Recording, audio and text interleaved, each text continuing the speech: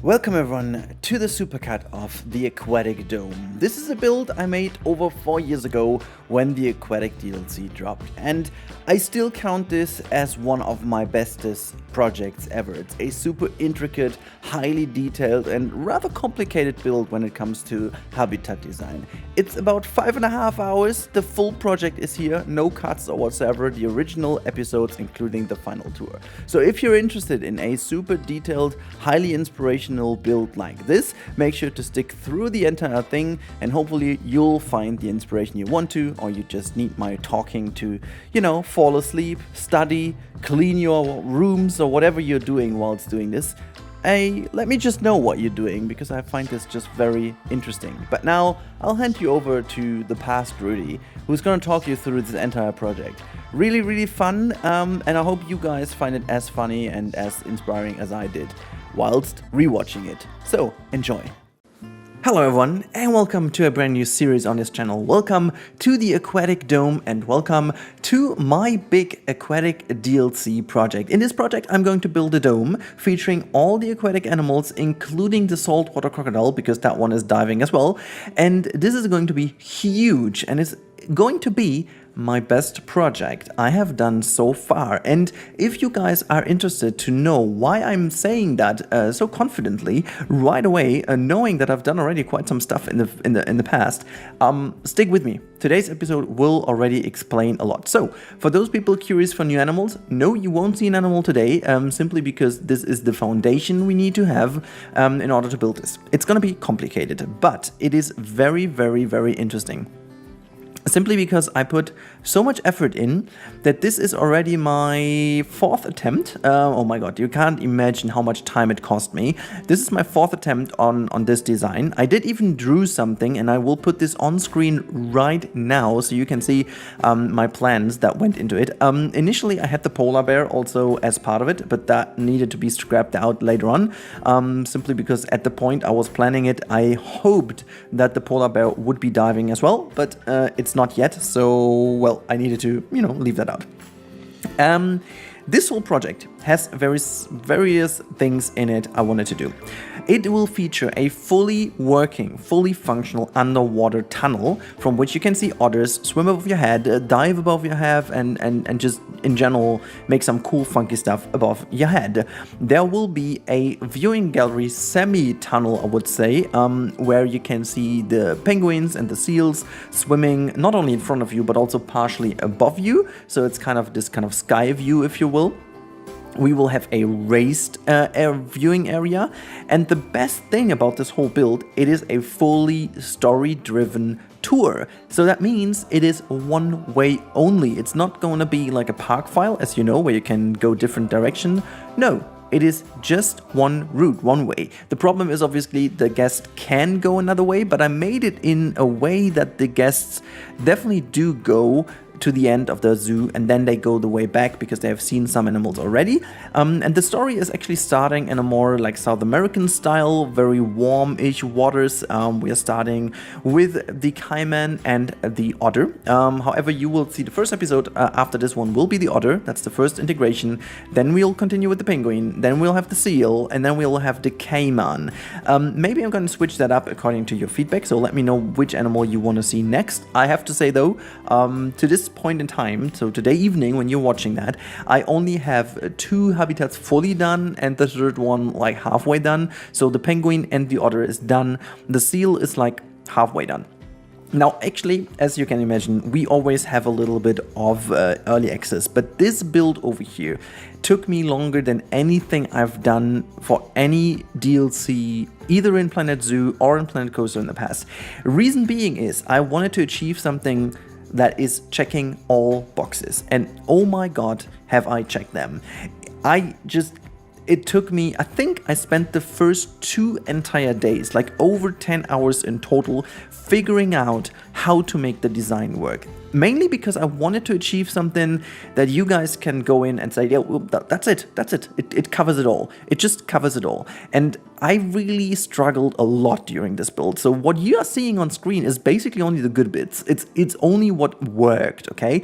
Everything, every crash, every water problem, every weird malform path, every whatever, you're not going to see because I cut it all out.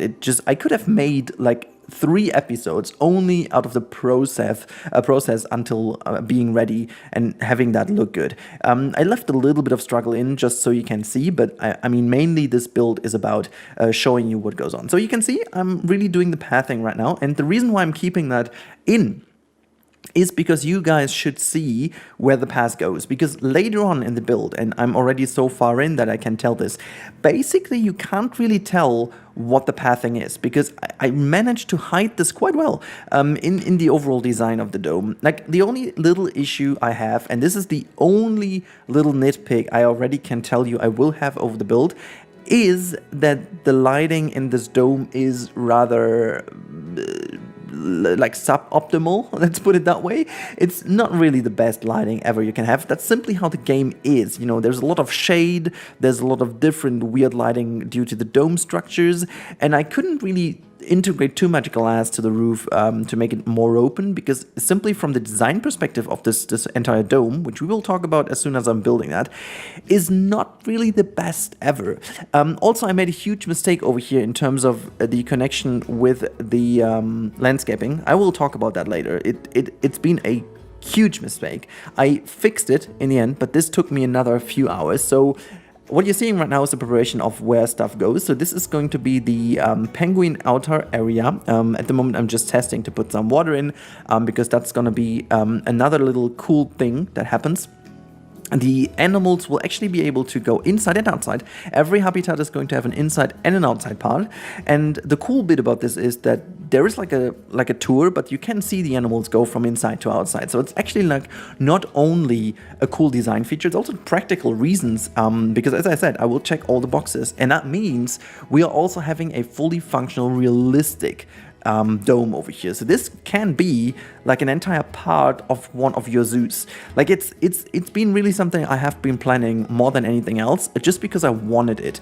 I wanted to make sure that every kind of thing we got from this DLC is basically covered in a way that it makes sense and not just only scrapped into. Therefore, I'm not sure how long it will take, but I could really imagine that I'm spending a bit more time after we integrated all the animals, maybe to finish this project like fully. It's already quite a lot of time went into it. Like usually I would say this is like a good point of content for the next 4 weeks, but that's not gonna be this way, because it's a DLC. We need that content quicker. You guys are all waiting for you. We've got Christmas coming up, and then you know I want to have it done. I don't know if it's done by Christmas, but maybe I'm going to try to release this as a little Christmas present for you. Who knows? Because I've got so much other stuff planned as well. But you know, the reason why I said I made a huge mistake with the pathing and the water is I will use, as you've seen, I will use the little water trick. In case you don't know what the water trick is, just wait for tomorrow. I'm going to have like a full water, including diving and water trick tutorial. It's going to be everything in there, what you need to know about the water. Some things have changed slightly with the update, but fortunately enough, not too much. So I'm not really sure how exactly the locomotion system underwater works, but in general, there is not that much of a change. I think that the biggest change, which you will notice right away, is the different color of the water. Like the shading of the water has changed dramatically. It looks a lot more punchy. It looks a lot more bluish. It looks a lot more like water, actually, which is pretty cool. Like beforehand, even clean water looked a little bit dirty, but now clean water really is clean and dirty water really is dirty. So that makes a lot of sense in terms of getting swarms, but also actual aquariums. So they've looked into that quite well. But what I did, I made this let's say volume of water, and I did not connect the outer areas of the terrain, which will end in a total disaster in terms of putting down the barriers. I can already tell you. So the barriers in the end will actually be below the actual habitat. So I need to have like a complete basement area in which I have the habitat borders. Problem being is that these habitat borders unfortunately are necessary to keep animals apart from each other inside the water. So it seems that inside the water volume, just a few pieces are actually acting like a barrier, which makes sense because I think when you do the locomotion system and you still want to have some plants and some stuff like sunken, let's say ships or whatever, shipwrecks and stuff underwater, and you still want to have like good diving, they can't like make it like fully like a fully barrier, like a fully physical object, because that would kind of make the whole system go crazy. And you rather have some animals, you know, I don't know, they sometimes just swim through some stuff, but it's just very minor. I'm gonna say it's not as bad as with climbing, for example. It's just okay. It's very much okay. But I think it just adds to the immersion that they still keep on swimming and keep on diving, because otherwise, whenever you would put something into the water that is keeping the 4 meters lower than 4 meters the water depth, then they just would stop diving, which is not cool. So I'm very much happy how they did. But yeah, so this is what I completely messed up, and you can see that from the water volumes. There's always like a little gap in between to the right and left. You can see it very clearly over here next to the path and next to the actual outer side terrain area. But yeah, I'm going to talk about this a bit more in the real-time section, because I have prepared some saves in between. So this time I finally managed to think about this and make some stages, just like as Masked Bandit and Mike love to do. So, you know, to talk about that a little bit in detail and not spoil what's going on in the next episode. However, we are now at the point where the design starts, and, you know, you will be able to jump here. If I remember correctly, I will have put in some lovely little timestamps for you, and you will be now here. So the dome design is rather interesting, because I wanted to do something unique that, you know, is not really based too much in real life, and I wanted to have a design that for me personally makes sense. And I wanted to have a design that is a little bit different from what I've done so far, but yet still very realistic in terms of the style, you know. And my idea was to have like a half dome on both sides, you know, created into one. So the bigger side of things is going to be the South American / tropical thing for like the otters, the caiman, and the saltwater crocodile, while the other one, which is a lot lower, is going to be like the more aquatic, the more let's say Arctic maybe even, or like cool-ish area, which has two big advantages. Like the first advantage being the jungle area needs a lot more foliage. Like it's just a lot more foliage used in there. That means you need a bit more head space, you know. There needs to be a bit more space towards the sky, so to say, and vertical space is very important for those things. You need to have some palm trees growing up, you need to have some other stuff growing up, and this was for me rather interesting to have it on one side. But then I didn't want to make this dome so massive in terms of its overall architecture, because if you do make it a little more massive, it looks cool, yes, but from the inside, it just really loses a little bit of interest. It loses a little bit of dynamic, and you want to have like a certain dynamic in the architecture. And this is what I tried to create by having two sides that lean towards each other, and they're connected by a tilted roof design in the middle, which is roundish like a dish, you know. But then again, it is tilted towards the lower side. So you get the feeling that the one side of the dome is almost overlapping the other side, and it's like you know, leaning towards the other side, which has two major advantages. Like the first big advantage being you have a little bit of a shift of weight, you know, in terms of aesthetics and stuff. It's very important because this massive dome has a certain weight going to the center, and if the center point is spreading the weight a bit more equally, that's great. But you know, you also have the chance now to spread the weight a little bit more nicer in terms of having a steady lower end wall, which is a bit more using all the concrete, you know, and the other side is featuring a lot more wood in the design, which makes sure that it's not as heavy. So you have the very steady, heavy concrete side being the lower one, so a lot more steady, while the more large one, which actually would be more heavy in terms of weight and stuff, is made out of wood, and then also leaning towards the more steady concrete one just kind of helps the whole design also in terms of realistic weight distribution. And I think this is kind of a cool idea, and I just love the design, to be honest, just to make sure that your eye follows the lines a bit more nicer. It's all a bit more roundish, and then you have the slight incline in there. And obviously from the inside it helps also to get some more light in. I want to say though that I might look into making a bit more of an open glass roof, because at this point in time it's very dark inside the house. So yeah, maybe I'm going to open that up and just make it fully glass, who knows, but then again, I would make it a bit more dome-ish because you need to have some weight distribution to it a bit more better. I just don't know, I'm not too sure, but you guys can comment down below how you like the design. If you have some fixes about the design, let me know. I think if you comment today, there is still some chance I can build that in, but here you can see already the full design of the dome, and we are now going to make an entrance to this whole dome area, because as you could put that in a zoo, potentially, I wanted to put it in an actual area, and we needed like an entrance, because this house itself, from the design, is really thought as a functioning house for itself that you can close off and have just a very nice area for the animals themselves and maybe the trainers and the keepers, and that's about it. Meaning I did not want to have like an entrance and information and stuff like that inside of the dome. There will be some shops though, there will be some foods to grab and so on, but there won't be like, you know, a typical entrance. It should be something where you can close off the food shops and stuff, close off the doors, and then close off also the shelters from the outside, and then the animals can all live in the inside of the dome when the weather is bad or whatnot, in case of a storm or stuff like that, and you just can fully close it off.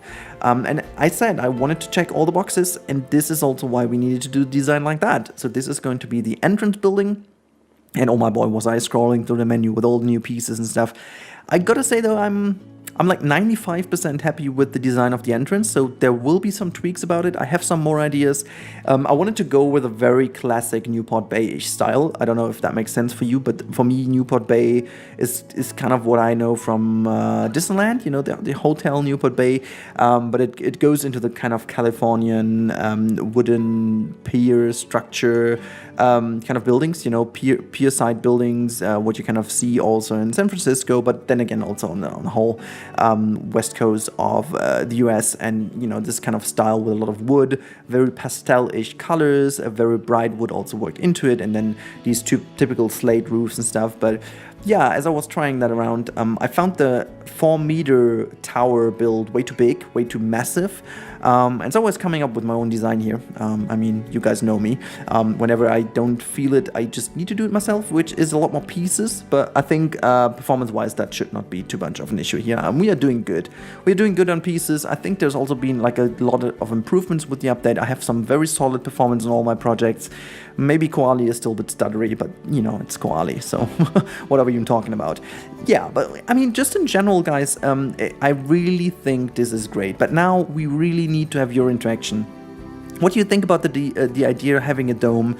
What animal are you most looking forward in this dome? And also, please let me know what you want to see maybe me doing with this build, or maybe also another build. What do you think shall we do with the update, with the Aquatic DLC? And of course, since this game and update is maybe out for like a couple of hours now, please let me know your first impressions. Do you like it? Do you think it's a good thing? And do you think this is the best DLC we have so far? And if there's something missing, or if there's something you don't like, please let me know also in the comments below what this is, what you dislike about the DLC, because then I can reach out to Frontier, you can reach out to Frontier, we all can, because Shante will most definitely be reading the comments, as Dahlia and all the others will be. So please let me know the feedback down below in the comments. As you know, Shante has been already a few times in my streams and stuff like that, so they're willing to listen, and I think they showed us what impact they can make if they listen to community feedback and bringing the stuff that we really wanted. So come on, just go down in the comments, smash those all in, make sure there's a whole bunch of stuff going on, so we can actually direct this all to Frontier. And if it's only praise and thank you, do it as well, because I've done that too. I've been really much looking forward to that, and I really was hoping a lot that they will deliver something like that, and they did. So at the end of the day, I am super stoked and super happy that they made this, and yeah, it's just incredible. But now we're coming towards the end of this time-lapse part, so you can see I'm doing like a little logo here, but again, to check all the boxes, they also get like a little holding system in the back, because it's just like a logo that puts onto the roof.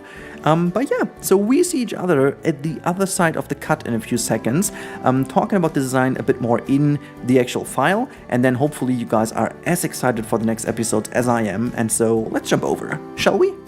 Alright, ladies and gentlemen, here we are. This is the real-time part, and I gotta say, I'm extremely happy with the sidelines over here. It almost looks like as if this is meant to be exactly this way. I think this is also going to be like the screenshot or like the the thumbnail. That's the word I was looking for. I'm so stupid. I'm just so stupid. Maybe something like that. I don't know. Anyways, I wanted to show you the design. So as I said, I'm not like 100% happy with the design of this tower over here. I'm going to change it a little bit. You can see there's some bugs going on still, so like moving these things a little bit or whatever. We will have some picnic areas over here, like a little chill out relaxation area, but that's like for the final touches. You know, we want to get to the animals, and there's already some stuff happening in the inside, but funny enough, this is not meant to be what it is at the end. It's just like a little testing.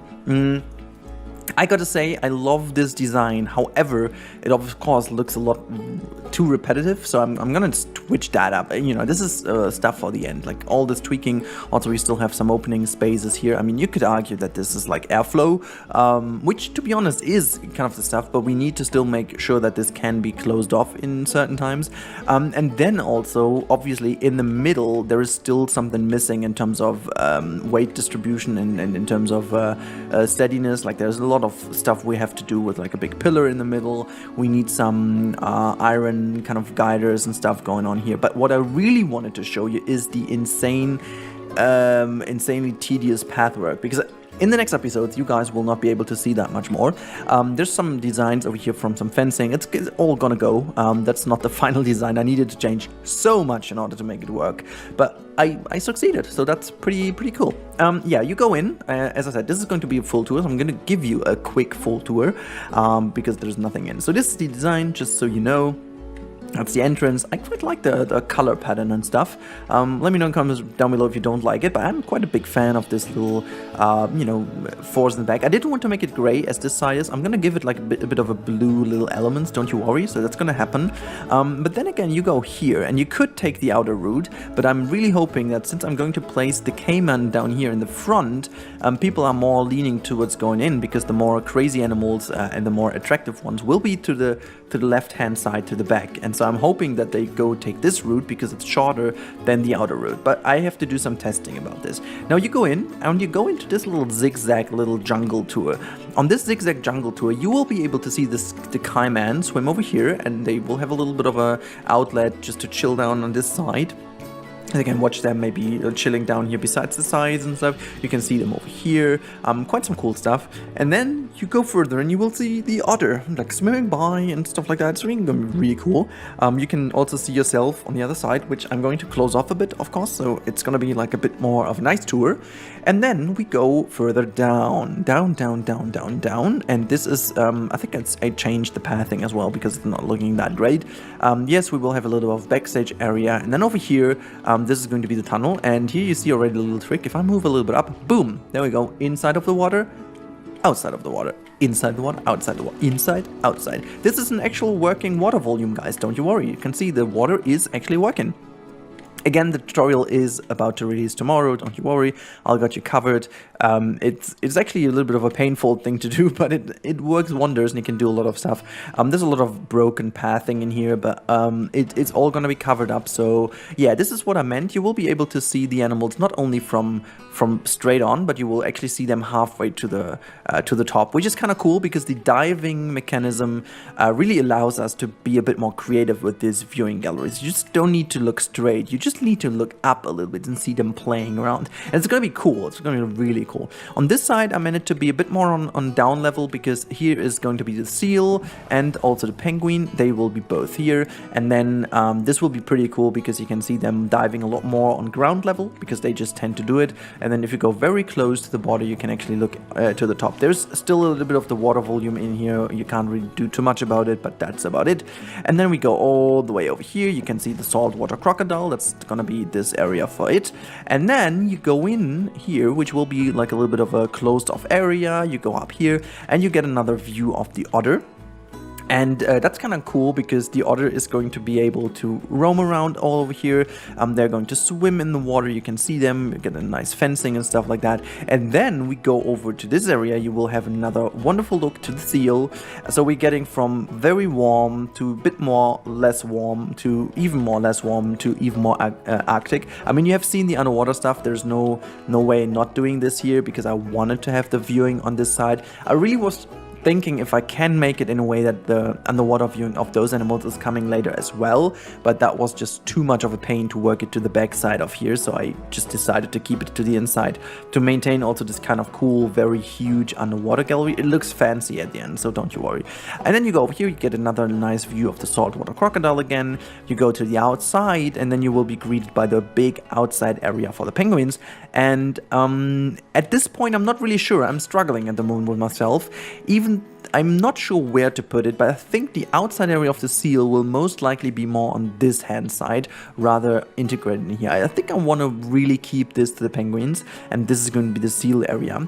And then over here we go all the way around the saltwater crocodile, and again the otter and the outside of the caiman, and then you're back with the tour and you'll be done. This is it. And also somewhere in here the terrapin will be integrated as well. I'm actually not sure where. Most likely down in the cave, but we will know. We will see then.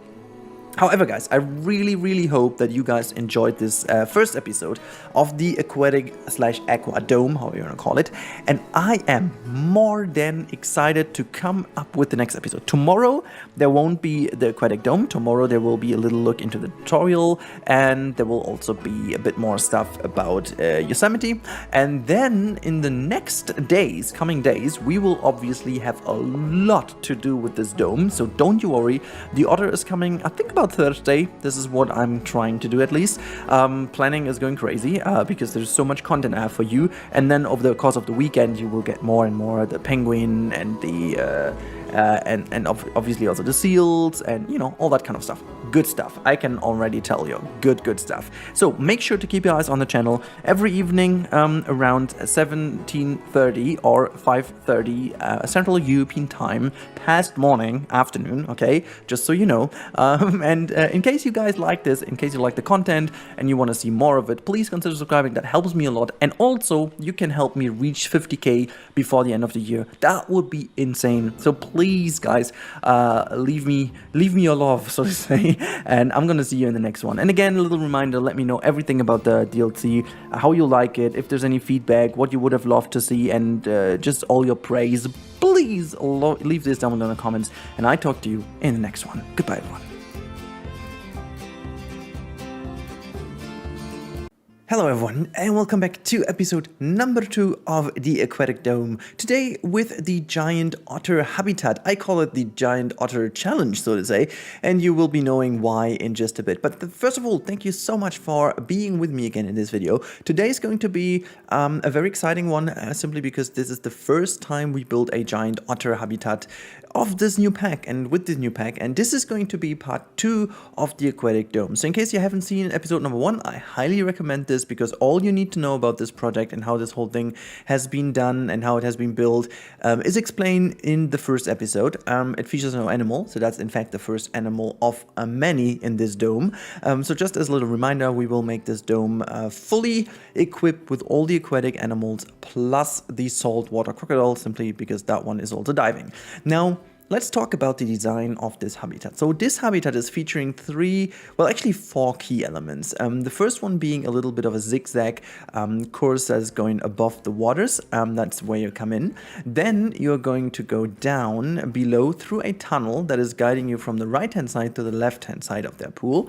And when you are on the other side, you are greeted by a big underwater viewing gallery that gives you a wonderful view spot of the otters playing in the water. And so you can see the whole habitat is basically just a gigantic stretched out donut. So in case if you would look from above, you would basically see like a roundish, almost like a little track going around here. So this is one side where the otters can go into the water. They can swim all around to the other side, just climb out of the water, go into the shelter, and then go all the way around this habitat again. So they are always in a constant loop. The reason why I did this is I have done an incredible amount of testing in this habitat before I built this. I don't know how many iterations of the general habitat design I made until I figured the perfect way of making them move. Because what you want to have is a lot of movement in the habitat, just to make sure that, you know, the guests are also able to see the animals. And at the same time, I wanted to make sure that this habitat maintains a little bit more lush, because that's still the South American area, still more the jungle area. You can see I'm making like a separation border over here between the two habitats, because the other side of this water pond is going to be the Cuvier caiman, or dwarf caiman I should say, is going to be on the other side. Just a little side note, this is still work in progress because there is a lot of problems still occurring. It seems that the animals, like especially the diving animals, can still dive through a few pieces, not all. Some pieces seem to be solid to them, for example rocks and stuff like that, and also like you know, grid pieces and walls, they seem to work fine. But stuff like, for example, glass panels and also some other, I think the simple art shapes and stuff, they basically just ignore them and swim through it. So even though they cannot escape, they can escape, if you know what I mean. So it's always a little bit you know, problematic. And then this border, what I'm doing over here, which is kind of overgrown, is guiding into the saltwater crocodile habitat. This is in fact the last one we are doing, just as a heads up here. This is just sitting to the left hand side, but you can already tell this is just doing a little bit of groundwork here, just to make sure that I have a certain idea until where the habitat stretches out, and just finding a few new pieces. So this was very early on when I had the aquatic DLC. I think the first day I spent only testing, and then the second day I spent building the dome, and this was then legit the first habitat I built in the evening. Now this was really, I wanted to test a lot of pieces. I wanted to just get in, get my hands on it, just make sure that I figure a way how to do all of that. And you have seen last episode, I've struggled a lot with the pathing. So what I did over here, just to make my life a little bit easy, I just pulled off the little path, just how wide it is, and then I started to build the tunnel design outside of the dome, just to give me a bit more, you know, space to look at things and stuff like that. But I wanted to make this dome, tunnel really fit into this story quite well, because this is in fact where you go into the middle of the dome, in the lower part of the dome. So you will be enclosed the whole time. This is the tunnel that guides you into the underwater world, so to say. So you're coming from the outside, go through the jungle, and then you go down into the underwater world. And this is the entrance to it. So I wanted to make it special in terms of having really that kind of tunnel vibe to it, and at the same time keeping it very, very, very open and bright, which happens by having these glass panels. And I know basically everyone is using these glass panels, but these are legit the only big roundish ones that are not really disturbed by many pieces. That's the reason why we're using them. Fun part, you have seen I used the mechanic just as a little guidance how high this can be or how tall, and I love the fact that you can be very nice and tight with this piece, because simply it is kind of big. It has like, I think it's like in the middle and center of it, it has like 2.8 meters of height, which is already pretty insane. You can even sink that into ground and making that look still very nice, you know, while the piece itself is just very big. But I think it's very nice that, you know, the people do not go headbanging against the glass with their heads, and since they keep mostly to the center of the path anyways, it looks always pretty damn nice.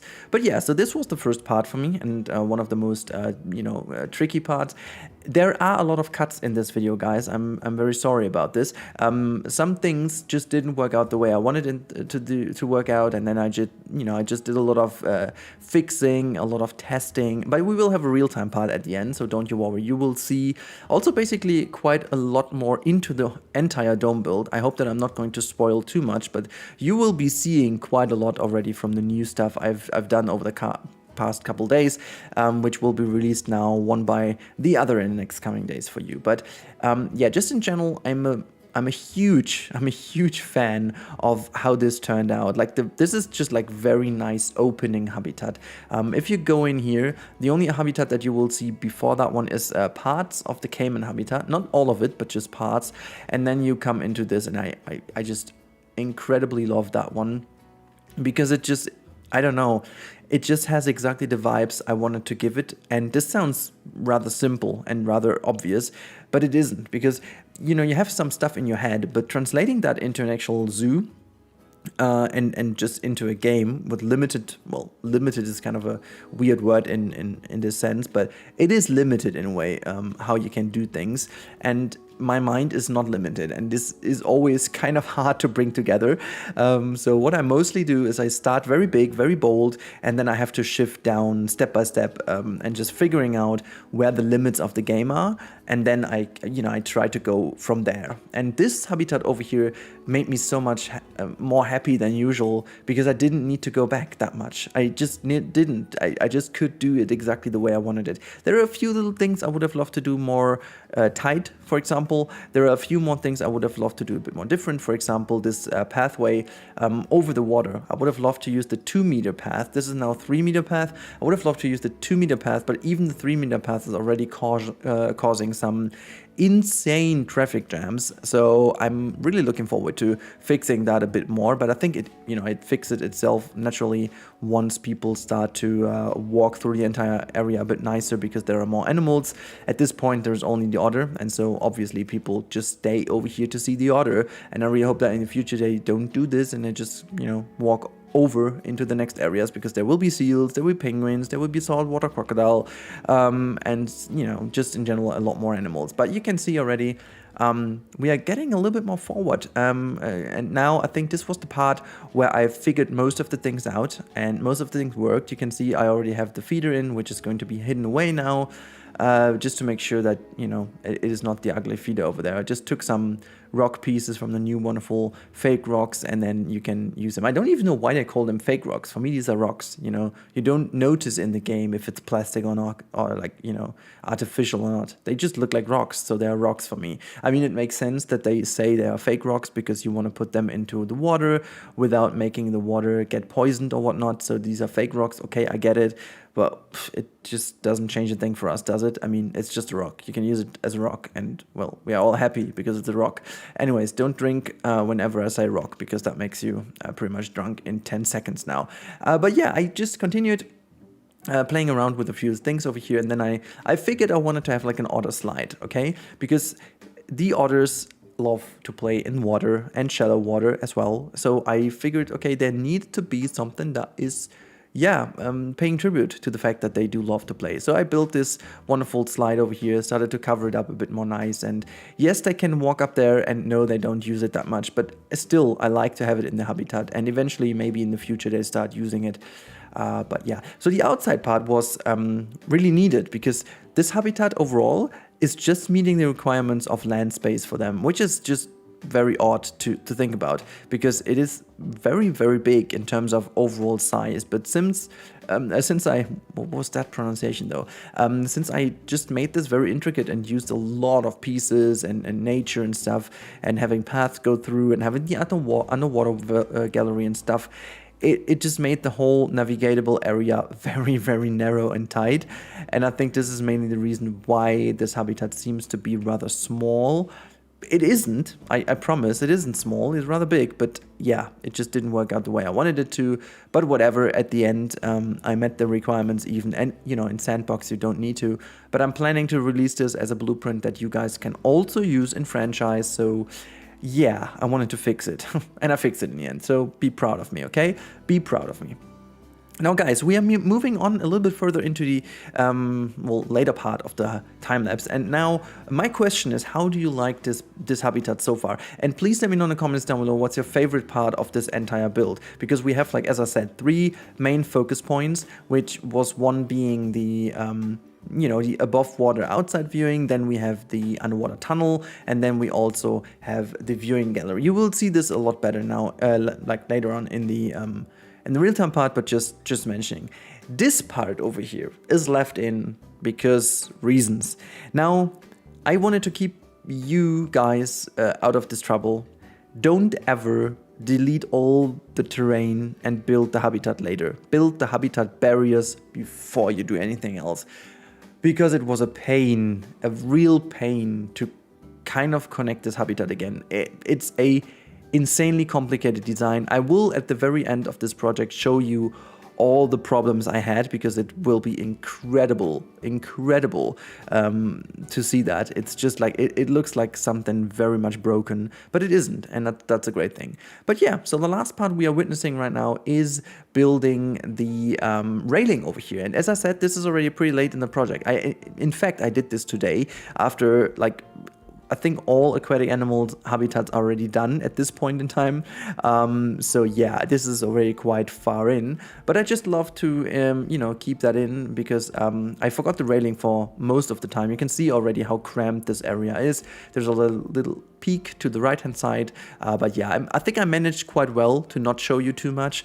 If you do, well, this is just a little spoiler for you. But yeah, so I just also wanted to have like another ground pattern over here.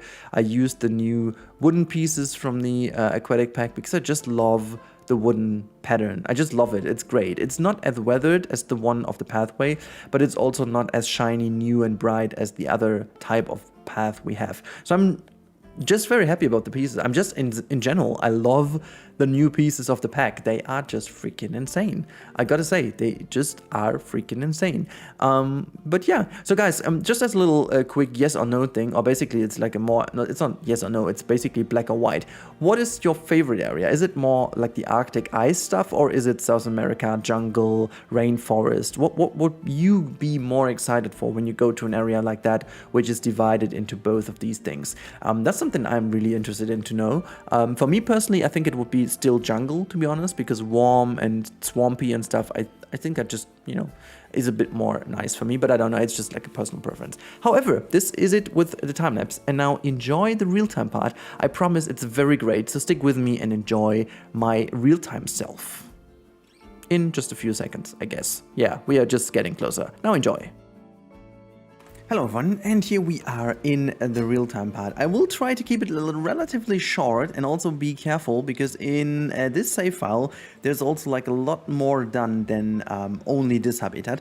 So I will quickly show you how it looks from above. You can actually see this is where the above area, or the, let's say, the layered area higher up in this dome is having a view inside the other habitat. You can see this is like a bit more of a jungle. This is a railing over here we built just at the end, and then you can have a very nice glimpse. There's just one otter lying over here, utterly cute, I would say. And then this bridge design over here will quite change towards the end. There's a lot I want to do. We have like a little stuff going on here. Look at that, all these otters swimming down here. I've quite a few in here just to make sure that we have a lot of movement going on. I'm not really sure how many of them live together. I think it's just 2 actually, but since this is a sandbox, I can obviously have a bit more just to make sure that we have a bit more going on these screenshots. So yeah, then we go down here, and in here this is basically the underwater viewing, and I just love it. I mean, just look at that. Just look at this viewing gallery. Just look how it works. Just look how they used to swim over here. Oh my god, this one is just turning funnily around. So that is all pretty dang cool. And then if we go around the corner, you can see this is the underwater tunnel from where you can actually also see and spectate the otters. There you go, or spectate I should say. There's a little feeder hidden in here. It actually works, so it's just hidden, so you know it's not always visible to you that there's this ugly little feeder, so it's kind of hidden in the rock. Look at that, they're just coming over for us here. Just turning around, back around, going for a swim. Yeah, they basically always go here. I will definitely make sure that there's a bit more space for them to use this area a bit nicer. And then you can go all the way up here, and I'm just going to turn to the left now, to the outside. This is the outside part of the habitat. I'm also like a big fan of it because it looks very nice. And you can see, since the otters have enough space, they do actually also dive in this area. However, they just kind of go into the water sometimes. I haven't really figured out how to avoid this because they still use this area to dive as well.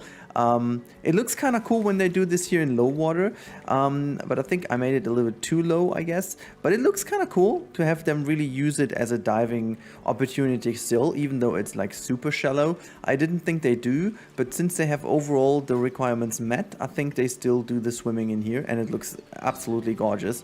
I mean, it looks, you know, kind of cool. It always looks like very funky if you have it in this type of water. That looks very cool. Like, I mean, I didn't know that this is also working this well. I mean, you can see they bug inside, but I'd rather have it this way with a few bugs inside of the terrain, to be honest, rather than not having them dive in this water and just like kind of I don't know, do other stuff. I mean, we could just make it like a little bit less shallow, and that should then be good. I don't know. But yeah, you can actually tell this is how the design of the habitat works. So basically it is just like a circle. They can go have a little bit of fun with their slide over here. And basically they can use it, they barely do, but they can use the slide. They have like a little tunnel to go through under this little log, and then they have like this connection over here to the other side. I'm not moving too much more because you can see there in the background there is already something. I don't want to spoil this because it's very special coming for you in the next couple of days. Are you playing together just to show me some animations? You're not, right? Okay, you're not. Or are you? No, you're just doing some weird stuff. Okay, anyways, so this is the habitat. I'm just going to zoom out a little bit so you can actually see this. By the way, this is the tunnel design. I'm just, you know, put that to the side for the moment. I think these weeping willow trees, they just really help a lot here to make this look very cool. And, you know, I'm really a big fan of this habitat, how it turned out with every little bit integrated in the middle here. You have it a lot more jungle-ish. Outside, I would say it's going to be a bit more European, but it could still be, you know, South America somehow. So that's it. This one is going to use it. Is it? No, it's not. But yeah, I'm a huge fan of this stuff here, guys, and I hope you guys enjoyed this as well. In case you did enjoy, as always, the little call to action: if you are not subscribing yet to the channel, it would be very awesome if you would do it, because that helps me grow, and maybe we can reach the 50k this year. That would be ace. And yeah, just in general, thank you guys so much for your support. I really do appreciate that. I really hope you guys stay safe and have a good time. Now enjoy your weekend, and on to many more videos for this weekend. Looking forward to seeing you again and talking to you again. Have a good time, and goodbye, guys. Hello everyone, and welcome back to Planet Zoo and the Aquatic Dome. Today we're going to focus on the penguin habitat, and oh boy, this is being very exciting because in fact the penguin habitat is potentially one of the best habitats I've built so far. It has so many different kind of layers.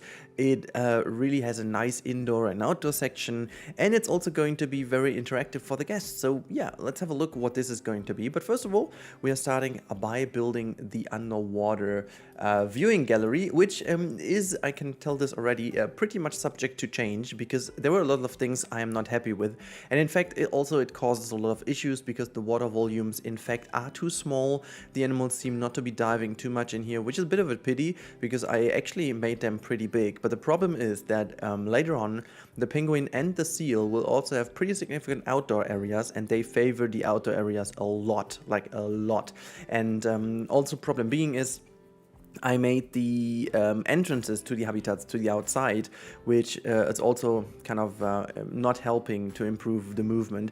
I will need to do some stuff about this. I have some ideas how to do it, but this will be something for the very end. I will definitely this time, and it's going to be a first time ever, I will have a video in which I'm going to fix the issues, and I'm going to talk you through that. Like it's going to be like a bit more of a exploration episode, if you will, where we're going to talk about all the issues that occurred while building. And I think this could be very helpful for you guys to understand some of the design stuff I decided to do, and then, you know, stuff that I came up with in the process, and why I kind of decided to go with it, or why I did delete it, and all that kind of stuff is very important. But before we talk about this, and you see now the gallery being built, I want to first of all give all of you guys a insanely big thank you. So here it is. Thank you, because the last couple of days have been amazing. The amount of support on this channel is just ridiculous. So many people joining my Discord channel as well, and so many people also yeah, just subbing to the channel, giving nice comments in the comment section down below. Really, it means a lot to me, and we are on the way actually to making 50,000 work this year. So in case you guys haven't subscribed yet and you want to help me out, please consider subscribing, as all of the other amazing people did, to help me reach these 50k. This really means a lot in this shitty year 2020, that at least something worked out, you know. At the beginning of the year, you know, we've been at like around 30,000, and I mean, last year, or like 35,000, I don't even know exactly, but last year, obviously, with the launch of Planes, it has been incredible. I think I made 4,000 subs, let alone in December, which in fact is crazy. But after that, obviously, things slowed down a little. The game slowed down a lot due to the lack of new things and stuff like that. And now with the Aquatic pack, even though the views are not better or crazy in terms of views compared to, for example, the other packs, but I think the overall excitement of you guys is just a lot bigger. And don't you worry, I don't care about the views as long as the interaction with you guys is so cool as it is right now. No pun intended, by the way. It's really a pleasure to have that. So please let me know again today in the comments, what's your thoughts about this penguin habitat. We will talk about the design later on in the real-time part a bit more, so you can really judge it in detail. Let me know what you like. And if you have an idea how to make the penguins go more inside, please let me know. Also, if you guys work in a zoo, if you have been working in a zoo, or if you have some decent knowledge about penguin habitats, also if you see some flaws in this design, please let me know. There were a lot of things I did research on. So for example, like how much space I would give them, how the inside could look, and you know, also what type of kind of materials would be used and all that kind of stuff. I mean, it's pretty easy, but this is also why I use a lot of concrete here for the cleaning purposes and stuff like that, because, you know, these animals have a very toxic poop, so to say.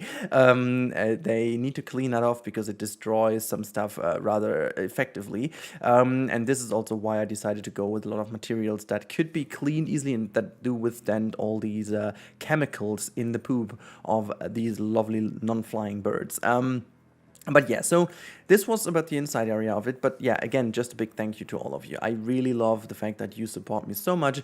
And also, I need a little bit more support on the movie habitat. I know a lot of people have been asking about this, if there is a movie habitat coming soon. Yes, I want to do one, but no, I haven't decided on a topic yet. So please let me know some movies or some series down below that you can think of that feature some of the animals potentially that we have in this pack, or like some other aquatic stuff or whatnot. And please make sure that you go. I want to go again with some, you know, real life action. Like, you know, I have done a few Disney stuff, but I really want to make sure that this time is some real stuff again. So I don't know what you come up with, but please let me know in the comments down below if you have any kind of idea what we could do. I have some ideas. Maybe you guys match up with it. Maybe you don't. Who knows? But maybe there are some cool new ideas. I don't know. I just want to hear your opinion. So yeah, good. Let's talk further about this habitat, okay, shall we? So what I'm doing over here is like a fake little staircase. I wanted to make it like a real staircase, but I couldn't squeeze in the pathway. I think at the end I succeeded with a little, as you can see, I'm testing over here. I succeeded with a 3-meter path, like a little bit, I guess. I'm not sure if I managed to do this, but I tried at least to make sure that people can actually go up there. But even if not, it's like a little implied one, which I think is pretty nice, because this could be something closer to the inside area. And yeah, the only thing I'm not really sure about yet in this build, obviously, since the dome is very open and very big and very much having 2 different heat areas, I think energy-wise that's pretty inefficient, and I really have to deal with it in a better way. I have no idea how I do this yet. I have at least one big idea how to solve it, but if you guys have an idea how we could potentially make sure that the energy is efficiently shared between those 2 areas in the dome, and how to separate these 2 areas without actually slapping big old walls in here, that would definitely destroy the looks of it. I don't know what exactly we'll do, but yeah. So you can see I'm also putting some foliage in here just to make sure it's not looking too boring. I'm just thinking that these 2 trees could even be fake ones, or at least, you know, they could grow in here, because these are 2 types of trees that can withstand also some hotter temperatures, or like warmer, I should say, not hotter. But yeah, so it's actually, you know, quite a struggle here to build stuff, because it's all getting a lot more intricate, a lot more tight, because of, you know, the design I chose to go with is having so many different layers that it's becoming a real struggle now to really make sure everything looks nice and stuff like that. So yeah, but it's also kind of a cool challenge. I cannot stick everything in the ground anymore. I have to think about creative solutions to come up with better design choices that still look good, have a lot of detail in it, but then at the same time they are not exactly what I would love them to be when I can stick all the stuff in, but you know, they still look decent enough to, you know, keep up to the level of detail I want to have in here, if that makes any sense. Over here we do like a little slide design. I was hoping that the animals do the slide effect on tilted areas, but it seems they don't. They have this wonderful sliding animation where they, you know, run forward and then they slide on their stomach or on their belly as penguins just do, and it looks like super cool. So yeah, sorry, I needed to make a little break because I wanted to address one thing as well, and this is my voice at the moment. People have noticed that in the comments, and I'm sorry for this, but I suffer from pollen allergy, so that's no news to you guys. You know it. Mostly in spring, I'm having a little bit of a crackled voice because it's just like, you know, pollens are kind of making my throat dry out pretty quickly, and I've got a bit of breathing issues here and there, like nothing in particular bad or so, but it's just not nice. And the problem being is Germany and winter are two things that do not go together anymore, and we are having the warmest winter since recording of temperatures. November was, I think, 5 or 6 degrees warmer than usual. And now December is going to be the same. In fact, coming week we are expecting 18 degrees, which normally should be around at a max of 8 degrees, which would even be too warm, but like usually it would be around 2, 3, 4-ish degrees. However, 18 degrees means that there is a lot of blooming going on, and I have the problem that I'm mostly allergic towards these like early blooming stuff. Normally my allergies also solve pretty easily around March, April, when most of the early blooms are gone. But the problem is they never stopped. Like this year was incredible because it was always warm enough to have them blooming a little bit. And yeah, in order to confirm, I made a little allergy test, and yes, I am suffering at the moment from some severe pollen allergy. Guess what? It's December and I'm like a little bit pissed about it, but there's nothing I can do. The only thing is I can drink. The problem is I can't, you know, talking for 10 minutes straight is already quite a little bit of a difficulty, so I'm sorry if you guys hear a bit of a crackled voice. I try to edit that in post-production, but it's mostly not possible, so we have to deal with it. I think it's not a big deal, but I just wanted to address that, and so that you don't think I'm like, I don't know, smoking all the time or whatnot. I'm not, by the way, but yeah, just I don't know. It's annoying, but there's not only so much I can do about it. It's obviously something, you know, if people still need confirmation of climate change, well, they can come to me, get a test how I developed over the last couple years, because it gets worse and worse every year, because pollens are the best. If I always say I have a radar without having a radar, I can tell you 2 to 3 weeks in advance if it's getting warmer or not, because obviously, I don't know, nature is pretty clever. Nature is so clever that a lot of time in advance, nature knows already that it's going to be warmer, and then they start producing blooms and stuff like that, so they they start to have seeds and all that kind of crap that they're throwing into nature that then at the end lands in my nose and stuff.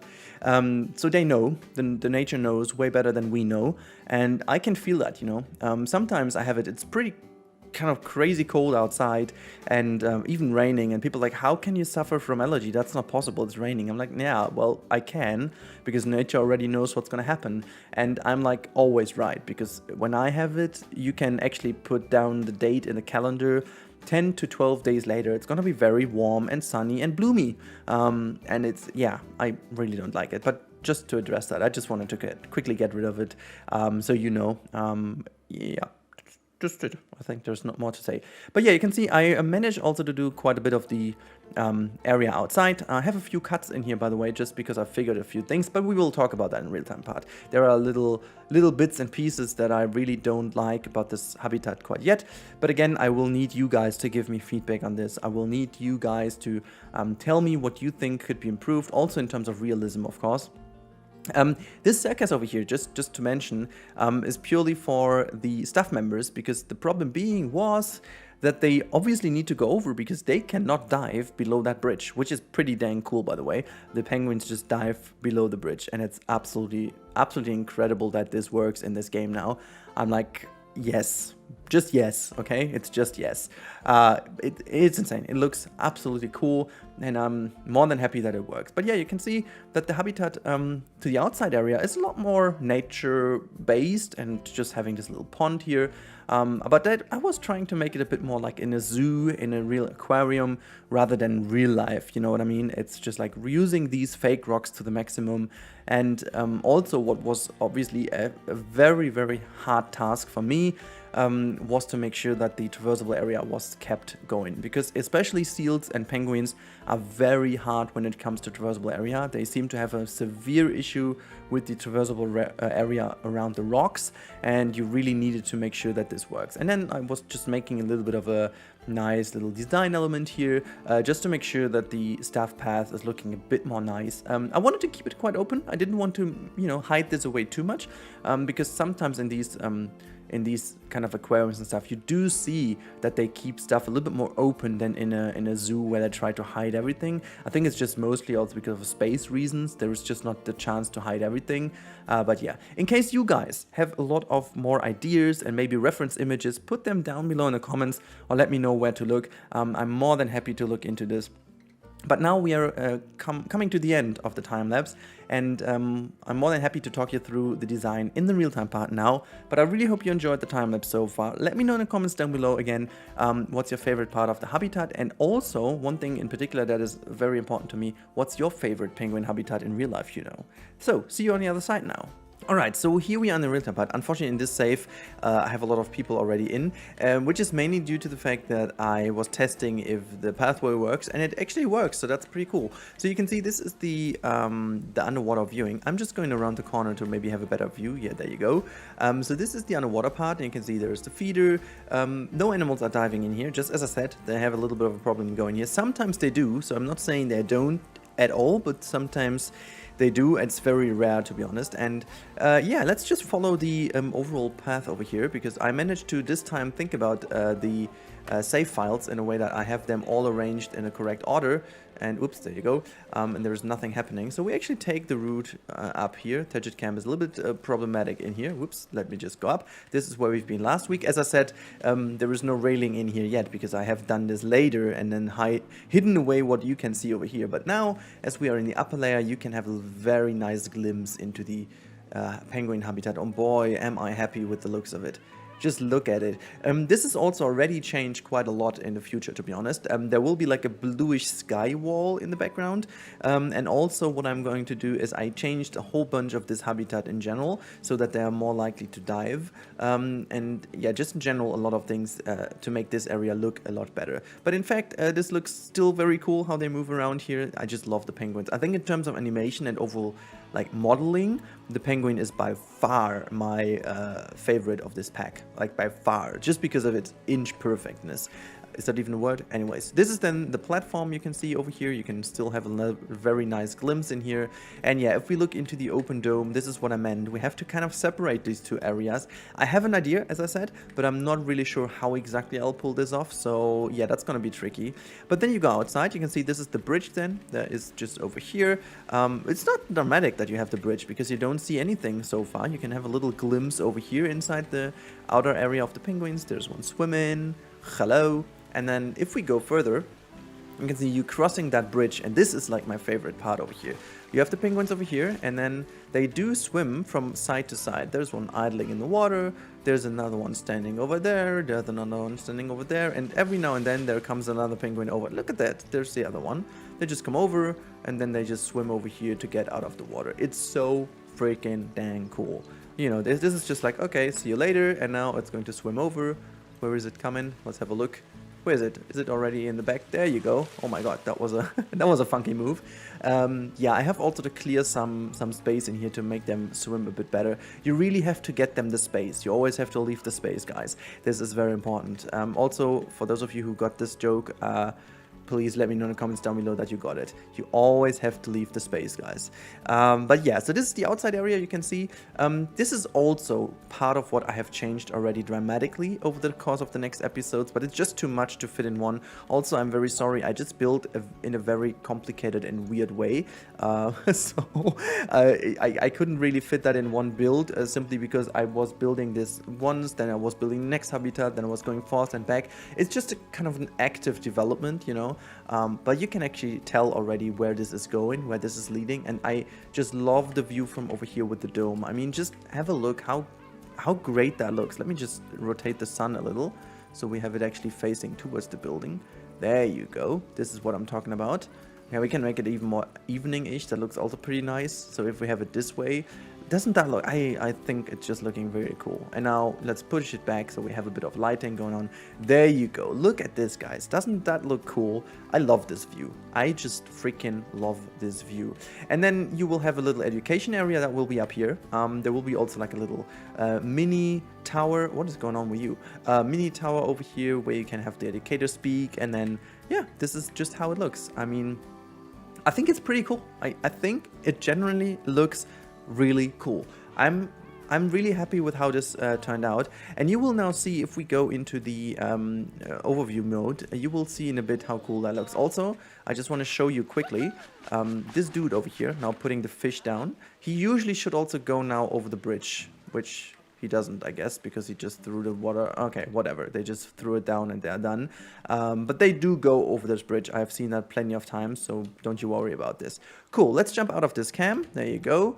Just fly all the way out. There you go. This is the habitat from the outside, and isn't that like fantastic? I mean, I'm sorry that I'm so much in awe with my own creation here, but I am really happy because they really do use this area to swim through here. Let me see if we can catch someone. There's someone coming. Look at that. Oh no, he's just idling there first of all. No, there's the other one coming. Look, they're just like going through here, swimming all the way perfectly over to this side. And then they can just swim in this lovely basin of water. The other one is coming here as well. It's just like, I mean, come on. If that's cool, what is cool? I mean, this is just so really...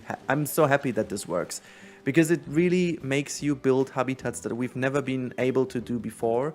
And it just looks so freaking realistic. And I'm...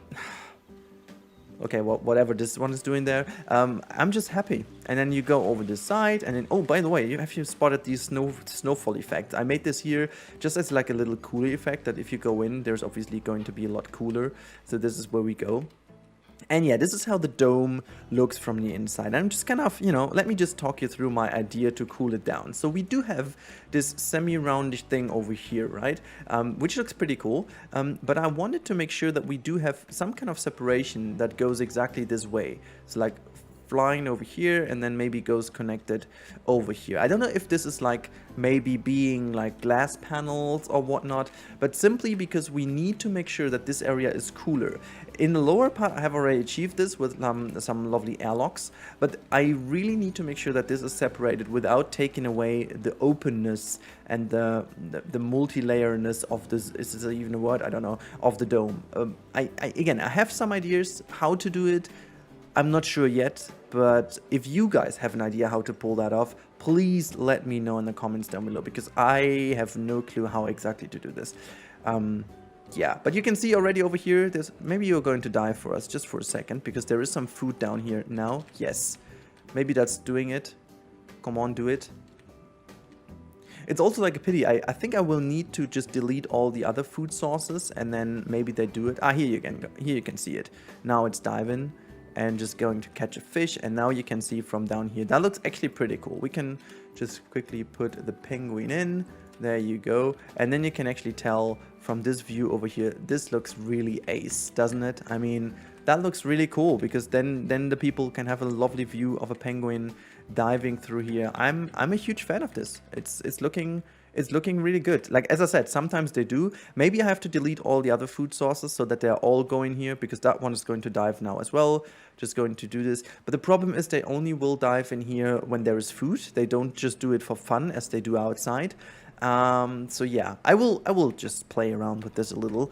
Yeah, I have also planned to make a video about this because there seem to be some things, some rules that apply to make animals dive more or less. So that's kind of cool. Here's the snow effect, by the way. So yeah, just in general, I am very stinky happy with the outcome of the penguin habitat. So please let me know, guys, how you like this habitat so far. And as always, again, as I said in the video, a big thank you to all of you supporting me on this channel. Make sure also to jump into my Discord channel if you want to have some stuff showcased, by the way. I will skip the showcase this week simply because I haven't received any aquatics related showcase elements this week, because you guys seem to be still busy building, which I can totally understand. So we will have the showcase next week, but I will do 2 actually next week. So in case you guys have a cool aquatic DLC build, make sure to jump into my Discord channel and put it in the showcase thread. I will put that into my schedule for next week, and then I'm going to look at what you have done. But for now, let me say thank you for a 20th time in this video, and enjoy your free time, your weekend, whatever. Stay safe, everyone, especially for the Germans. Stay at home. Very important now, because we want to get rid of it at some point, okay? And now, actually, yeah, I have nothing else to add. Just enjoy your time, guys. Stay safe, everyone. Have a good time, and goodbye. Hello and happy Monday, everyone! Welcome back to Planet Zoo, the Aquatic Pack, and the Aquatic Dome. Today, actually a little bit surprising, because I didn't plan to do it this way, but you guys made me do it, because you guys keep smashing these comments, and you know, you were all asking for the gray seal again, so here we go with a gray seal habitat. In comparison to what I've done in Yosemite, this is totally different. But first of all, I need your help today. We need to get a little bit of a brainstorming going on, okay? Because at this point in time, I am having a little bit of a crazy going on, kind of crazy. How do you even call that? Like crazy marathon, I would call it even, building in Planet Zoo. So at this point in time, the Aquatic Dome is nearly done, and Yosemite is also nearly done, I would say. So quite a lot of stuff, but I want to do something for Christmas, you know, I want to do something for the winter times, and I would love to hear your opinion on that, because lately, I mean, not only lately, but in general, you guys have been, oh my god, you've been amazing in terms of suggestions and stuff. As I just put on my community wall, these were really good suggestions, and please keep them coming in the comments down below. I really would love to hear what you guys think would be nice, you know, what you love to see. I was thinking about doing some cool landscaping stuff, you know, making really sure that we have a very nice winter wonderland-ish stuff, maybe with some reindeers. I think we haven't never covered reindeers as a habitat, and then maybe have like a kind of a little ice lake in which we could have potentially some seals as big animals, you know, that are swimming in there. We could make like a glacier, ice, I don't know, ice skiing rig, whatever, you know, kind of stuff like that. But really, I don't know, that's just like a very first rough idea I had. So please let me know. But now we have to talk about this habitat, because it is quite different from what I've done in Yosemite, and there are several reasons why. So first of all, the reason why this is not like Yosemite is pretty much because I never want to duplicate my stuff and just do the same thing over again, and also because Yosemite was obviously already done in the past and I had no idea what exactly the game is offering. So this over here is going to be a bit more leaned towards some actual realistic zoo stuff that you would see. So this inside area, so the indoor area of the seal habitat is going to be a little bit more themed, and it is like almost like a little pier area. I don't know if you would even call that, like, I would love to say California, but I think it could also be like Alaska or Canada. I don't know. It just I just didn't really want to go to a particular style. I just wanted to have this little pier harbor area kind of thing with some fake buildings that are basically just some scenery objects in the back wall, and they're especially meant to be just little shelters for some props for the staff members, maybe not even big enough for actually housing a, let's say, staff building or something else. It could just be like a little shelter where you have some toys for the animals inside or stuff like that. This could be something, but you know, just in general, I wanted to make sure that this is kind of something nice looking for the guest inside. So pretty much that's what it is. I wanted to make sure that the guest can see it, and oh boy, you cannot imagine how much I struggled here with the dome. So I just altered the design a little bit. I made like this little double gate over here, where I pulled off the wall a little bit to make the wall a bit more thick. And I think this is just also very nice because this offers me a bit more space actually to make the connection between inside and outside, because this habitat will be rather huge. I just wanted to make sure that all of my animals get the space that they require. So the otter habitat is relatively big, as we talked about it in the episode. It is not in games my English is broken. Not in game perspective, it's great, but it's like very big in terms of realism aspects, because there's just so much problems with the traversable area, just because I built so intricate that the game doesn't calculate this area as traversable, and hence not enough space for the animals available. But just like, if you look at it from a realism standpoint, it definitely is a lot more realistic in the size available, because in fact in reality these animals could go a lot more into the rock sides and stuff like that. They could just climb everywhere and just enjoy their time. But yeah. And this one over here, I wanted to give them enough space. And also we still have a little bit of an issue because these animals have a very hard time going over rocks, and I just don't want to go in how long it took me to make sure that everyone can access everything in here. It was a huge struggle, to get this all done. And in the end, I succeeded, but I needed to alter the design quite a few times, to be honest. And you can see I'm putting rocks like in here, and we just have a little glimpse in here in the future habitat for the dwarf caiman. This is just at the moment for me just to get an idea where it is.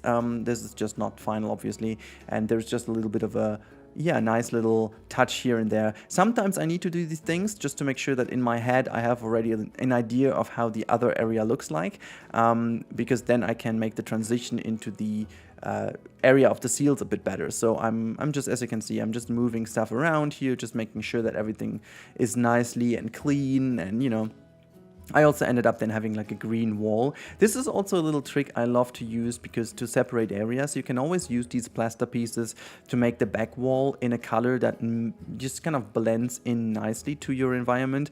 That way you basically enclose this all a bit more nice, you reduce the noise around people, and you make the whole picture seem to be a bit more calm, a bit more seamless, and yeah, just making sure that the color and the tone is basically the same. As you can see over here, I was really struggling, but I managed in the end to make sure that every single rock is covered, so that on one side you only have the very nice tropical stuff, and on the other hand side it's more like the ice, winter-ish stuff. And I think this really reduced the noise around here quite dramatically, which I think is a big win for us. You can see I was trying a little bit of a few things here, if we can get more light in, but in fact it really didn't work out, and so I just left it where it was. And yeah, I think I will just do it this way, because there is no way making more light. I did some testing here with these lights, indoor lights. It looks pretty cool at night, but it doesn't really look that nice at daytime. So I left them in here as a little lighting element for midnight, but everything else is just like, nah, I just don't like it. So this is what I just did. I put all these lights in here, made sure that everything is lit nicely. It looks kind of cool at nighttime, to be honest. It looks fairly decent, but it doesn't really look that great at daytime, simply because it's not bright enough inside. And yeah, I think as great as the lighting is in this game, Frontier could really work a little bit more on the inside lighting, because I don't know why, it just looks a little bit boring, a little bit dull, I guess it's the word I was looking for. I don't know, it just could use a bit more lighting. And yes, I mean, of course, I think the ray tracing and stuff would be something that this could benefit from, but I think it might be a little bit too much asked to have a game like that with ray tracing. That would actually just destroy the last couple of FPS left, I guess. So nah, I think this is I don't know. So it's actually, yeah, I don't know, well, could be changed, I guess. But now we come to a little bit of a, very cool part over here, because I think this wall over here is something that I wanted to do for a very long time, and you have seen me doing this with the night house in Yosemite quite a few months ago, but it doesn't clearly look as good as this looks over here. So this new little rock piece is insane, like this little cobble piece or whatever. You can make these typical cobble walls, stuff like that, and I really, really, really love this. It's just, I don't know, it just gives me the vibe of these kind of walls I see all over the place in, I don't know, in I don't know, it's just like theme parks and parks and just in general, you know. And yeah, I mean, you know that I love this piece over here. I love the freaking grass planter, whatever this is, but it just looks so cool. Even though it's artificial, it just looks amazing. And then I figured, you know what, I could put the waterfall in here and make it run through these stones, and I think it looks fairly decent. I am like a really big fan of how this turned out, and I just then also covered up the back side of it because simply you didn't want to have the waterfalls seem to be open, and also I wanted to have this wall a bit more thick anyways. So that's kind of a cool little element of design here. And the reason why I put this here, and I will change it a little bit more in the future, is that I wanted to make sure that the overall area here gets like a visual path, if that makes sense, towards the entrance of the dome. Because there's one, it's not an issue, but there's one thing about the dome that I struggled a little bit with, and this is the main entrance to the dome. Usually you do have like an entrance that is nicely designed, has like a big opening and stuff like that. And my entrance almost looks like a side entrance, you know, just something that is not as bold, not as big. But for me personally, I always thought this to be a dome that could also be part of an actual zoo. You know, it's not an own standing area to go into. For me personally, this was more like a separate area of an already existing zoo. Hence, I didn't want to give it too much of a show stealer, so to say, and too much of an attention to the entrance, and so I made it a little bit more reduced.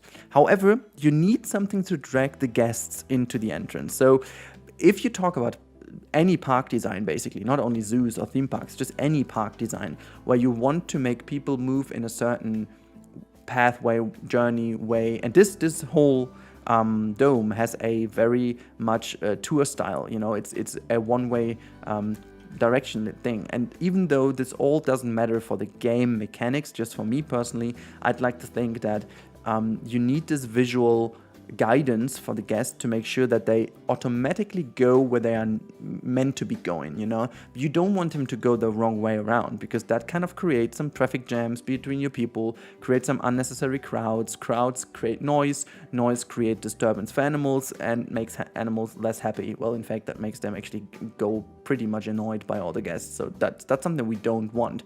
And so you want to make people go one direction.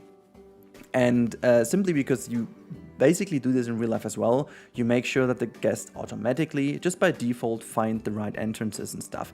And this is why I decided to have this big stone wall that just curls around towards the entrance. And there will be a few more little items that make you automatically catch the entrance and that you want to go inside, and I don't need to even tell you to go inside because you naturally do it already. I hope this makes sense, because it's something very important, and you see this all over the place in theme parks and in normal parks, in zoos, and even on fairgrounds and stuff like that. They have techniques like this. Not always though, but most of them do.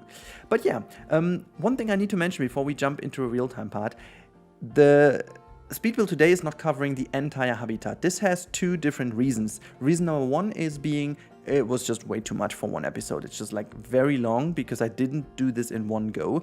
Reason number two, I couldn't do it in one go because I was waiting for a lot of things to happen in the meantime in this whole build. I was testing a few things, I was making sure that everything works accordingly, and at this point in time I haven't decided, I didn't decide fully on if I wanted to keep the layout the way I wanted it, and I might have changed the water volumes a little bit, but then I didn't, fortunately enough, and so I didn't want to finish it just yet because I wasn't sure what exactly I want to do exactly at which location. So this is why I needed to stop, but I will explain this a bit better in the real-time part because we are already very close to the real-time part. I hope you enjoyed the speed build so far. In case you guys just caught on this video now, there is a whole bunch of other videos available from this dome. This is already episode number 4, so make sure to check out also episode number 1, 2, and 3, which are all in the info bubble to your top right if you want, or you can just click the playlist. But now, let's jump over into the real-time part and have a look how this whole habitat looks in action.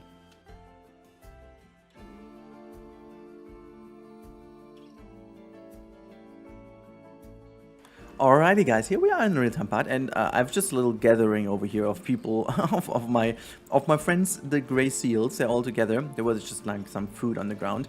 The reason why there is no food anymore, or why there's no food tray, is basically because I want them to swim. But I have a new theory, guys. I have a new theory, and this theory has to do with guests actually in the zoo. And this is why I opened the zoo, and I'm really hoping that they will actually react to them. As you can see, there are some animals already swimming over here in the outside part. This pier over here is not done yet fully, of course. I just wanted to make the people go here just for a moment. I really hope that they keep on going inside the dome as well, because at this, you know what we do? I think we just do something here to make sure that this doesn't happen. I'm just going to quickly delete this and bring them all over. I'll be back within a second. Alright, there we go. Now I just basically brought them all back, and now they start going in. And this is what I meant, by the way, by the little visual guidance. So you can see this thing is like going swooping around here inside of the dome. So this is what you do. This is kind of really cool, and you can also tell that the animals over here, they, like when I had the guests over here, the animals were like all running into the water. I'm really waiting now to see what happens as soon as the guests go down here, but we are not taking too much care of it right now. We are basically looking at what I've built. So this is the whole thing you can see now from the inside. I'm just gonna quickly turn it nighttime for you so you can see with the lighting. It looks pretty cool, to be honest. Also the water from above doesn't look that cool, but if you're down in the water, that looks pretty cool. We do go down into the viewing gallery in a second, but I'm really much in love with how this looks, you know, pretty nighttime view and stuff. That looks really decent. We go back to a little bit more daylight. So here we go.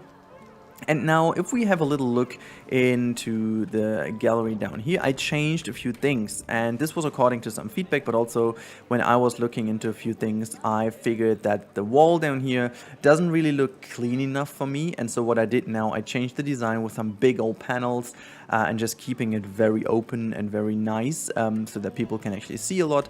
And if we go over here, you can see there's even like a way better view. And if guests go a bit closer, and unfortunately we do have the water effect going on because the water volume is not like perfectly fine aligned, but you know, mostly, but you can actually look above, which I think is pretty dang cool, because the people can actually go there. They don't have the problem with the water effect, so they can go all the way until here, and then they have a look up into the air, and then they basically, or into the water I should say, and they basically see the animals diving, if they even would, because at this point they don't.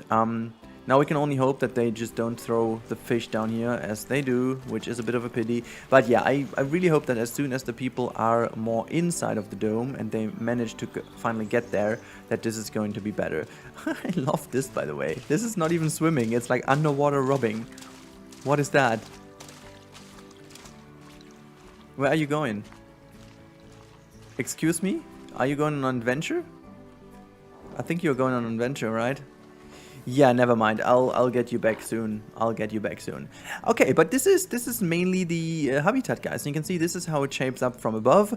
We do have the backstage area, which I haven't taken any care of right now. I will do so in the future, though. I will put a lot more care into this area. I'm even thinking of making like a little bit of a terrace restaurant piece outside here or something else, just for the guests also to witness the penguins a bit better. I don't want them to see the seals from over there, so we are going to close this area off with some stones or whatever. I hope this is going to look neat.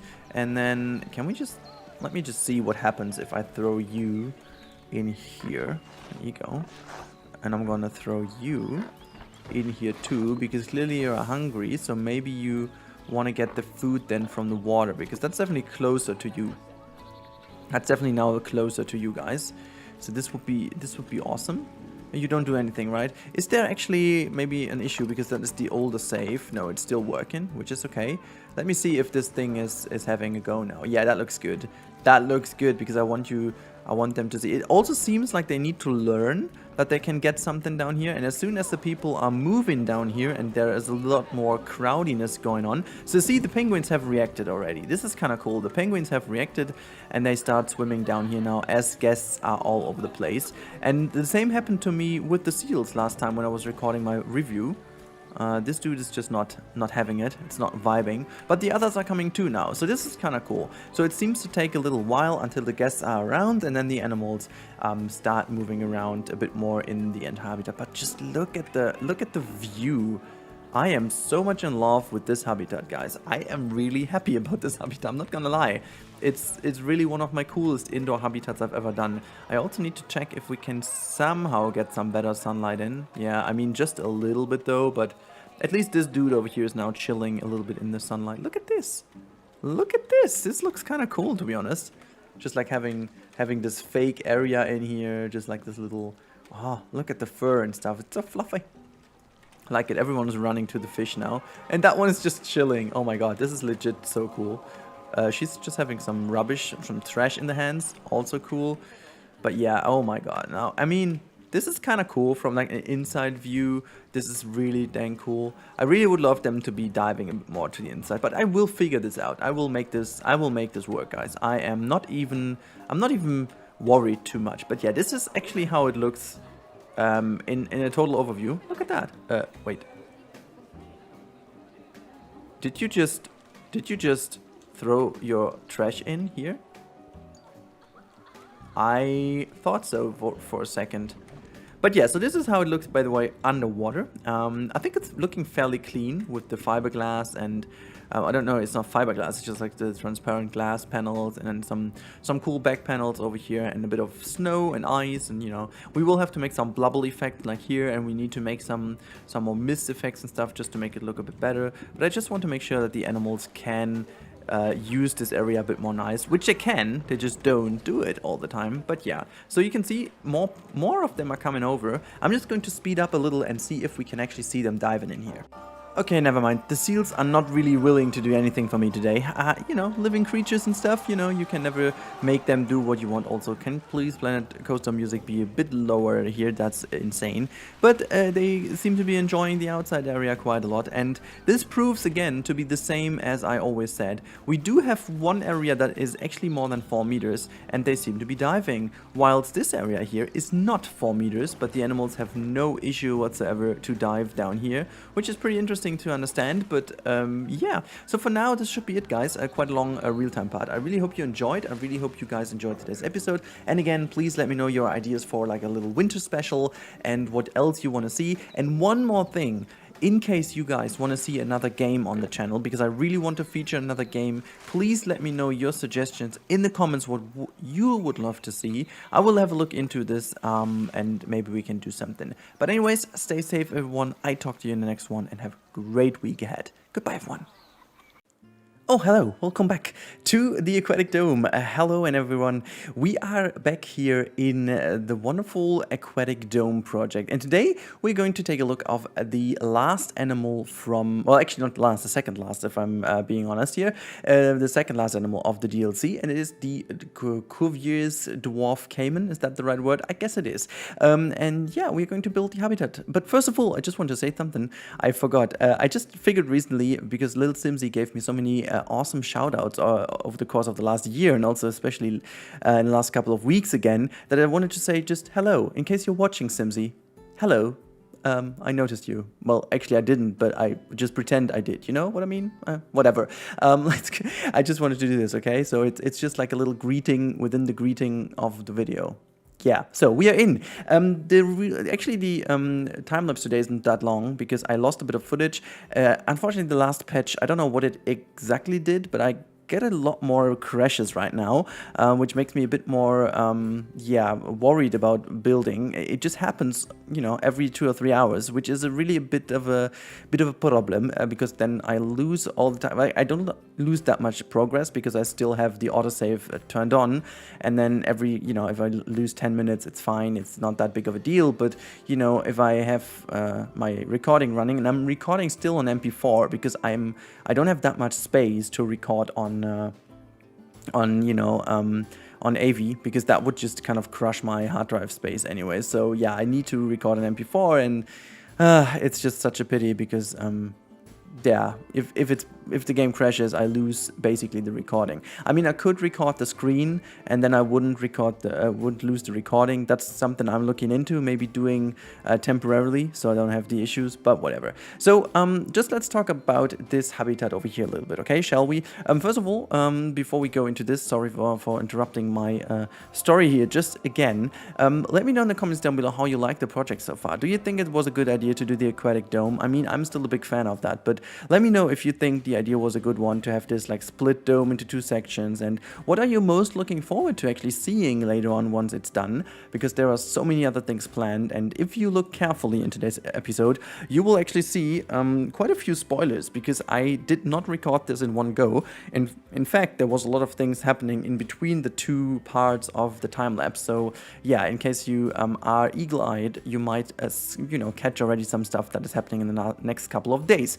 Anyhow, guys, the idea about this habitat is fairly simple. We did already have quite a huge chunk of this dome done for the other animals, so there's not that much space left, and I wanted to utilize this rather small space over here for the small animal, which the dwarf caiman is. And I wanted to make sure that they have like a little bit of a nice outside part, and then they do have yeah, nearly the same amount of space to the inside, which is a lot more water this time.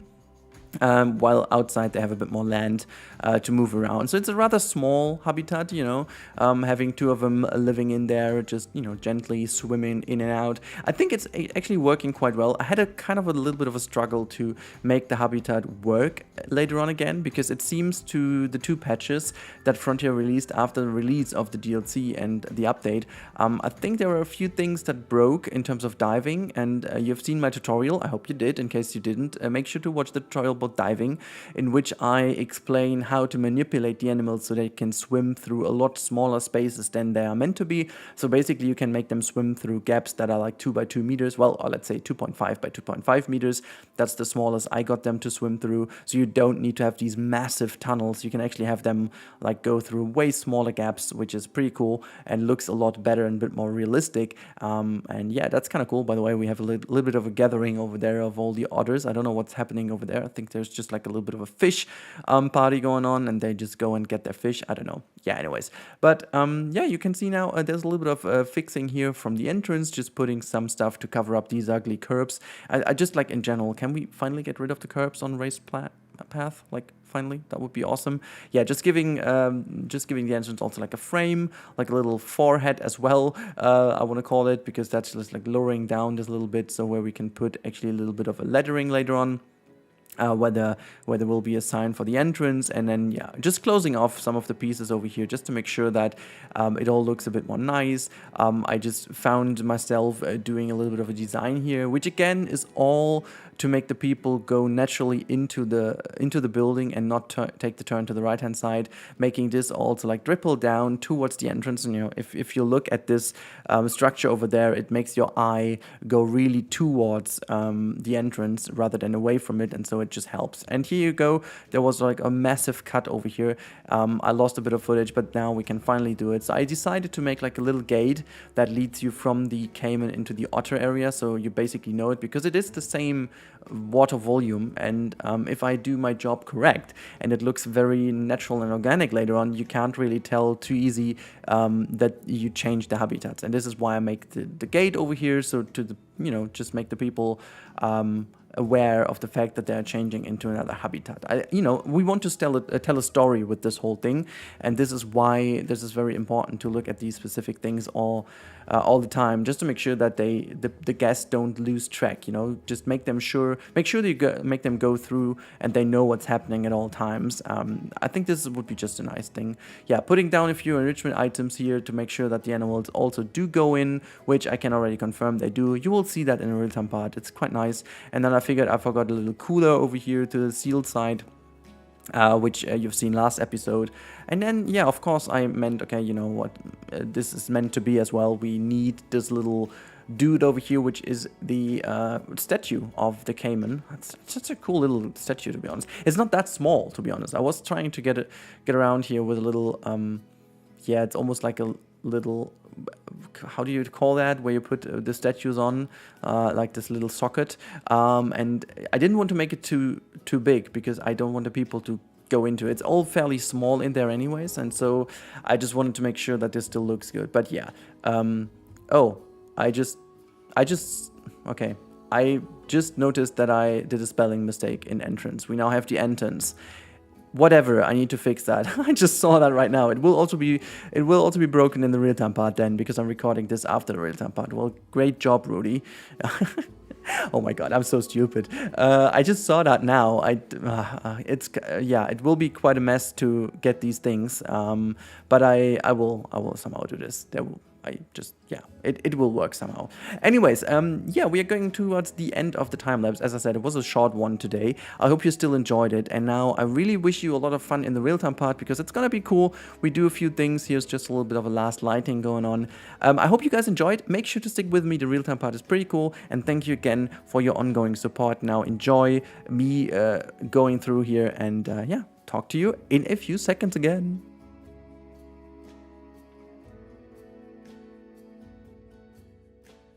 Alright, there we go, guys. We are in the live part here, so to say.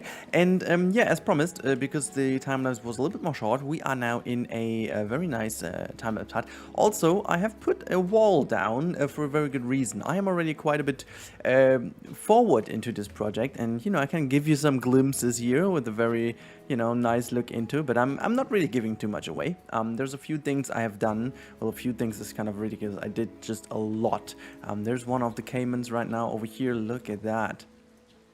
Tasty little fishy. Tasty little fishy. It's just right beside the otters here, as we just have talked about it. And this one is obviously a little bit of a smaller habitat, but they seem to be well in here. I mean, it's Sandbox, you know, of course they're well.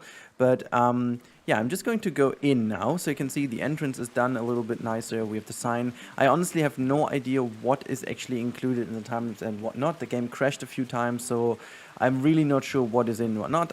You've seen this from the last episode where we have done these things. I think in live they look really dang cool with the stones over here, the water dribbling down, having these little water ponds down here that just kind of bring the water down back in. I wanted to put like a little drainage in here to make that a little bit more realistic, why the water would flow this direction, because like honestly it doesn't make any sense to otherwise go into this direction.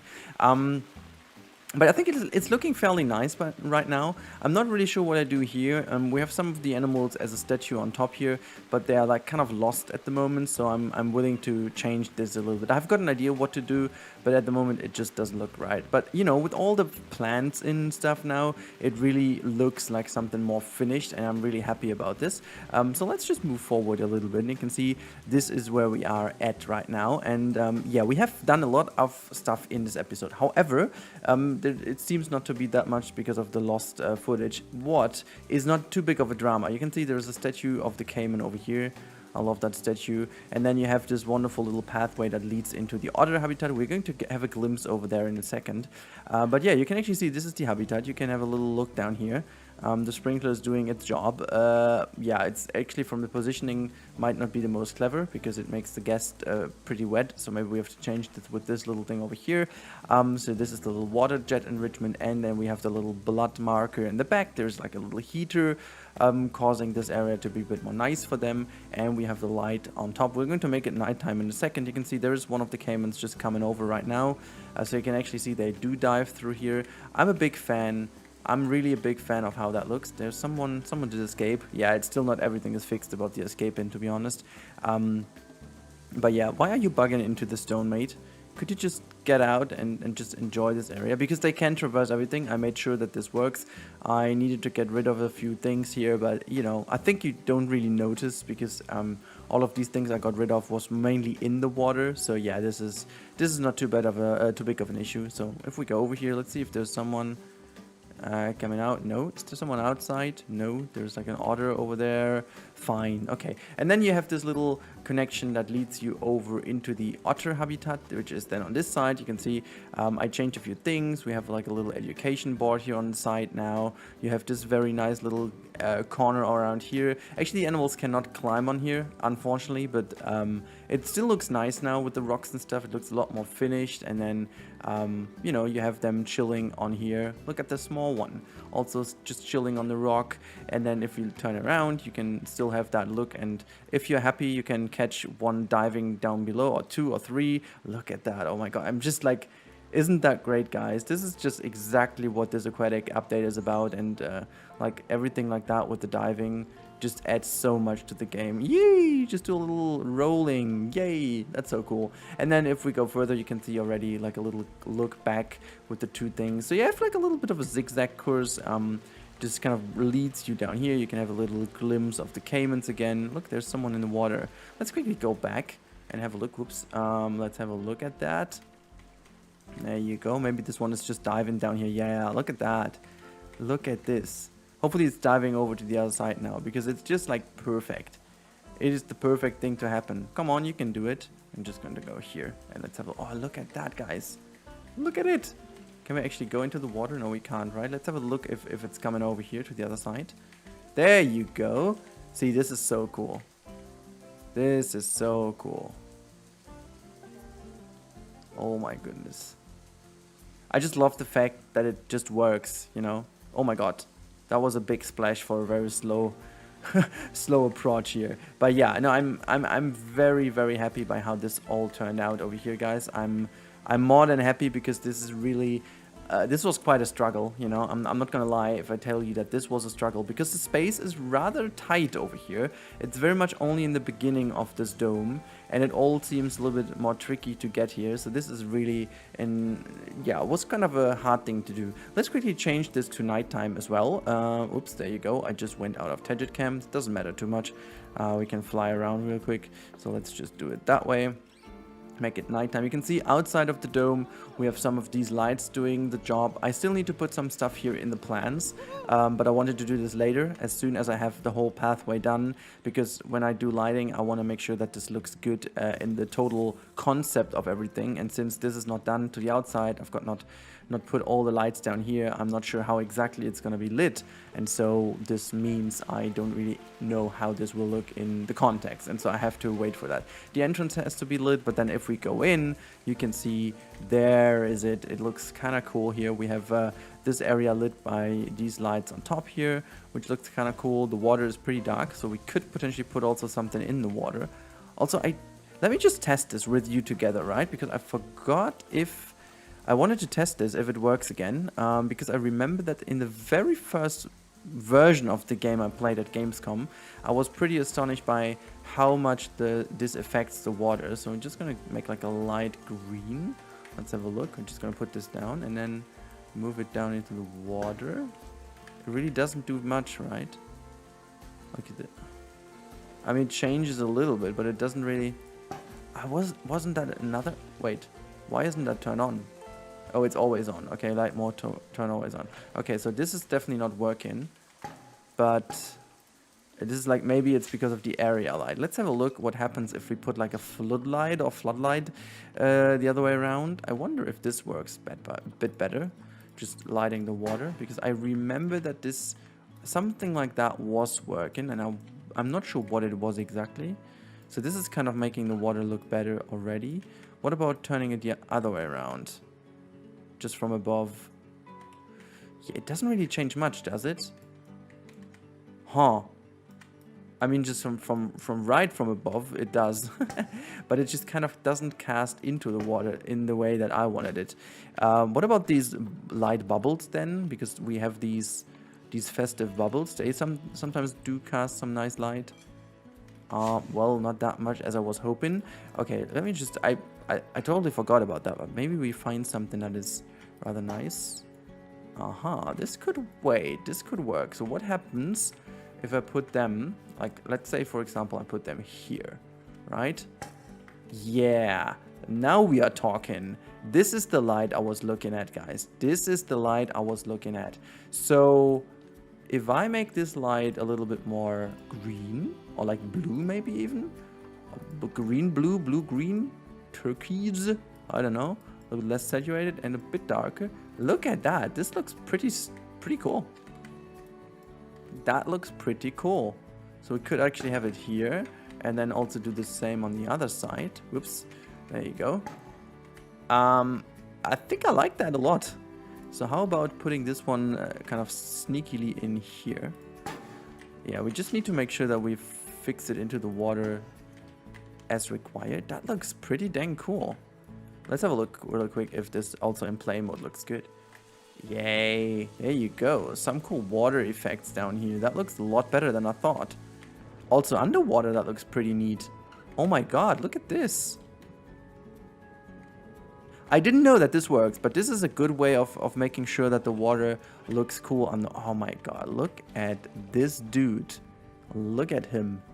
That's kind of neat. I think I like that. I think I like this a lot. I didn't know, but yeah, I kind of buy into that.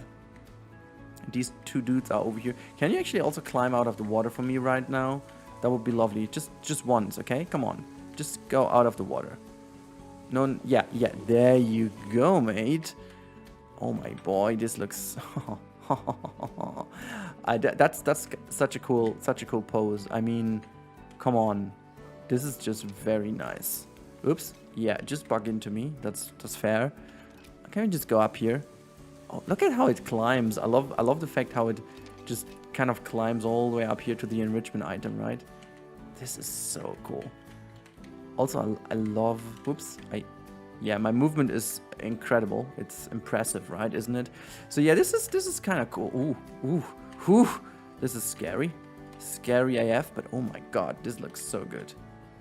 This looks also with the heater in the background. Oh yeah, that looks good.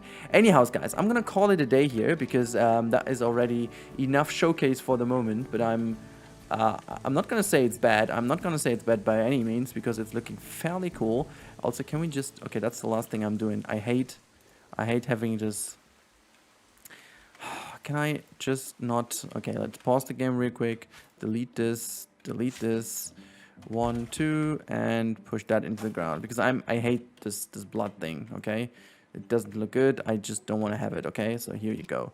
So that's what it is, guys. The other one is just chilling in the water. The other one is chilling in the back there. Lovely stuff. I hope you guys enjoyed today's episode. And again, thank you so much for helping me reach this 50K. We are nearly there, or maybe we are already there once the video is live. I don't know, but when I looked the last time, we were short on 30 people, so maybe they're already there. So who knows? But thank you guys so much. The next target, you know, it is 100K. Okay, so we don't set small targets. Okay, I'm just kidding, guys. I hope you have a good weekend ahead, and make sure to stay safe, everyone. I talk to you in the next one. Have a good time, and goodbye. Hello everyone and welcome back to Planet Zoo and welcome back to the Aquatic Dome. Today we are having a quite special episode because this is the actual first episode on the new computer. I'm going to talk about that a little bit further on to this episode, but today we're going to build the underwater aquatic cave, and this is going to be very interesting because yeah, I've been spending a lot of time, so there's a whole bunch of footage that went into this one. We've done this through, you know, during various streams, and you can see me doing some fixing here before we head over into the underground area. You know, as the seals are a little bit weird when it comes to traversable area, this was actually very much needed to be done. Otherwise, we would have an issue. And yeah, I forgot some animal settings, some basic stuff. But yeah, you can see I was just doing some random stuff here to make sure that the animals can move and are more willing to go inside. But yeah, so now we are starting basically to make this area in general just a bit more beautiful. But I want you to talk you through the idea behind this whole process a bit more. So when we are coming in this whole thing, we are coming from the more South American / tropical area, a lot more towards the Arctic area, and or let's say the colder water area. And in fact, also it's from salt water to fresh water, or the other way around. I think it's the other way around, right? It's from fresh water to salt water, because yeah, that makes sense because the river otter lives in fresh water. As I'm not sure here, by the way. I'm confused. Anyways, but one or the other. And so these are actually two different water volumes because also the temperature of the water has to be changed because obviously the one is colder than the other. You know, as you can imagine, that the tropical water is a lot more warmer and therefore also less rich or more rich on minerals and stuff like that. I honestly have no idea, but I know that the water quality is definitely a different one. I have not really an idea. If you guys have more info on that, please put it down below in the comments. I'm always willing to yeah, just get more info about that, but honestly I didn't have the time to look it up this time before the episode, because I have spent the last 2 days together with my brother to make sure everything is running again. So now after, I would say, 8 to 9 hours in total, the new computer is fully set up, it's fully done. There's a whole bunch of stuff that we needed to do in order to get it to run. I think we installed Windows 3 or 4 times, we installed different things 3 or 4 times, just because there were a lot of things not working properly. The main board is a very good one, but the problem with the main board, for those of you who want to know, it's the Asus ROG Strix 490 Gaming F, or F Gaming, how you want to call that, and it's a pretty good one, but again, it has some issues, it seems, with the chipset driver when you install it, that it doesn't really have internet connection, and so we didn't have internet, and without internet obviously we couldn't do anything else. And then at some point I figured we have to use a Wi-Fi adapter to make sure that we can do it, and you know, it was quite a struggle, and we needed to download a new version of Windows, because the last installation stick I got is like 2 years old, and apparently the Windows version was too old to work with the new chipset drivers and all that kind of beautiful stuff you have when you build a computer. But other than that, you know, the building process, props to my brother, that went really smoothly this time. I'm still very confused how this actually worked out in the end, but it did. So apparently that's pretty nice. But yeah, before we talk more about that in a dedicated video I'm going to prepare for you guys, but yeah, it's going to be rather impressive, I guess. I am very much blown away by this computer, because the performance increase in multiple areas is insane. But actually the fun bit is that the graphic card obviously stayed the same, but the rest is, everything else is just way better than the old one, which is cool. And finally it's something that is really a bit more thought through, you know, the whole system is a bit more adapted to it, to itself a bit better, a lot more things that make sense together, rather than my old one, which was becoming more and more Frankenstein, because I got always new pieces for it and then just, you know, slapped them together just when I had money for one new piece. And this time I saved up until I was able to finally get a full new rig. Yeah, except the graphics card, I would have gotten a new one, but well, they're not available, so well, no, then I guess no. But yeah, so we are now finally in a transition area between one area and the other. So this is in the lower part of this whole build. You can already see the struggle. It has been rather complicated, to be honest, to make sure that everything is in line, everything works just fine. And yeah, there are so many things that just didn't work the way I wanted them to do. I tried to have like a little pathway over here where I could put some benches, but I figured at the end I'm just smoothing it out as much as I can to get a bit of a nicer seating area here, and that was it. You can see that the ground is actually carved out because there are the barriers actually from the build. It was a bit complicated. I really don't like it. And also, by the way, this is the reason why this episode is so late today is basically because it took me like another 4 to 5 hours to set up Premiere Pro again, just making sure that everything is fine and every source material is working again. The transitions are back in, and the thing is, I'm not using Adobe Cloud, not because I can't, it's just because I don't want to. I don't know, it just really destroyed too much in the past, and so I'm still using the local version just to make sure that I have my stuff on my hard drive where it belongs. I don't know, it's just a little bit of a thing, you know. But now it works, everything is fine, microphone is working, the sources are working, transitions are working, everything is fine, everything is good, and now I can do it. So yeah, we are down here in this area, and this area in particular is pretty nice because this is something I have been wanting to do with the aquatic pack since the beginning, and we haven't done this in particular. We have done quite cool stuff in Yosemite, we've done quite cool stuff also in this project already, but we haven't really done this, like a fully detailed indoor viewing gallery that is really also not even just one, it's actually two, for the seals and for the penguins. And then also, and this is the one thing I really love the most, we still have some other stuff incorporated in here. We have some really cool little details that you will see in a bit. We have the shops in here as well, where people can grab some, you know, foods and drinks, and just the freaking chance to get some stuff. I mean, This is so cool because I wanted to build this from the beginning just to have something interactive, as you would find this in a real zoo, you know, where you also don't just have the cave. Sometimes you have like a shop down there where you could get some ice cream or whatever. So I really wanted to have something that you're really excited to go down there. And since this is a full journey and it's like a tour, this is also the reason why I'm very happy this worked out. And you know, I also decided to put some patches of snow everywhere. I think this might be fake snow because you would not have it super cold down here. I mean, it would definitely be colder over here, but you know, you wouldn't have it like a complete freezer, which I mean you could do obviously when you would then provide the people also with some jackets and stuff, but since I didn't, I mean this is not the best idea to do. So yeah, and now we come to my favorite part of this area, and yes, this might be confusing, but it's true. This is my favorite part because this over here is going to be something more for the people that love the realism aspect in this game. Now, one thing that is obviously a bit problematic with the whole build so far, disabled people could not get in here. So I needed to make something in order to make them get there. And the problem is that when you come from the South American area, you just cannot get down because there is the staircase and then you can't get any further down, simply because you have to move somewhere. And this is one thing I'm building right now. And this is going to be an elevator for people in a wheelchair, or maybe if, you know, even also for some stuff that you need to bring down here to the shops and stuff like that. So it's rather important to have it, and then you just can go here. And this is what we are doing. We're just building like an elevator door, and this will be copied over to the upper side, and then disabled people have basically to take the tour the other way around, and then they have to be moved into the areas by the wheelchair or something like that. I think this is still very feasible, and I'm very happy that I could do something that works this way. I still have to figure out how to get them to the bigger area, but I think we will make like a little ramp to make them get there, so to the upper layer every area. I just couldn't make it so that they can take the same tour. It's just not feasible. I mean, I have an idea how to squeeze that in from the outside, but it's just not really possible to do it from the inside. So I thought for the moment I'll leave it as it is.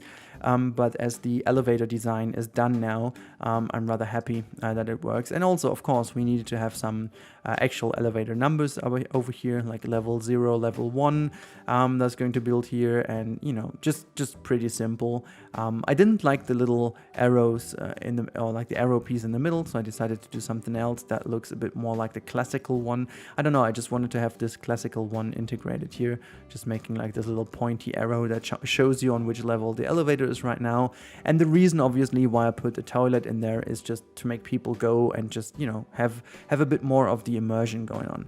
And so yeah, if you were wondering what I'm doing with the cube here, I just wanted to have like a little idea of how big the airlock needs to be.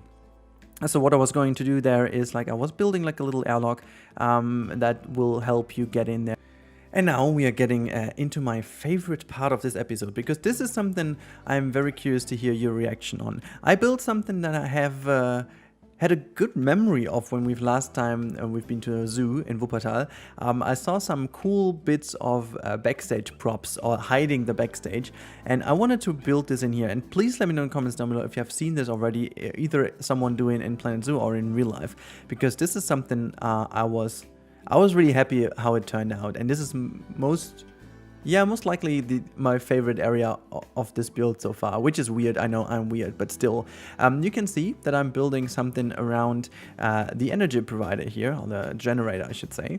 And the reason why I do this is to create like a fake door into these rocks over here. You can see the idea is actually to make this all vanish behind a more or less natural rock looking wall, and then there are these opening things are like tied into the rocks, so they are very much hidden away in the looks of it, and I am a big fan of that. I really think that this is something that really helps to sell the realism aspect of it, and I'm really happy that I did it this way.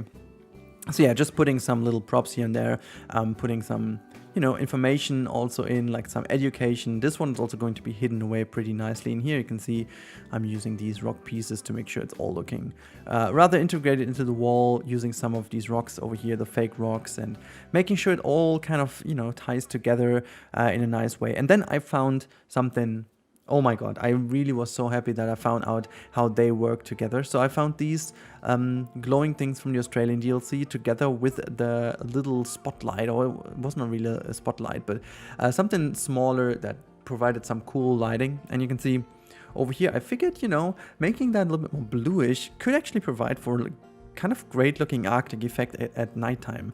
And so yeah, I ended up doing this, which, to be honest, yeah, I don't know, it just looks so incredibly good that I was really going a little bit mad with it and putting it everywhere. But I think that this is something really that sells a lot more the idea of being a very realistic space. And I'm going to go for the thumbnail today with a dark looking area as well, just to make sure that you guys know what you're looking at, because oh my god, I think this looks so cool. I think it looks really, really, really nice and really well. And yeah, it's just something I'm pretty proud of, to be honest, because I wanted to do this for a while, and then it turned out so nice looking. Is something I'm just very happy about. And then yeah, I turned it into a green looking light just to have make sure that we have also the same light going on over there. We're going to check this also in the lifetime part, just to give you pretty much of an idea what this is all about. I think this is something like the final touches already in this lowered area. There are a few things I still need to do, some benches, bins and so on, making sure to see how the people walk so that they don't go too much through different scenery pieces. And yeah, I'm also putting down excuse me, a lot of lanterns and stuff in here just to make sure that this all looks good. But yeah, sorry again, I just needed to stop all over the time because my voice is, I mean, I don't know why, but I have got so much issues at the moment with my voice. It's insane. But I'm trying my best to give it still to you and not making it feel too cracked. But here you go. This is something I haven't talked about at all because you haven't seen it, but I have done already quite a bit of sneaky work. This is going to be the tour guidance. It's kind of a little carpet over here. You can see I grabbed it from somewhere. It's a little hidden area that I'm going to show you in one of the next episodes. But this is kind of cool because we have this little carpet that lets you go over. And also, one of the big important things about this carpet, I mean, not in the lowered area. In the best case, this is not going to be wet over here. But on the upper layer, it might be that the floor is going to be a little bit more wet from the animals splashing water all over the space. And then these things are also like making sure that the people do not fall over and not slip. So these are kind of rubber mats or like rubber carpets, however you want to call them. And on these carpets you have some, you know, some arrows, and there are some indicators of which animals where, and you know, different types of talks. As you've seen, I put a animal talks logo in there. So this is going to be very cool for a later experience in here. So you do not only have this dome, you will also have a lot of talk areas in here that are yeah, well thought through, because I have also some areas where they can smash some food in. And we have these underground viewing areas, and we will have like an overground viewing area and everything like that. But you will see this a bit better in the real-time part, which is going to start in a few seconds. So let's hop over and see how this looks in real life. Alright guys, here we are, real-time part, and it is kind of crazy. We are rocking 110 FPS in this project so far. This is just absolutely ridiculous. We are down here in the underwater viewing of the otters, as you can see. Unfortunately, I'm bugging a little bit into the water volume. There we go, out of it. This is just when you go into Tadget Cam, it's a little bit too big. But yeah, this is not what we wanted to look at, because that's not part of our today's thing. I'm just always getting distracted by this insane view here.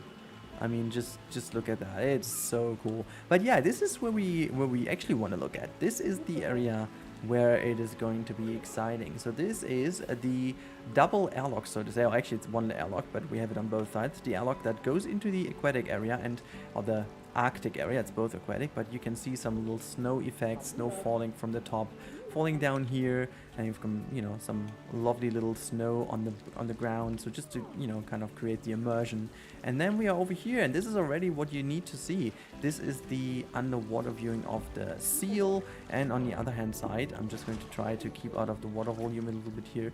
On the other side, there is going to be the penguin habitat. And the reason why there is no one swimming over here right now is pretty dang simple. It is because I have no guests in this park over here. I'm going to enable the guests now, and we will see each other exactly at this point, and then hopefully the animals will start to swim around, so we can have a little look how this looks in action. Alright, we are back, and unfortunately animals to swim in here anymore. I saw that there are a few issues. Unfortunately I haven't loaded this park after the patch, and basically the patch destroyed everything. So the animals can't just swim in here. I will have to fix this, but there's no way I'm fixing this right now. Sometimes they will swim here eventually, but they are doing this very, very seldom, and they seem to kind of constantly checking their deep water need, and they switch between 100% and 0 in like 10 seconds rhythm, and that's really not what I want. You can see there are some animals over here. These seals don't dive because they have not the 4 meters requirements fulfilled, which is a bad joke because this is like insanely big over here for them. And on this side we do have the penguins, but you can see they're just on the surface over here. They do not go down, which is a little bit of a pity. And now someone is escaped, and I don't know why, but yeah. So you guys have seen this part of it, and we are going to go over here to the other side. It's kind of loud over here because people following. There's another viewing over here, as you can see, which is pretty nice. And then on the other side, you can see this is where the elevator is. People coming out of the elevator, that looks kind of cool. People coming from over here. And also, if you hear, the sound is very nice and muffled. Let me just quickly stay here so you can listen for a second.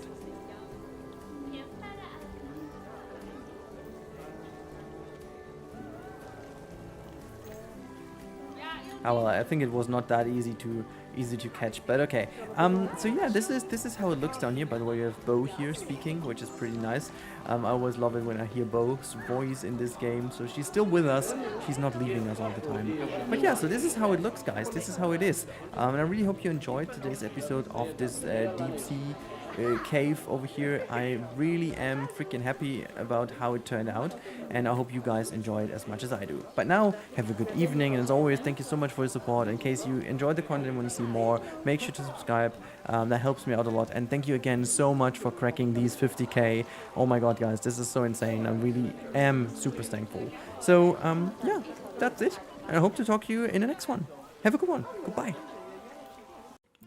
Hey everyone, and welcome back to the Aquatic Dome. Welcome to the second last day before Christmas. It is the 23rd of December. We are just very much a little bit of a few hours away from Christmas time. Well, Christmas Eve, I should say. And today this is a little cozy episode of me trying to make sure that this seal habitat is finally done. And you can see from the thumbnail already, I've done quite a bit. And I'm pretty excited to show you this episode because it basically got the finishing touches I want to have for this very specific habitat at the very beginning of this area. Now, one thing I have to mention is that this is specifically something I was lacking a little bit when I showed you the first episode. Now, we obviously made sure that the inside of the habitat looks good, also placing some more feeders here to the right and left just to make sure, but the outside obviously didn't really sell the idea that I wanted. So yeah, I just continued building this a little bit more, and the basic philosophy behind this is that you just should have like a little glimpse of what you're going to expect in this aquatic area. And we do have a little pier going on to the outside, but this is obviously because it's like a dead end. It's just a pier to walk on, and you have some seating possibilities. You should be able to see some seals tolling around in the water. You know, that's basically what I wanted to create, and I think it just kind of turned out nice. It's just that I basically had the idea to make it not too obvious from the start. I didn't want to have everyone going here, and I did some test runs with the people, and it just seemed to work fine. And yeah, so I'm rather excited to see how they do it. I still haven't managed to find out a way to make the people really go one direction. I hope that I can figure that out somehow. I have a certain idea how to make it, but I don't know if that is even feasible. We will have to look into this, but yeah, so we're building a little pier over here. I'm also making like a little canopy, and today's time lapse is also a little bit shorter, simply because it's actually funny. I've done quite a few live streams recently. Well, actually, I did a lot of live streams, and that means I build most of my stuff in the live streams. I know that I'm rather productive in live streams in comparison to other people, as they claim. I don't say that. I know that I'm a lot slower still. But I still figure that, you know, whenever I have a live stream footage, I speed it usually up by like 10 to 11 times, something like that, you know, because just there are some breaks in there, and I'm just building a lot slower because I'm, you know, just making sure to catch up the chat as well. And since it's getting a lot more busy in the last couple of weeks, which is amazing, I need to pay a bit more attention to the chat anyway, so I speed it up a bit more. But whenever I sit down and just listen to whatever, an audiobook or music or whatnot, for myself, and just chill and go into the vibe, I'm becoming so fast at building. Like really, I'm getting so fast. And so therefore also the footage, even though this is just 1 hour and 10 minutes now, today's episode, I get more done than usually in like 3 hours of a stream. So the footage is not as long, and it's also not as sped up as much, but still we get more done. It's pretty funny though, but it's kind of cool. And I love the idea. Yeah, what also is pretty funny is that this footage is already nearly 2 weeks old. This is still from, I think I even did this in early access. I think this is the last footage from early access, so you can see how much of a blast I had. It's just really incredible. And the next couple of episodes, which will drop after Christmas days, so just so you're aware, the next 3 days will be only the Christmas project. There's going to be like a Christmas project. First episode is going to drop tomorrow, obviously, and I'm going to drop it a little bit earlier than usual, so you guys can hopefully enjoy this. I don't know what you're exactly doing for Christmas. You can let me know in the comments down below if you want. What are your plans for this rather specific and rather special Christmas? But we talk about more about this in tomorrow's episode. It's gonna be like a bit more chill, relax episode of me talking about Christmas and stuff, and also with the new project, which is kind of a little surprise and maybe a little hint of what is coming next. But yeah, I was trying to do some stuff over here. I was basically just trying to make like a little seal, but no, it just turned out to not look good, so I left it the way it is. Also using a bit of a little shade here, like a little bit of a 3D backdrop, just to make it look good. And then we put down some foliage, and oh my god, is this willow tree, isn't that beautiful? I love it. It's just one of my most favorite pieces in the game, I guess now. But yeah, you can see I was just making sure that this entrance area looks good, and we are just figuring out how to make this just appeal better to the people. And now there's one thing missing, as I was already talking about in the first episode of the seal habitat. We need something that catches the views of the people, some sort of little weenie kind of thing.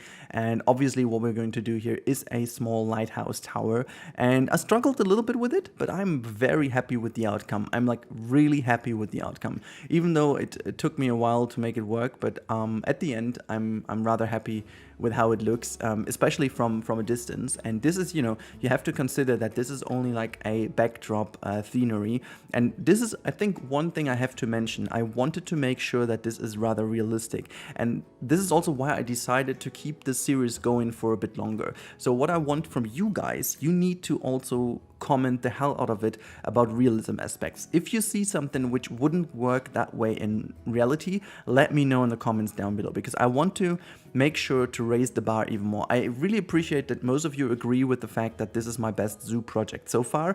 I still think it is by far, simply because there's a lot coming together in here. But if you have seen something that wouldn't work in real life, please let me know, because then I can fix it. And I am planning to do something special with the tour. I don't know if it will work out, but we'll have to see. And there are a few things I will still make possible in here, and then it will drop somewhat early 2021. So there will be a few more episodes coming between the days, and also around New Year's Eve, and then we will have some hopefully good fun at the beginning of the year. And then, you know, to start the year off right next year, you will get this rather early on. So this is what I'm planning, just to make sure that this really deserves the attention to detail. I'm not gonna rush it. I'm not gonna make sure that this is now dropping to Christmas or whatnot, because whatever, if you guys want to check it out, you will check it out next year anyway. So I'm gonna make sure that this is really quality-wise exactly what you guys deserve, and I really want to push the boundaries even further. I have some more ideas, and you will see in a bit that I also did something for this specific build over here, which is leaning a bit more to the reality aspect of zoos and stuff. So you need to let me know, and I know that there are a lot of people in the comments who have a lot of knowledge about it, and who are very good at these kind of zoo things, because they either work there, or they still work there, or they have studied it, or or whatnot. So please let me know in the comments if you spot something I can just fix it. But yeah, so you can see I'm changing the tower here a little bit. So you can see from the distance I was just checking the sidelines, and I figured, okay, that didn't really look that well, and so I was changing a little bit the looks of the tower to make it a bit more nice looking towards the top section. And then obviously I finished off also this area. Also, I figured, you know, these buildings over here, usually in a zoo, they're most likely backstage prop kind of sheds, you know, that they are just having like a nice front area, and then in the back it's mostly just having some, I don't know, maybe even food stored or whatnot is stored in there. So I'm just imagining that this is some backstage kind of stuff. And so because we do have all the backstage buildings in the background here anyways, I will definitely make sure that this is also going to be kind of connected, so this is all like one big building, but this is something for the very end, just some finishing touches. And yeah, so I will also this time around, obviously it's gonna have a tour, but also I will make a video talking you guys through the several elements of realism I integrated in here, which I haven't done before. So there's quite a lot going on, and we will obviously also have like a real-time part at the end of today's video. So I hope you guys are excited for this one. But yeah, you can see I'm putting in a few more things here and there just to make sure that this is all realistic and such. And I made these kind of little drainage things here to make sure that whenever they go in and out, there is also kind of water caught, so it's not rippling over. And then when I was doing this, I figured, okay, one thing I remembered from a backstage tour is that many zoos also have kind of a cleaning area for the animals where they can actually wash off the animals if needed. And so I figured this would be a nice place over here for the seals, you know, to put them on this area where you have a lot of drainages below, so that the water can go away and it's not everything is soaked, you know. So I was figuring that would be a great idea. And then at the very end, there was one thing I was missing out on, and I promised you guys to do this rather early on already, but I have never done this. So you can see I'm making like a little colored backdrop over here, which is kind of, the idea is to mimic the sky, you know, so that we have a little bit more of a really nice scenery in the background. And I just figured to do it with these simple art shapes. It was getting a little bit more tricky because you can see they're sticking out everywhere. And then I was like, okay, well, this is still not done anyway. So I'm just putting in some of those grass pieces again. My favorite thing, we still have to adjust this because the roof looks insanely repetitive at this point. So I have to make sure that this is going to look a bit better. But yeah, it looks good. I don't mind it too much. It's looking really rather nice and it's all fine. But yeah, by any means, this is not bad at all. It's just looking very cool. And I really appreciate that this idea I had all the time in my head still works out pretty nice. And it's kind of a nice little confirmation of my concept I made before the Aquatic DLC was really dropping. Like, I mean, I knew that it's gonna be the Aquatic DLC, I think like a week ahead of early access, and I could make my plans, but I've never expected that this works out because I had no idea how the mechanics work and stuff. And oh yeah, we will also definitely have one episode which is only figuring out how to make it all work, because I still have a lot of issues with the diveable area, and I will have to make sure that the animals do dive.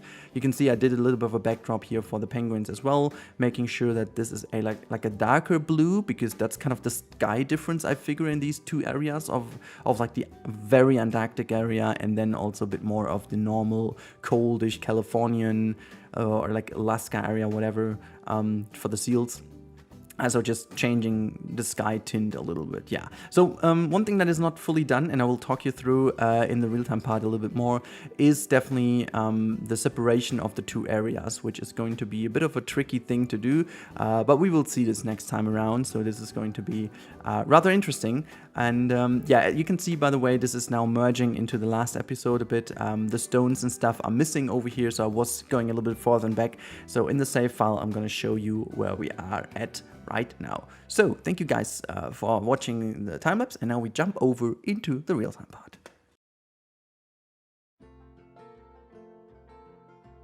Alright, so here we are in the real-time part, and you can see this new area turned out looking absolutely gorgeous, with the pier and with this little sign here in the front, and you have the seals just chilling outside here.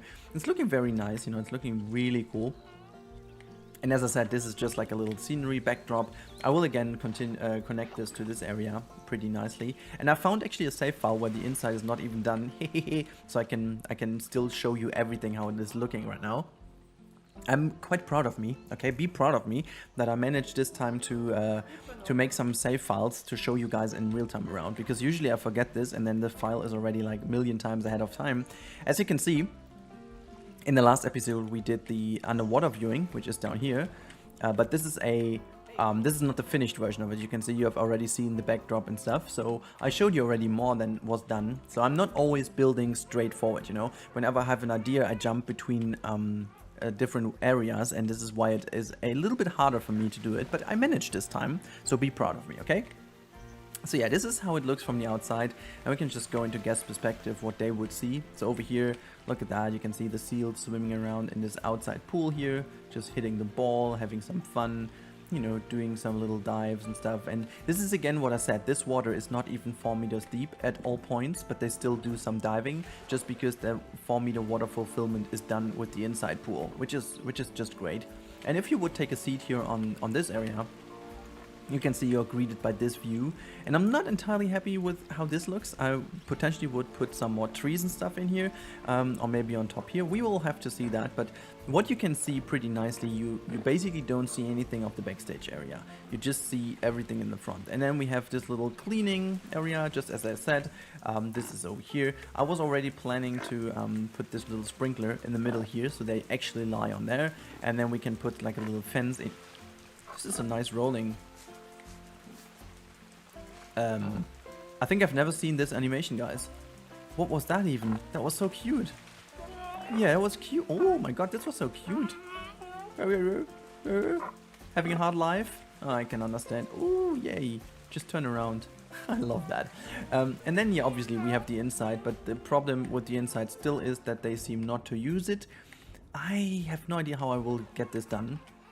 Like my actual thoughts at the moment is to shorten this all a lot, to give them more space over here, to just push the pier a lot to the back, making sure that the entire water volume is usable to them, and then just hope that they will use it then. And that's the only, excuse me sir, that's the only chance I see to do it. What is going on? Yeah, okay, see you later. There was something happening. I don't know what was happening. But yeah, you can see that in the inside of this pool, there's a lot going on. And again, I have no clue how I will fix that, because the penguins also do not dive. My second idea is to basically change the habitat so that the penguin habitat is basically kind of cut off here. And then this is going to be the entire seal pool. This is like the last idea I have. Sometimes they do dive, as you can see over here. Now they do, but I will try to fix that. Just oh, it's doing the it's doing the belly flop again. Now whatever. So yeah, you can see they used to come inside. Again, I have no clue how to fix that, but I'm quite confident that I will be able to do something. And this is again how it all looks from everywhere. Maybe we even need to have more animals. How are they doing, by the way, with the swimming needs? Because they should be... What is going on? Okay, so that's interesting, because that was always fulfilled, and you have seen them diving over here. So see, deep water is fulfilled, but they do not have enough navigatable area. Again, I will take care of that once this is all done, because it doesn't make sense to do it now, because I will change a few things inside anyways. So yeah, I may do a little bit of a different area with the penguins then, just to make sure that the people still have a nice view of the penguins, because if they cannot deep dive in here, that would be a pity. So not sure how to deal with this. Maybe we have like to do like an upper layer pool and a lower layer pool. I don't know, but I think one of the solutions for both would be to open this pool up for everyone. But yeah, I don't know. The problem is I can just not get the water out and in again. It's just impossible. The water has to stay in, and we will have to see. But yeah, so this is it for the real-time part. I hope you guys enjoyed, and I'm gonna go to the outside view, because that's just legit the best view ever. So we go to the pier and have a look to our lovely little friends here. So there you go. Guys, I really hope you appreciated today's episode. I will be live streaming today again, one last time before Christmas Eve. In case you want to catch me, it's around 11 PM Central European time, so from the time of the upload in like, you know, 4 to 5 hours, I guess. So I hope you guys you know, have time to catch me around, and I would love to have like a cozy little Christmas vibe going on with you, and just chilling in a little Christmas project, which is going to be released on YouTube tomorrow, but in case you want to see it beforehand, you can do so on the stream. I would love to see you there and just have a last few words before Christmas Eve. And other than that, stay safe everyone. Make sure to enjoy your time, and in case you want to support the channel, as always, if you are not subscribed yet, consider doing so. That helps me out, makes the channel grow, and also helps you to see some new videos in case you want. But that's it. Stay safe again, and just make sure to enjoy your time. See you next time, and goodbye everyone. Welcome everyone back to the Aquatic Dome. Thank you so much for tuning in and welcome back to my channel. I hope you guys enjoyed the last couple of videos for the winter special, but now we are back in the Aquatic Dome. In case you don't know what the Aquatic Dome is, there's a playlist for you right to the top right side. You can just click it. We are building a hyper-realistic aquatic dome, and today we are basically building, I think it is by not much, but a little bit, let's say like 2%, my favorite episode so far. And I'm going to show you why in the real-time part. I think this is the best part about it. But I'm trying to do the last animal of the aquatic DLC today, which is the diamondback terrapin, which obviously is by far the least interesting one in terms of, let's say, YouTube and let's say in general interest, because exhibit animals in this game, for a good reason, are not that much, you know, element of interest as other things are. But I try to do something in particular. You can see this over here. I try to make sure that this habitat looks like a habitat rather than the exhibit. And I did a certain little trick here, and this is actually... for some awkward reasons, the enrichment item for the dingoes, the dingo pool, has no hitbox, it seems. You can push it basically into everything you want, including shops, exhibits, and everything else, which is pretty insane because it has some cool water effects in, as you can see. It's like a little pond, and this is obviously a lot easier than other water to manipulate. So, you know, I could have tried to make like a little pool in here, but you know, as small as you get, it's gonna get a lot more tricky. And so what I did over here is basically creating a fake terrapin habitat that is a bit bigger than what you're used to seeing. So it's almost like a, let's say, 8 by 4 meters exhibit. And I, you know, obviously used also some glass elements and stuff to make sure it all looks together at, you know, as if it was one habitat. I tried my best to make it blend into each other as best as I could. And I have to say, in the real-time part, you will see that it actually works, specifically when you change the lighting. And I mean, come on, this is something I'm so hyped about, because this is something I wanted to do for a while, to kind of create finally an exhibit that I'm happy with in the end. You know, I don't know, it's weird. You plop it down and then it's there, and you can click some elements to design it, and that's basically about it. You know, there is not that much of a challenge to build exhibits normally. And since I wanted to make this full aquatic experience for you guys, I needed to build this way. And yeah, it's just turning out pretty nice. And then there's something else. What we're building right now is a very specific thing I saw in a do-it-yourself shop. We were going to a do-it-yourself shop a few weeks ago, getting some stuff for our flat here. We needed some lights and stuff like that, you know, boring stuff, to be honest.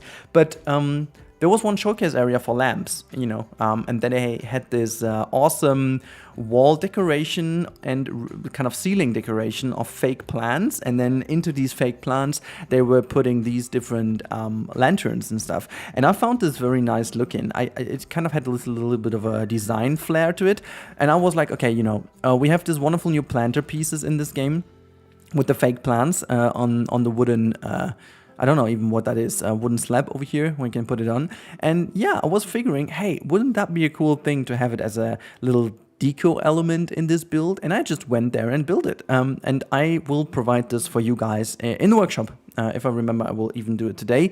So you guys have these lampposts as a little blueprint as well. You can use them in your parks, because I find this very nice looking. And I'm going to go for a thumb today that is basically not clicky, but I love the picture too much, and I'm going to just deal with the lower amount of views, I guess, because simply because simply because I like this picture too much. And talking about that, it's not that big of a thing. Sometimes on YouTube you just learn that there are some thumbnails that are very clicky, that just work, and then there are others that just don't. And mostly beautiful pictures don't work. This is something I learned, especially from the lady designer. But yeah, it's a little bit of a pity. I'm kind of obsessed with these beautiful screenshots in the game, and I would love to take them all the time as thumbnails. But I can see that they are really not clicky at all. Funny enough, the thumbnails that I find the most ugly are performing the best, which I don't know what it is. Maybe it's just my weird brain, or I don't know. But sometimes I just still go, let's say, form over function at some point, which means I'm taking the actual thumbnail I want to take rather than the one that I know would be clicky but I find ugly. You know what I mean?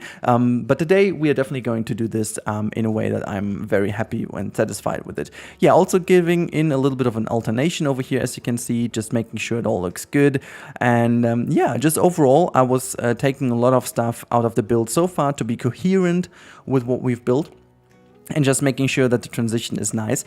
Today, you will actually see the dome, inside of the dome, in its full glory, let's say, status quo, 80% of what is already done, so quite far ahead, because I think I can't even show you any more of the old footage now, because it's all so chaotic. I don't know, I just recorded here and there and right and left and up and down, and it's just like you can't even follow.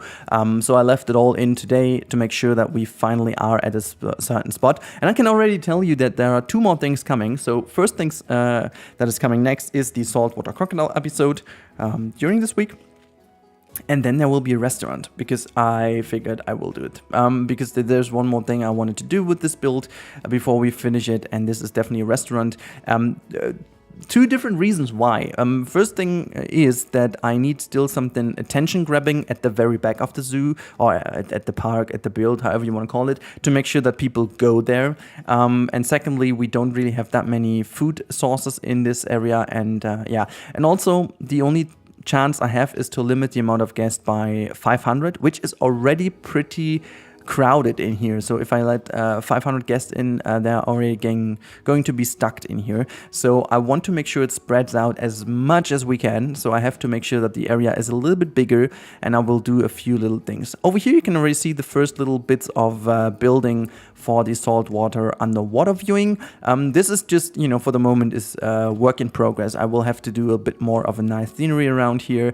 But just for the moment, I wanted to finish this area off just to make sure that I have an idea where the gaps are going and stuff like that. But now, first of all, actually not first of all, we are already like, how long in? 7.5 minutes into this video. So 7 of all, I don't know. Thank you guys again so much for still being with me here in the video. So for those of you who are still in the video, please let me guys know in the comments down below if you still enjoy this aquatic dome build. And again, this is the little question for you, or exactly not a question, it's more like a task. If you spot something in this build what you find not super realistic, let me know in the comments down below, because I want to tweak this as long as possible to make it as realistic as possible, because that was my challenge. I'm still very happy that most of you agree with me that this is my best build so far in Zoo.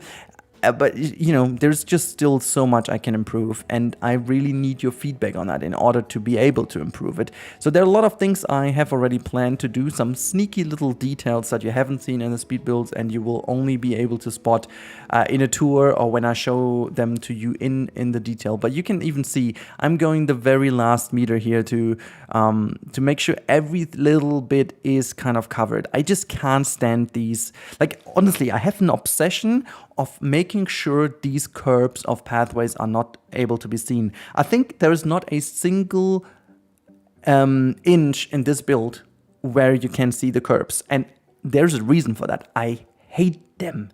It doesn't matter if they're on the ground or raised path. I hate the curbs. I don't know. They just give me this feeling of it looks ugly, and it's not it's not smooth and it's not seamless. I don't know. I just can't even tell you why. I really hate it. I can see there's over there is a little spot I forgot. I will have to fix that eventually.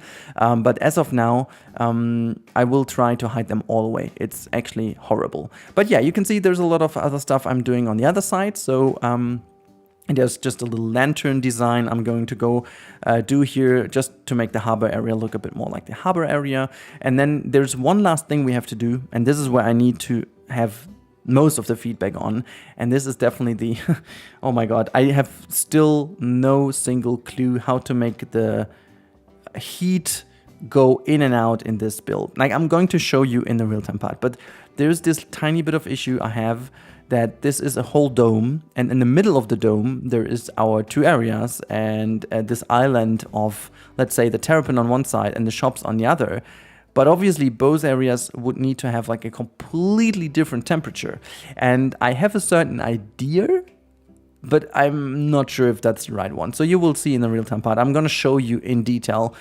But God, I don't know. Maybe you have a clever idea we can use that will help me. Maybe you don't, who knows, but yeah. Also, you can see I'm trying to use some pieces here to make the harbor area look a bit more grown. These would also be fake plants all over here. I'm just putting them in to make them look nice, but just, you know, they're fake plants. Anyways, let's jump over into the rhythm part so I can actually show this to you in action. And then, yeah, see you there. See you after the cut.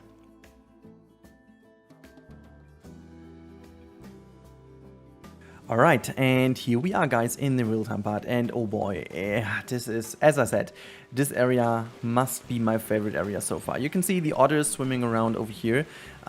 This is the otter area, you remember, and it changed so dramatically now. Look at this. This gives you really the jungle vibes I was trying to do. And I used also a few little tricks over here, like, from the perspective, I didn't want to make it all so high because I wanted to keep the dome open as possible to make like an airflow possible. But I still wanted to make you, you know, feel a bit more cramped into the jungle, you know, a little bit more cozy, a little bit more, I don't know, lush. I think lush is the word we are looking for. And, you know, when you're standing below here, below these lights and stuff, it feels really like being in a jungle, you know, because it's actually having something from above, something from the front, something from the back. And you can see over here, this is what I meant. This is the terrapin habitat. And you can see this is where the animals would actually live in. There you can see one idling around here. And then I made this as if there's like a little gap for them to go in. And then this would be the other part of the habitat. I would have loved to have like a little statue or so of them that I could put down. But for whatever reasons, obviously we don't have. Or do we? Actually, do we? I think we don't, right? Well, there are only these things, and, well, they just don't work whatsoever. Yeah, no, actually that would have been nice, but it just isn't. And then obviously what we also have over here is an education point, and you can see there's like a 5 on the ground, and we have these rubber pads over here that actually show you the way of our tour. And then this is the 5, and you can go over here for the terrapin, but on here there's like an education point where they would realistically tell you about the terrapin and also about the otter. Because that's the otter habitat from the other side, and you can see them swimming and diving in here as they should. And yeah, if you go further, this is like another, you know, kind of airlock over here that goes into this area. And then we are on the harbor part, which is then being above level of the harbor. And there are some of the dudes chilling in here, having a good time. And then we also have the penguins on this side. And I think this is kind of cool from over here. It really shows you the way I wanted to make it look. And I think it looks pretty dang cool. I made this tree in the middle to have like another visual pivot point, so to say, and also make sure that this is like a little separation of two areas, left hand side, right hand side. And also you can see over here we are also having a little bit of a different viewing spot of what is going to be the saltwater crocodile habitat. I can tell you it's done already, so it's kind of nice. And you can see there is I completely did this area already with some plants. There is the elevator that is going, you know, from over here you can go down, and then you are basically back in what we've done last time. This is the elevator, you can take it up, and then boom, you are coming out of here. This is for our friends and for obviously also the disabled people. I'm still not sure how I make them go up here, because this area is at the moment not traversable for those people. And I think I'm going to make like a little ramp that goes over here on the side, just making sure that they can still go up here. But yeah, just in general, I'm very happy with how this all turned out. Like if we just go up a little bit, you can see this is the dome looking from the inside. And I mean, come on, this just looks really cool, doesn't it? I'm really happy with how this turned out. Just making sure that everything is looking good, everything is looking fine, everything is looking exactly the way it should. The interaction works. It's looking a lot more, I don't know, small. Is that the right word? Or cramped? I wanted to make it look cramped, but still give you the spacious feeling. But now the big issue we have, and this is really a big issue, as this is the tropical area which needs to be warm, and that is the more cold area which needs to be cold, I need to get a separation in. And my idea was to make like a huge glass wall that goes through here, and then all the way around here, and then continues following this path over here, and then just concludes by closing off this area. See what I mean? This is my idea I have right now, but I have no idea how this would look, because the glass pieces we have in the game are not, I would love to use actually the barrier, but I can't, because there's obviously no ground I could put it on, which is a bit of a problem. I mean, I could try to fake it by making... Actually, I don't know if this works. Maybe I have to try and see if that works by putting down some fake terrain in, put the stuff down, and then delete this again. I don't know if this works. Maybe we can try that. But the problem I have with the glass pieces is obviously that this would look kind of weird. So also maybe I'm just making some poles, and we just kind of envision that this would be glass pieces, or maybe you guys have a better idea. I don't actually have a better idea right now, because we also have to make sure that this works with the roof. And yeah, we would also need to cover up this area, because that is also still hot. We have a heater here. This is the little area for our friends, the caimans. Where are they, by the way? Okay, there's one idling in the outside. I don't know where the other ones is. I have no freaking idea where they are around. What about down here in the water? Yeah, there's the ones idling over here. Cool. But yeah, so this is how it looks, and I feel like from flying through here it looks already, oh my god, it looks so good already. It's just looking so good. And then to the outside, I mean, it's still, everything is working. You can see all the babies over here. They just can't swim to the friends to the inside quite yet, because they are still babies. But yeah, you have them all out here. They can just swim over into the other area if they want. But there's still some work to do. There's still something I need to fix over here, but I hope this is going to happen rather soon. And yeah, that's mainly about it for today. You can see how this area is slowly shaping up, guys. It's really coming together, and oh my god, I'm so excited to show it to you in full glory once it's finally done, because yeah, the tour is really worth doing it. And yeah, I'm just very happy. I hope you guys are too. Now let me know in the comments down below how you like this project so far, and also please, if you guys are not subscribed yet, consider subscribing, so you always you always know when there is a new video coming. Also, there's a lot of cool stuff happening next year. So in case you are interested in that, make sure to join the Discord, because I have already announced something in there. I will talk about this a bit more in the upcoming weeks, and then you guys get this also. But news are first in Discord as always. However, have a good Monday, everyone. Enjoy your time. Stay safe, everyone. Very important. And I talk to you. Hey there, and welcome back to the Aquatic Dome. Thank you so much for clicking in, and welcome back to my channel. Today we are going to build the wonderful crocodile habitat, and this is a specific habitat over here that is not, you know, having the focus on the inside of the dome. This is actually the single habitat that has the main focus to the outside of the dome. Reason being is just because I didn't have enough space to the inside, and I just needed to make sure that we have a focus to one side only. And the cool bit about this build is that I have something that is yeah, it's different, you know. While you have the most of the story going on to the inside of the dome, this is going to be happening a lot more to the outside, and therefore also people have a reason to continue the tour to see the crocodiles a bit more to the outside. In fact, this is also the only habitat that has two underwater viewing opportunities, one to the outside, one to the inside, which is, I think, pretty cool, and brings in a little bit of a, let's say, like a little bit of a variation to the build. Anyhow, guys, it's time to yeah, just thank you guys again, because you know the last couple of weeks have been rather intense for me. I don't know, you know, for those of you who are watching this video right now, I don't know how much you've paid attention to the channel, but you've seen two things. Mainly, the first thing is I've done a lot of content, like a lot of content.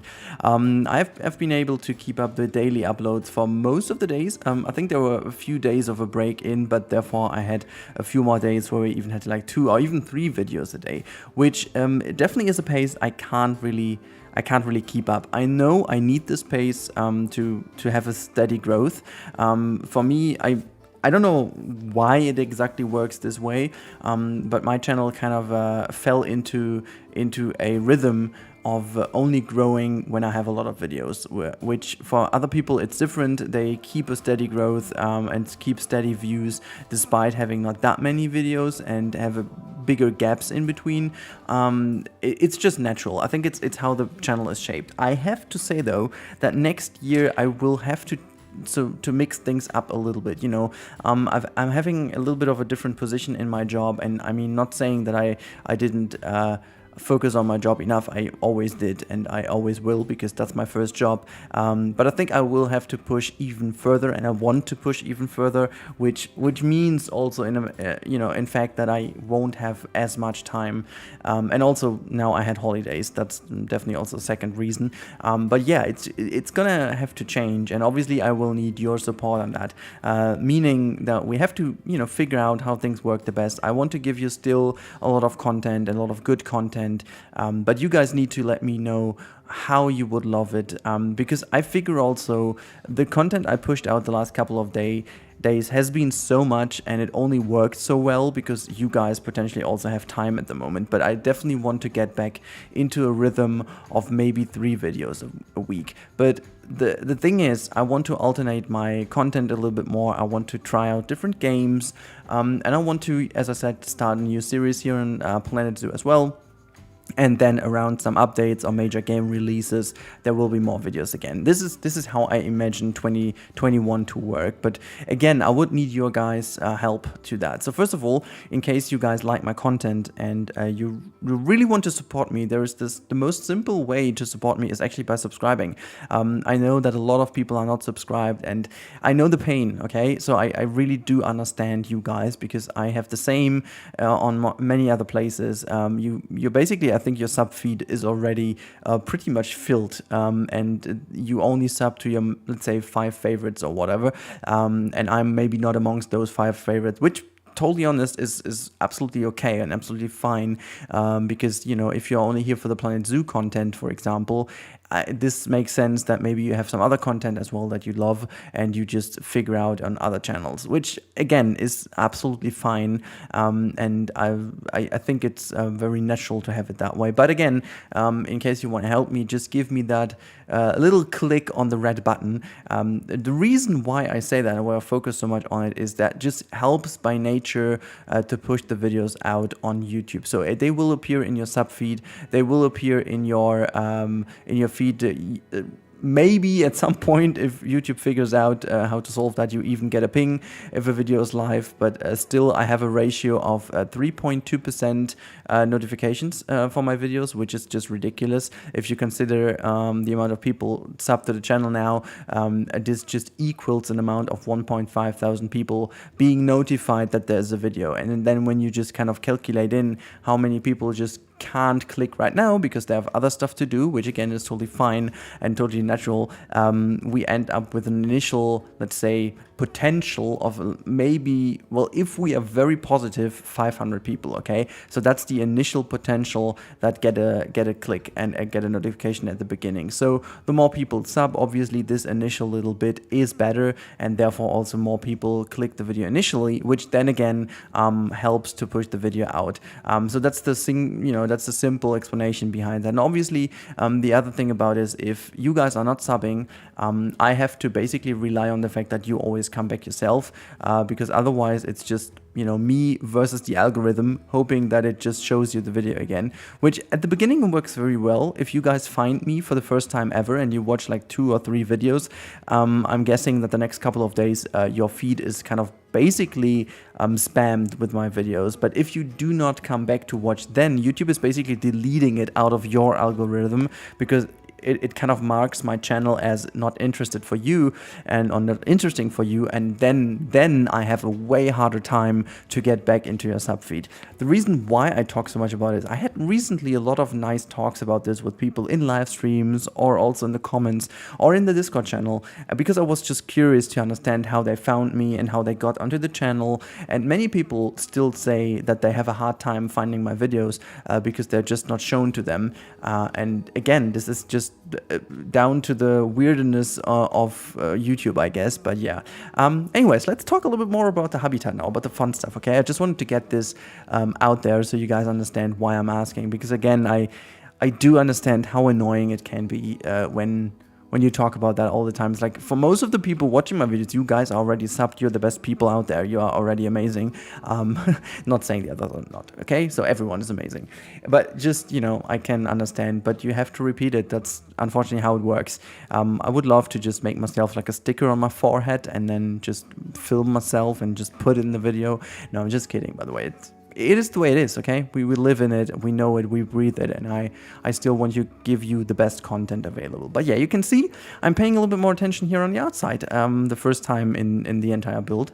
And I do use a few techniques I've found through ZooChat research, where I've went into some crocodile habitats. I went into ZooChat just, you know, for some park layouts and stuff, and I try to make sure to have one very dedicated viewing spot that is right across the side of the underwater viewing, and then most of the crocodile habitat is into the background where you can't really see it. And this is exactly what I wanted. I want to give them a lot of privacy, because the other chill area they have is to the outside, to the inside, and there you basically have the chance to see them. And yeah, today's video also is very interesting, because this is legit the first ever video where I'm recording and there's not much more done than this. Actually, in fact, there is nothing else done than this over here. This is the last thing I built, because that was the last episode I recorded before I went into the winter project, and I'm hoping that tomorrow evening I'll be able to finally jump back into this dome over here to finish it properly. But as of now, you know, recording this, I hope at the time this is going to be released, it's going to be already quite a little bit more ahead of time. But at the moment recording this, it is not.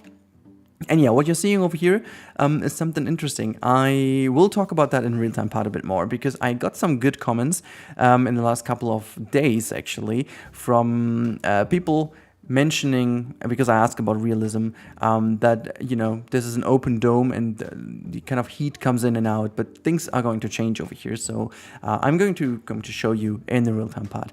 But because we are nearly at the end of the time-lapse, I'm just ending this talk over here and just pointing your attention already towards the real-time part a little bit, because that's going to be happening in a few seconds while we're putting down some lights here, just making sure that, you know, the underwater area is looking nice, especially in nighttime. I love the viewing in nighttime a lot more, because the water seems to be just clearer. Not the water, actually the glass panels seem to be working better in nighttime. Anyhow, let's jump over in the real-time part and let's talk about gates.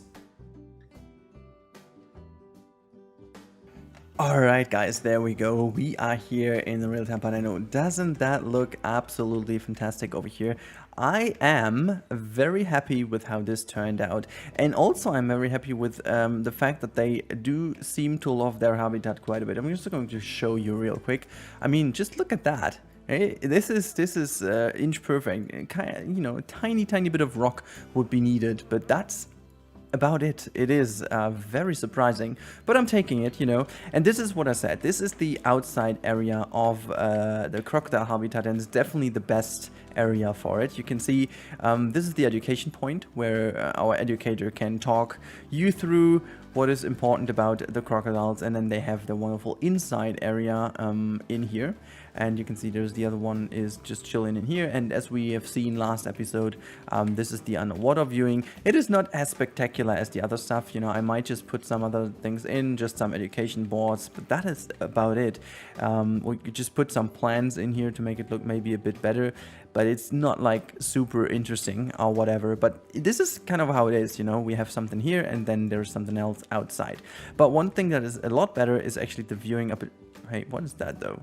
I'm going to change this soon. The viewing opportunity from over here. So this is where you can see most of the outside area. But since you have the... this is just chasing after it. I think they got food, right? Did they get food? Why are they just storming over here? Oh no, there is no feeder down. I forgot that it's not working. It's not deep enough, so whatever. But you can see over here you have a bit of a nice viewing spot. This is like the security glass, and then you can watch over here to the other side. You can see them outside, but the animals are not annoyed. They are not annoyed by you. And then if you have a glimpse over here, there's a little chilling area. I made a fake door, which seems to be as if we would only have 2 entrances. That would be great, right? We don't have. And then obviously they have their bedding down here as well, so that they just go. And up here we have a bit of a planter, making sure there's also some backstage area in. I didn't figure out where to put the gate. I will potentially put it to the outside here and cover this entire area up. So this is a bit nicer hidden away, and then it makes sense because you have an entrance here and an entrance here. Makes the whole thing a lot nicer, I guess. And yeah, so this is how it looks at the moment. And now let's get into the talk about gates. Now, gates are rather important because I talked about the heat management. By the way, I found a solution for the heat management, I guess. We will make like a little heater arrangement that goes alongside this area, and then we will basically have like a cooler arrangement that goes up here and also down here, so that basically the center point of the dome has somewhat of a, let's say, normal temperature, and the outer areas get the temperature they need. I think it is a very realistic way of doing it. I checked out other domes that I mean, they maybe not have that crazy bit of contrast over here, because as you guys said, like having a separation in the middle is just not feasible, and therefore we are also going to change this, this airlock down here. In the lower part that makes a lot of sense because you can control the heat there way better than up here, but down there you just can't, and so this is why the airlock is gonna go, and we're making a nicer transition to this area, in fact. Then what you guys also said to me, which is totally nice to say and also right to say, these things like the kind of what is this even, hanging metal ropes, beams, I don't even know how to call them, look pretty weird, so I'm gonna give it like a very specific and nice looking kind of support structure over here. This is what I'm trying to do. Oh, look at that, the otters. Getting some tasty fish. Getting some tasty fish over here. I love... Did I say that I love the swimming down here?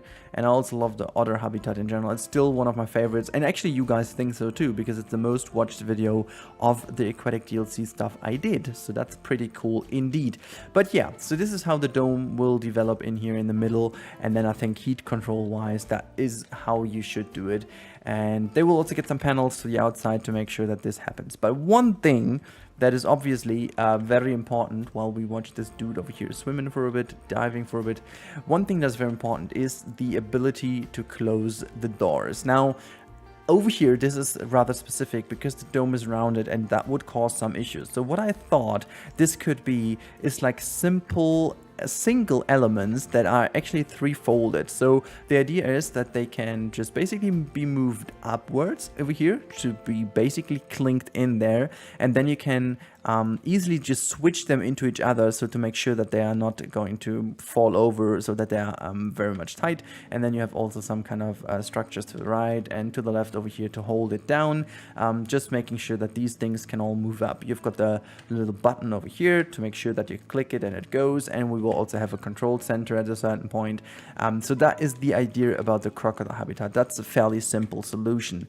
Then over here, this solution is going to be way easier. We're just going to build something in here like on the ground, which then just moves up and closes it off. And then, you know, this is like the inside penguin area to store them all. At this point in time, there are fairly many animals in this habitat, so maybe they will get one opportunity here and the other opportunity would be in this housing over here, so that would make sense as well, I guess. Moving over to the seals, they will also get 2 housing opportunities, one being inside here, and I already did kind of a little first hand solution, but they will get something nicer over here as well, as if they can move up and close the doors as well. Maybe we're just gonna make some sliding doors this time. And then in this area, they will obviously have like a second solution. And this is where I'm going to exchange one of these gates with a bigger door, door with a bigger gate. And then we can put another bigger building in the background where they can be stored in as well. The only little issue we will have is with our little friend, the caiman. In fact, it's not going to be that big of an issue because we have there is like a little bit of a backstage opportunity where we could make a little door, because in here there is a fair bit of space where we can make also some backstage. Will be this bit over here will be transferred into a backstage area, so that will be then where the caimans can be stored into. So the gate will sit somewhere in this corner, so this is where they can be stored if they need to go inside. And then the outside will be a double lock gate that moves down here to close off this area. Same goes for the others. This will then close off with this moving down or up. Basically it will move up because that's looking a lot better than down. And then the same goes from over here.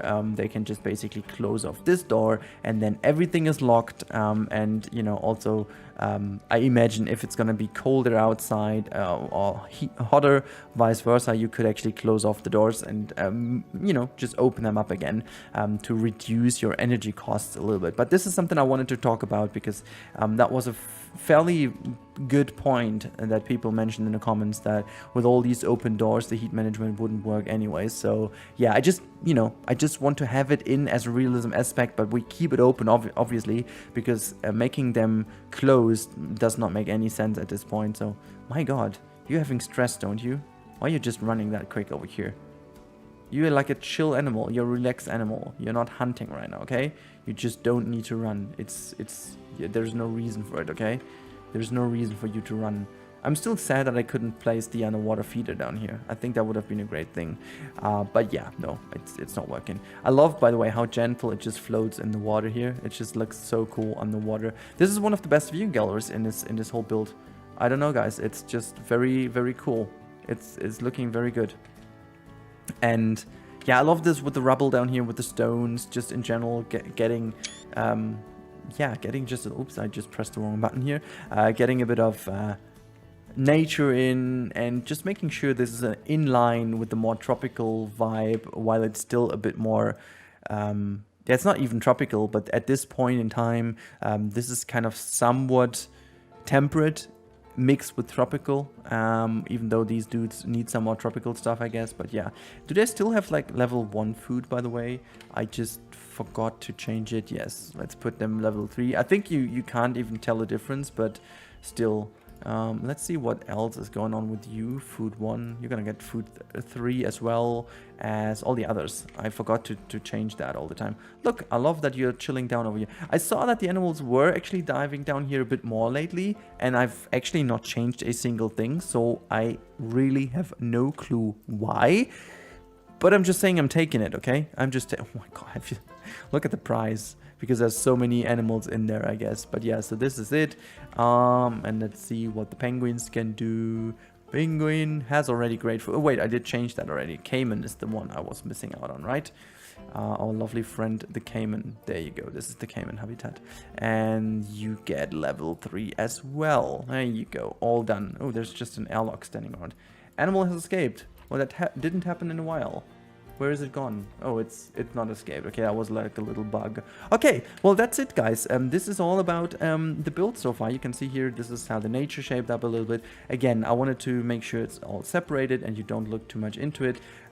Not a clue how I will do this, because that's actually looking not good at all. I want to make like a little staircase out of it. I'm gonna make like a fake staircase, I guess, and I'll make like a little backstage entrance. But that is mainly it for today's episode. So I really hope you guys enjoyed. I certainly did enjoy the video, and I hope you guys will have a good time as well.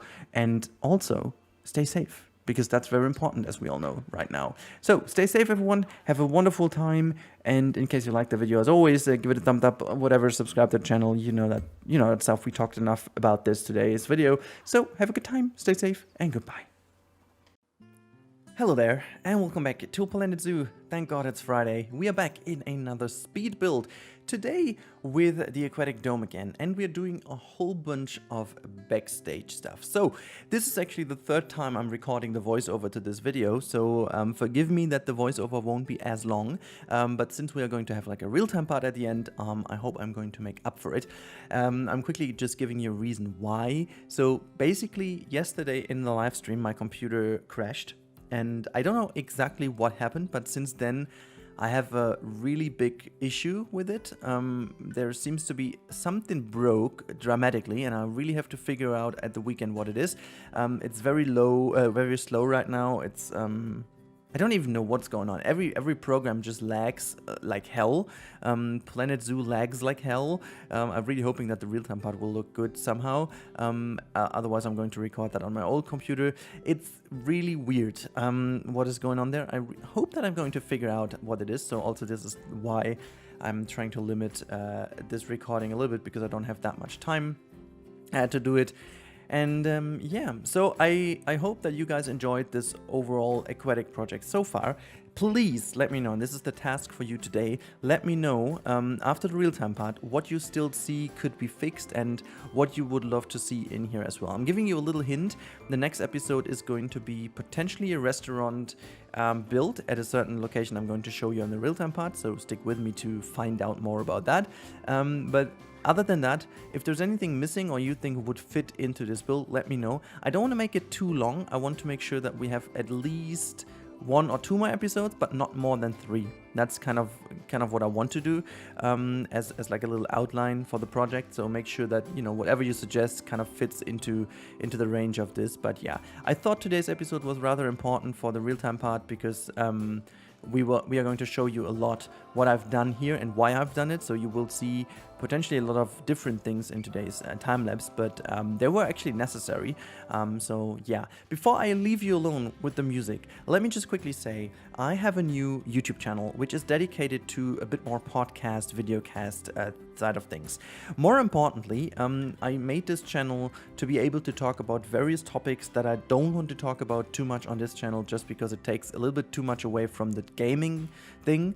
So in case you guys are interested in stuff like, let's say, digitalization, space travel, psychology, reality perception, things that go way beyond the standard stuff and stuff like that, you know, also what I've studied, make sure to jump over. The link is in the description down below, or to the top right in the little info bubble, or just type in Camel Talks and you should be able to find my new channel. I would be more than happy to welcome you over there as well. The content obviously will not be as crazy regular as it is over here, because the videos will need a lot more research and a lot more editing than gaming videos, and also for you, just as a little let's say just to calm you down before anything happens, this is not going to exchange anything or whatever. It's just a little creative outlet for me, and this channel here will remain the main channel, so it's not going to take away any of the content to expect on this channel, so don't you worry about this. It's just for me a little creative outlet. I just feel I need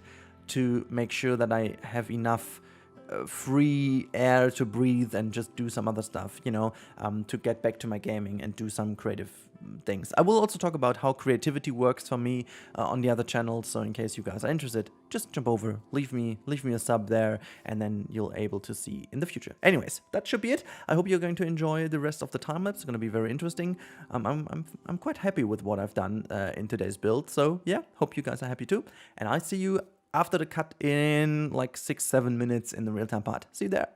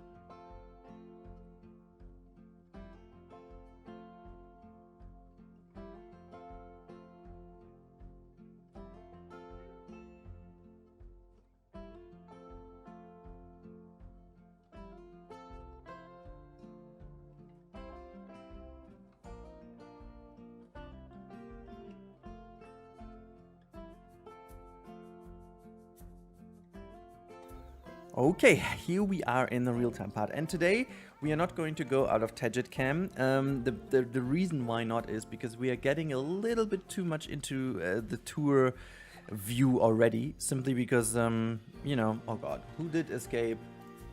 I never had an escape issue, and now all of a sudden I have. Whatever, I'm not, you know, I'm not taking care of that right now. Yeah, we are not going to go into the Tagit Cam or in the guest cam because we are already too far into the development, and I don't want to take away anything from the greatness of the tour later on, because this should be something exclusive for you then when it's done. But you can see this is what we did. So first of all, you can see over here this building is now connected. It really looks like an actual scene only. It's nothing major. I also forgot to put like a door in here. That's still what we need, because I figured that could be also like a little storage building. Maybe they put in some buoys or something in there, I don't know, or some other crap, what you would need over here. And just these buildings are like all backstage. One thing I also need to do is I need to exchange one of these gates with like a bigger gate, because that is realistically where they could also bring the animals in and out. I made like a double gate here as well to have like a bit of a better connection, because you always have to imagine they need to get here somehow and get the animals in. I mean, over here they have a bit of an easier way to get by this bigger road, but we don't really have like an access, like car access or whatever. This is something I have to still do, and I'm guessing that this will go down here. Who knows, but this is what I'm planning. Next thing I did is some implied gates that could slide through. You can see here there is like one of those is a bit more opened, the other one is just pushed in, and they would just slide into the middle. Same goes from here, and then it just closes off. And then on this side the same thing happens here, so just as a bit of a little bit of more realism aspect. I think I forgot to do it in this gate as well. Yeah, we still need to do something over here that this can close. We don't have it. But then if we go inside of the dome, you can see I changed a few things, and you can see a lot of mist happening. Why is this even having mist? That makes no sense. That makes no sense. I need to get rid of the mist effect, because the mist effect should actually be only here. Oh no, I did it the wrong way around. Okay, whatever. So this is the new system for the cooling, and you can see that there is like the cooler up here, and then we have some snow burst effects going down, so to cool off this entire area. And I think this works very neatly. If we look into the temperature, you can definitely see how nice this works. So on this side we have it all blue, as you can see. And on this side we have it all like red and so on, and in the middle where the guests are, it's more or less okay. It's like not great, but it's more or less okay. It's a little bit too cold on this side, so maybe we can figure out how to solve this. But that's actually, I think it works out very well indeed, and we can be happy with this. Also, just did the Terrapin moan about the temperature? Oh yeah, they did. Let's just change the temperature for this dude real quick. We can basically do this on here, because honestly, since the cooler, let's just push that even higher. I don't know exactly where it goes. You're just gonna put that. Oh my god, yeah, I know exactly where it happens, and this is something that can only be solved by Frontier, to be honest. Wait, we're just gonna put it here. Let's have a look. 29 degrees is fine? Yes. Good, okay. Dangerous animal escape. Are you even kidding me? Yeah, this is exactly the same issue we have, but again, I'm not taking care of that right now. You can see the animals are just like completely ignoring that there is like a wall over here. They just swim through. I've got no freaking idea why, but they just completely ignore it. They're just like, yeah, no, there's no wall. I'm just gonna go through here. Look, this is just ridiculous. Yeah. Whatever. They can obviously then also escape over here. I thought about actually making this one habitat, to be honest, but then again, I couldn't care less, because these animals would obviously not go together, and this is still a very big bug of the game. I'm really hoping they address this, and so I'm just hoping for the fact that they are going to address this. One thing that is rather cool though is this gate down here. As you can see, I put down like a door in here and on the other side as well. Realistically, this would need to have like a very good closing mechanism, but since this is just a door that goes to one side or the other, I figured this is like a very clever way for cleaning. If you get rid of the water, then you can actually go through here into the other side, so they don't need to drop them down on two sides, but there would be one side would be way enough for them to get down. you know, make sure that everything is gonna be cleaned, and then they can switch from right to the left side. I think this is very clever and helps a lot, I guess. I mean, that's what we do. And then you can see the dome looks a lot more clean now because I got rid of these beams over here, and now we have this. I think it's looking even better now without this. Let me know in the comments down below if you prefer this as well, but I think I prefer this. The more I look at it, the mist is not that bad. Maybe I'm getting rid of it, but it's actually starting to look like something. Yeah, obviously I got rid of the airlock over here. Down there, it makes sense, down here. It's definitely, oops, this was not deep enough. Wait, where are we? There we, oh, we are actually in the airlock. So this one over here makes a lot of sense, because in here we can control the temperature a lot better, but up here it doesn't really make any sense. So up here it's the way it is fine. And yeah, and the last thing I did is I created this netting over here just to make sure that the animals will not be able to jump over. From the game perspective they don't, but just realistically the otters could basically climb here, and I wanted to avoid them, or like make sure that they do not go over, because well, that's not the best idea for them to go over here with the crocodiles. It's rather funny that the crocodile is diving over here. I just still don't believe it is doing it. But it's okay. It's doing it. I like it. And the other one is just idling around here. Look at that. I have a feeling that this is not an idle position of swimming. For whatever reason, mate, I have a feeling that this is not good. This is not how it should be, right? Let me just plop you down here, Becky. This looked rather wrong, I guess. But yeah, so last episode we've already spent time making sure that this gate works. I explained that a little bit better.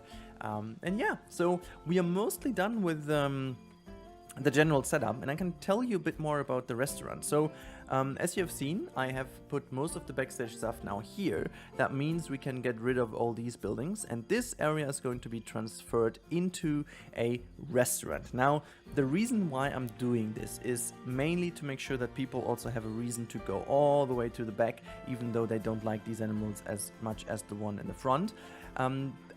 The only thing I still need to figure out is how much I need to take this pathing into like a little garden area to make the guest first of all take this route and then go in here, because people will prefer to go that route then to be quicker with the food. So I'm thinking about making this like a little bit of a garden course over here, just to ensure that they are preferring to go into this gate over here. Who knows? I will have to test this at the very end with guests in here. But yeah, so this is the state of the build right now. There's a penguin over here. Hello, my friend. I have to make sure that this somehow works. This is also why I keep the game mostly on paused. There's another one, another imposter here. There are all the imposters over here. Look at that. I find this rather funny. But yeah, I hope you enjoyed. I wish all of you a very happy weekend, everyone. Make sure to stay safe, and in case you like the content and you haven't been subscribed yet, please do so in order to help me grow further and whatever, you know, just help me in the channel. That is always the easiest way of doing it. It's free, it doesn't cost you any freaking cent, and yeah, that would be nice, I guess. Good. I should end it.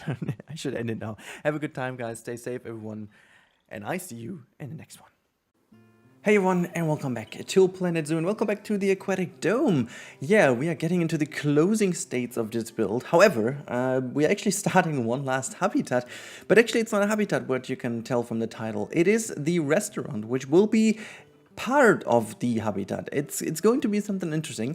I call it the hippo grill, but even though it's not because you grill the hippos, but it's actually because you get food next to the hippo habitat, and it's going to be interesting. This over here will be like a little garden area.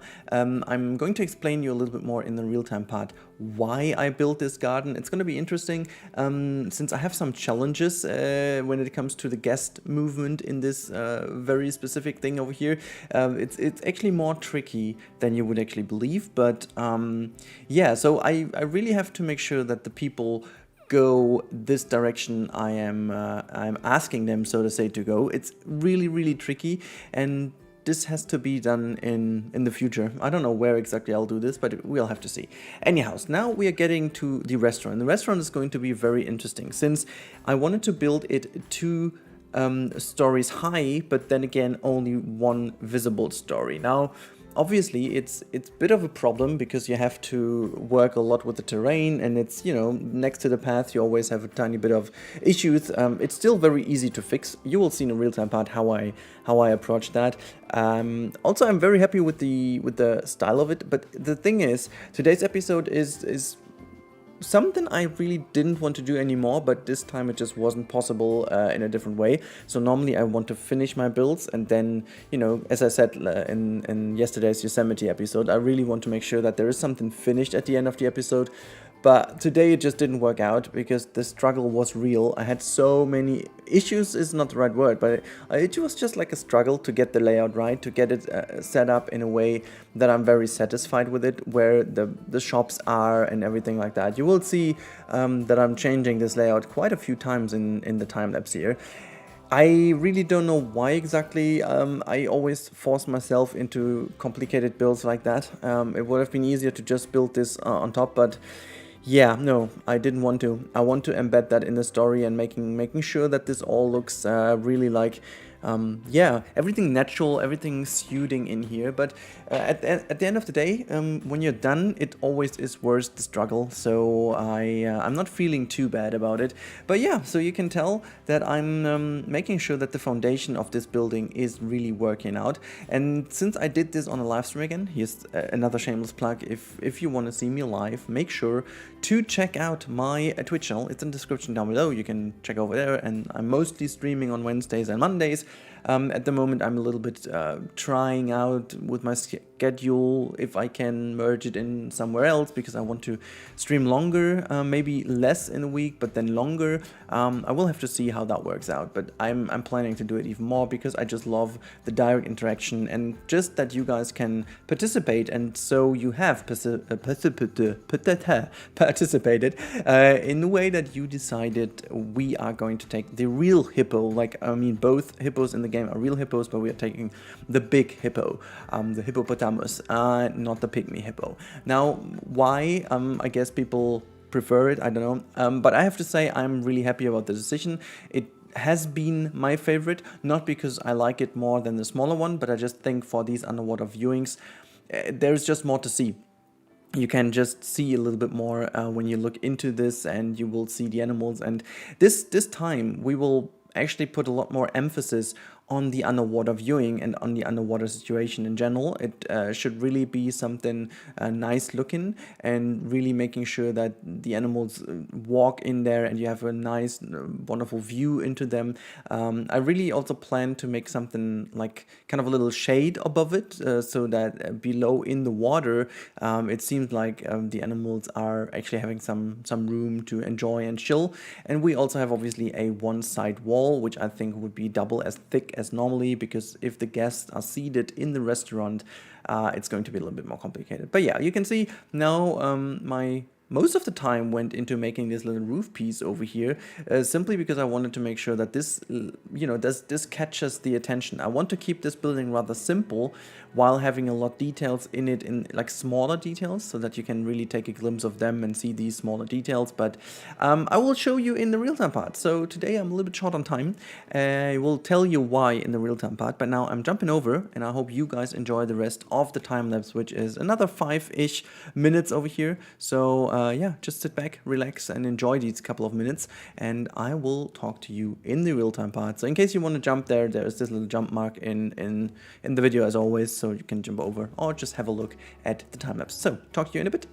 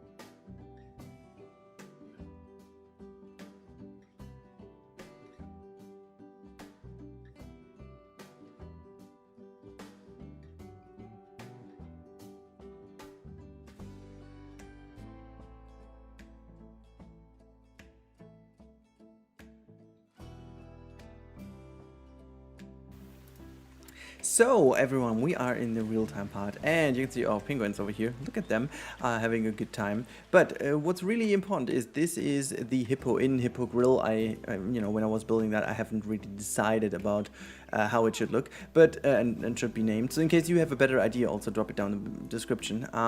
So you can see this is the location of it, and it will be rather interesting to see how we embed that. So most of all, I wanted to make sure that it doesn't take away anything from the penguin habitat. The star of the show should be this habitat. So when you are over here, this is very important that you see this habitat and all is fine. You go around, you want to have a look at that. And if you go here, the building emerges. We will have like a little garden over here, maybe a tiny viewing gallery to the hippos on this side, but most of the viewing should actually work in the restaurant. So then you go around here. This will be filled in by a tiny little connection of the staff buildings. So what I will do is I will take this building over here, again inside, and just drag that out a little bit further to the outside so that this is like an actual connection here.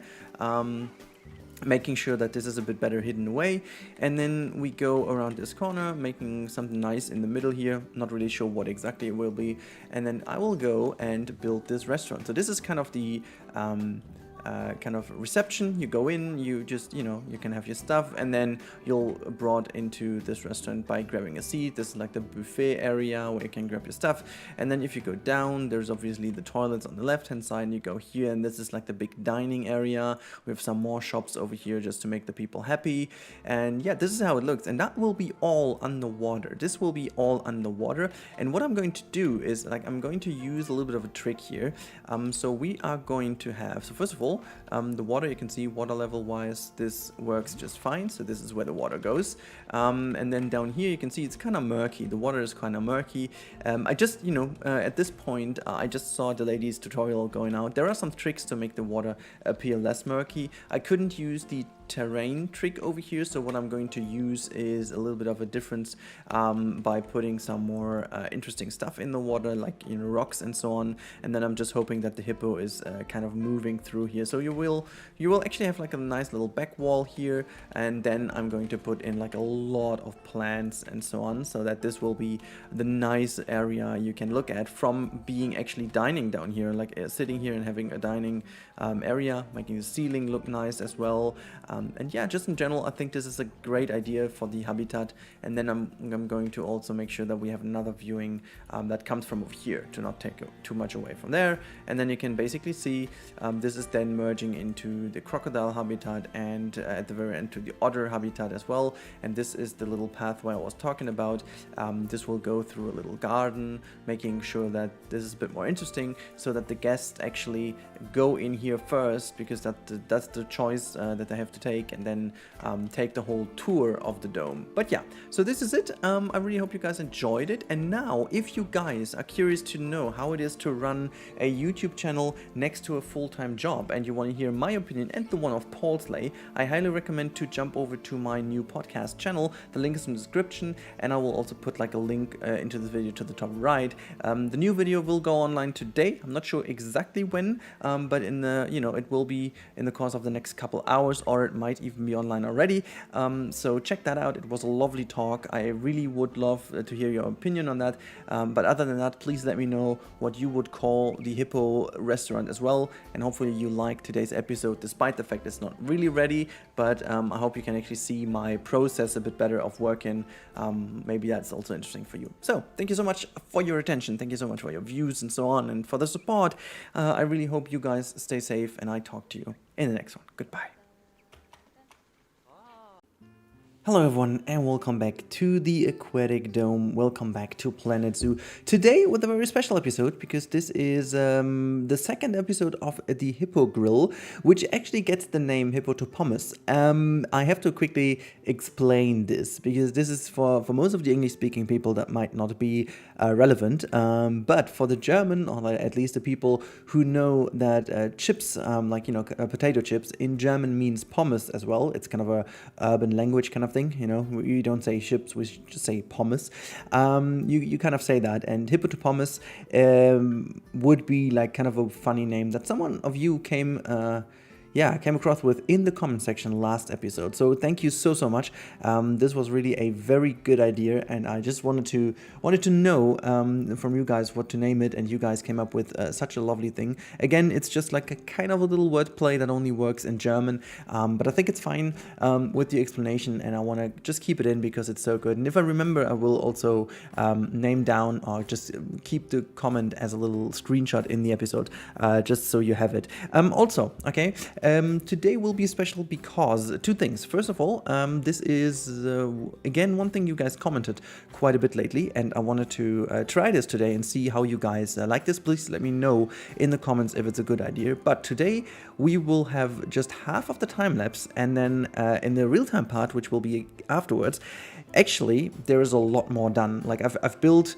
99% of the build is done, at least it feels. No, it's actually like 60-70% of the build is done without recording, and it's kind of revealed later on in the real-time part. So if you want to see the full build, stick with me until the very point in the video where you can actually see the final build. I can tell you it is really cool. I'm super pleased with the interior. I'm super pleased with how it turned out.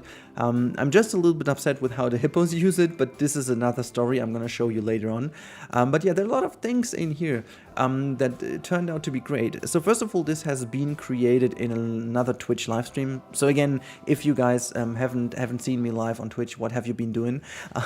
On another note though, thank you so much for your ongoing support lately, guys, because again, I know, and people know it as well, the January is most likely the most how to say that properly so you don't get a wrong opinion, the most frustrating month for a YouTuber or for someone who does YouTube, simply because you fall down from such a great month. Mostly November, December are the greatest month in terms of YouTube, simply because everyone is releasing their stuff, you know, it's going into a holiday season, everything is, you know, working and so on. You don't even need to do much for it. It actually goes by itself. So you know, not to fall short from what people have done, or like, you know, make it less interesting than it actually was, but you don't need to put that much in. People come from themselves because there's so much going on in the gaming world that just naturally everything is pushed, and then January feels like kind of a hangover. I think for everyone, not only for the people watching, but also for the creators. So this is also the reason why many creators take you know, quite a bit of time off in January, because simply no matter how hard you work, no matter how hard you try, if you don't hit up on a trend that is going on, your normal stuff is just kind of taken back a little bit, and it's kind of depressing because for me personally, I'm just on such a roll right now. I'm so much having fun in this game, but then you can see that people at the moment, you know, it's Planet Zoo and games is not their priority. And so I'm fully aware of that, and this is also why I decided to just test a few things, you know, now in the month of January. Again, I completely set myself loose from looking at these numbers. I'm happy with everything, and I'm so happy that you guys keep supporting me that well. It's really insane how well you guys keep supporting me. I'm more than happy about this. It means a lot to me, honestly, because it just, over all these years, it kind of always felt a little bit harder for me, because whenever there was like a huge trend or so, most likely I wasn't the one who was benefiting the most from it. It just always felt like I needed to work quite a lot harder for things to come. I think there are, you know, many reasons for that. I think language-wise, simply because I'm just not a native speaker. That many people out there just dislike what I'm doing, or not dislike, but it's like they would, you know, prefer other stuff simply because the native speakers are easier to listen to or better to listen to, well, which is fine, you know. I totally relate to that at some point. Some things in life, just I do relate to it. But again, you know, I just love what I'm doing, and I love seeing how much you guys appreciate that lately. And so all I'm saying is thank you, despite this month being a little bit of a harder one again. But yeah, whatever. I just wanted to talk quickly about it, just because I find this interesting, and I find it also fun because I actually love the stuff I do at the moment, even more than in December, because December has been rather stressful with all the new stuff, you know, coming along, and the Planet Zoo update, and also, you know, Prehistoric Kingdom was already on my radar, but I just couldn't, you know, time-wise, I couldn't get into it. And oh boy, would I love to have a playable alpha right now, just to get my hooves on and play some stuff and just get a little bit of new inspiration, some fresh air, you know. That's something I really want to do. But again, it's as long as we don't have it, this is the one. on. However, what I wanted to quickly say is that I'm, just as a reminder, I'm really, the best thing I love is the interaction with you guys. And so lately, the one thing that has had me a little bit upset lately is that the comment section is a little bit quiet at the moment, and I've done a terrible job. I've done really a terrible job at keeping it alive. It was really solely my mistake. So today I will actually ask you a few things for the future, because there's a lot we need to discuss and I want to get you in with. So first things first, please let me know in the comments down below, and this is very important for me, how did you find my channel? So I'm really curious to understand how you guys find my channel. Did you get here by recommendation? Did you get here by, I don't know, because you were looking for something on YouTube in terms of Planet Zoo? Did you come here from another game maybe, and now you're keeping yourself entertained with Planet Zoo, for example? Or, I don't know, do you know me from other channels? Did you find me on Twitch, for example? Whatever. Do you come from a Simsy raid? This is something very, very popular also recently. Very nice. I really do enjoy this a lot. So please let me know, you know, educate me. I want to know this. This is very important for me to know. And then also a second thing, which for me personally is quite important, is what is your most anticipated game in 2021? Like, what do you have on your radar? I really want to understand what you guys like next to the kind of more building, creative management kind of games. So what are you looking for? Are there a lot of games on your radar you want to play? Or which games are these? And yeah, just let me know in the comments down below. I really would love to understand that. But since today's video will be quite a bit longer, as soon as the real-time part kicks in, because I have to show you around a bit more, I will end my commentary now a little bit over here. I'll be back with you later on, don't you worry. Don't think you can get rid of me that easily. You won't. And I will also talk a bit more about this build in specific in the real-time part. It's just easier to show you, okay? But then again, there's just one more info I need to get out there. I will obviously bring this to an end here. Like, the Aquatic Dome is nearly done. After this episode, there will be 2 more episodes. One will be, I'm going to show you today. There will be like a flamingo garden. This is going to be the last thing we're doing. And then the last episode will be something special. I have prepared something. I don't know if it works out. If it works out, fine. If not, I'm going to tweak it a little bit. But yeah, I just have something in mind, and we have to see how that works out. I made a huge mistake, but I'm going to talk about this if it doesn't work out. If it does work out, I'll let you know anyways, but whatever. So, the song is over. Next song is about to start, which I pump up a little bit. So, enjoy the music, and we talk after the cut.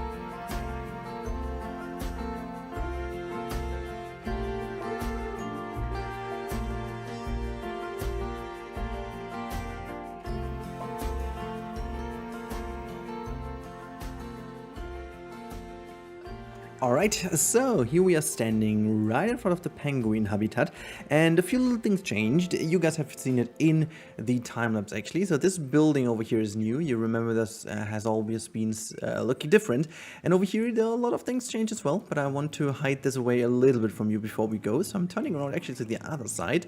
So you see there's a little bit of a garden which has been here, and ooh, look at now, what is this? What is this? What is this? So things happen, things change. You can see there's a keeper coming from over here. Why is he doing that, or she actually in this case? We don't know yet, but we will see it in a bit. So you can see, oh my god, look, things have changed. There's a bit of a nice little bamboo. It's actually not really a fence or a hedge or whatever. It's just like a little viewing block that you don't see what's going on behind, just to make sure that the backstage is a bit more secured. And then if you go here, oh, I see I did a little mistake over here. I gotta have to change this. This is actually not penguin. This is meant to be for the hippo. And over here you have like a hippo viewing, which I see I do have to even push down further down.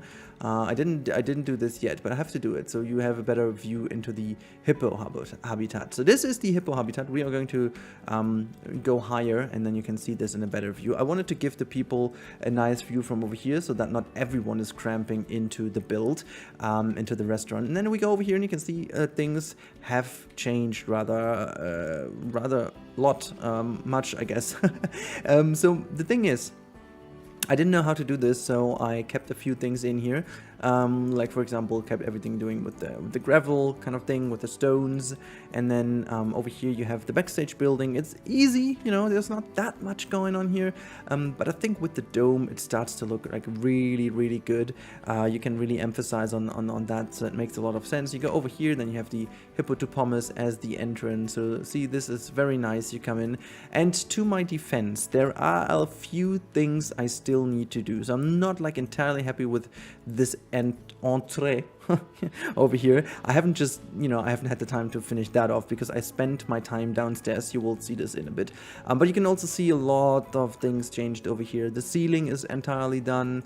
I did a bit of nice cover up over here, and I obviously did the entire habitat. So if we go over here, we can have a little lovely look into the habitat. You can see actually a hippo just going into the water for us. Maybe we are going to meet this one downstairs. Actually, you see some bubbles coming up here in the water. Actually, they're floating a little bit. I have to maybe put them somewhat deeper. I didn't catch them going that high up. Okay, I'm gonna have to see how high this is. But anyways, you can see everything is done with a few little carpets down here below these tables. But now let's go down where the real magic happens, even though this looks kind of cool as well, like with the window over here. So yeah, looking down, you can see, oh god, this has all changed, and we're going to go down slowly, I guess. Why do I can't go down? What's this? Hey, let me, oh, what's that? Okay, Tedget Cam was a little bit bugged. So over here we've got the toilets if you want to go here, but this is not the fun stuff. The fun stuff begins here. Oh my goodness, look at this, guys. This is our restaurant area in the actual lower side of the building, and this is the view you got underwater of the hippo habitat. Isn't that cool? This is exactly what I wanted to achieve, and it just kind of worked out way better than I thought. You know, just imagine sitting down here, having this incredible view inside of the water, and then you can see the hippos moving along. I mean, if they would, I mean, they can, they have done already. So I just, where are you? Is there anyone around here? You're just gonna see if there's anyone maybe close by. Not really though. I also tried putting a lot of enrichment items over here, but it just did not work. But sometimes they just walk by, and I guess this is how you would have it in a real restaurant as well. You would sit down for a longer time, and then hopefully during that it works. But this time there's also finally a little bit of thought put in here. I just didn't make it look good. I also put some effort into making it somewhat realistic. So you go in here, and then it's kind of in I don't know if that is in all of the countries, but we had kind of a chain here, like a food chain, which was called Vapiano, and they were kind of Italian food, but they also had like this counter system where you could, you know, you got these little was like a little alarm thingy you got, and took it with you to the table, and once your food was ready, the alarm rang and you could get this from the counter. But I kind of thought, you know, making it like here, you can get some of your stuff like forks and knives and stuff, then you order, And then what you can take is like this kind of tablet over here, a lot of things, some tissues and so on, some little thingies you put under your glasses and so on. You can just tap them, you know, grab this, get a coffee or something as well, and then you go to the table, and once this rings, you can get it from over here, and then just go and take a seat, and then wherever you take a seat, that should be good. What I haven't done, and I will do it with you together, I actually haven't looked at it at nighttime. It should look good, but I'm not sure. Maybe I completely destroyed it. No, I didn't. Okay, see, this is something I wanted to create, and doesn't that look good? Maybe it's a tiny bit too bright actually, but you know, you want to see something while eating, don't you? So this is kind of nice. And what I still need to do is light this water area a little bit more, but yeah, this just looks so gorgeous. Look at that.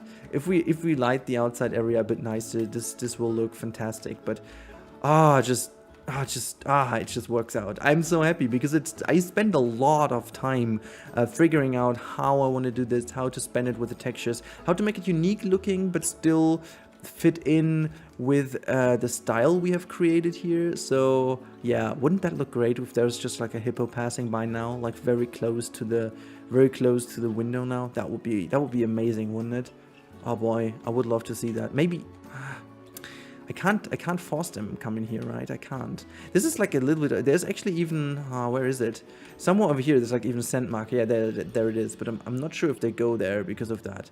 I'm not sure. I'm really not sure, guys. But that looks good. That looks good. I toned them down a lot, these little lamps, but I just thought these spots look just fantastic. It just kind of looks too bright if you look like this, but once you go closer, it's just exactly the light I wanted to do. Yeah, I just didn't want to turn them off entirely because that would have looked a bit weird. But yeah, I think it just, yeah, we can get away with it. How does it look upstairs? I have never actually checked that.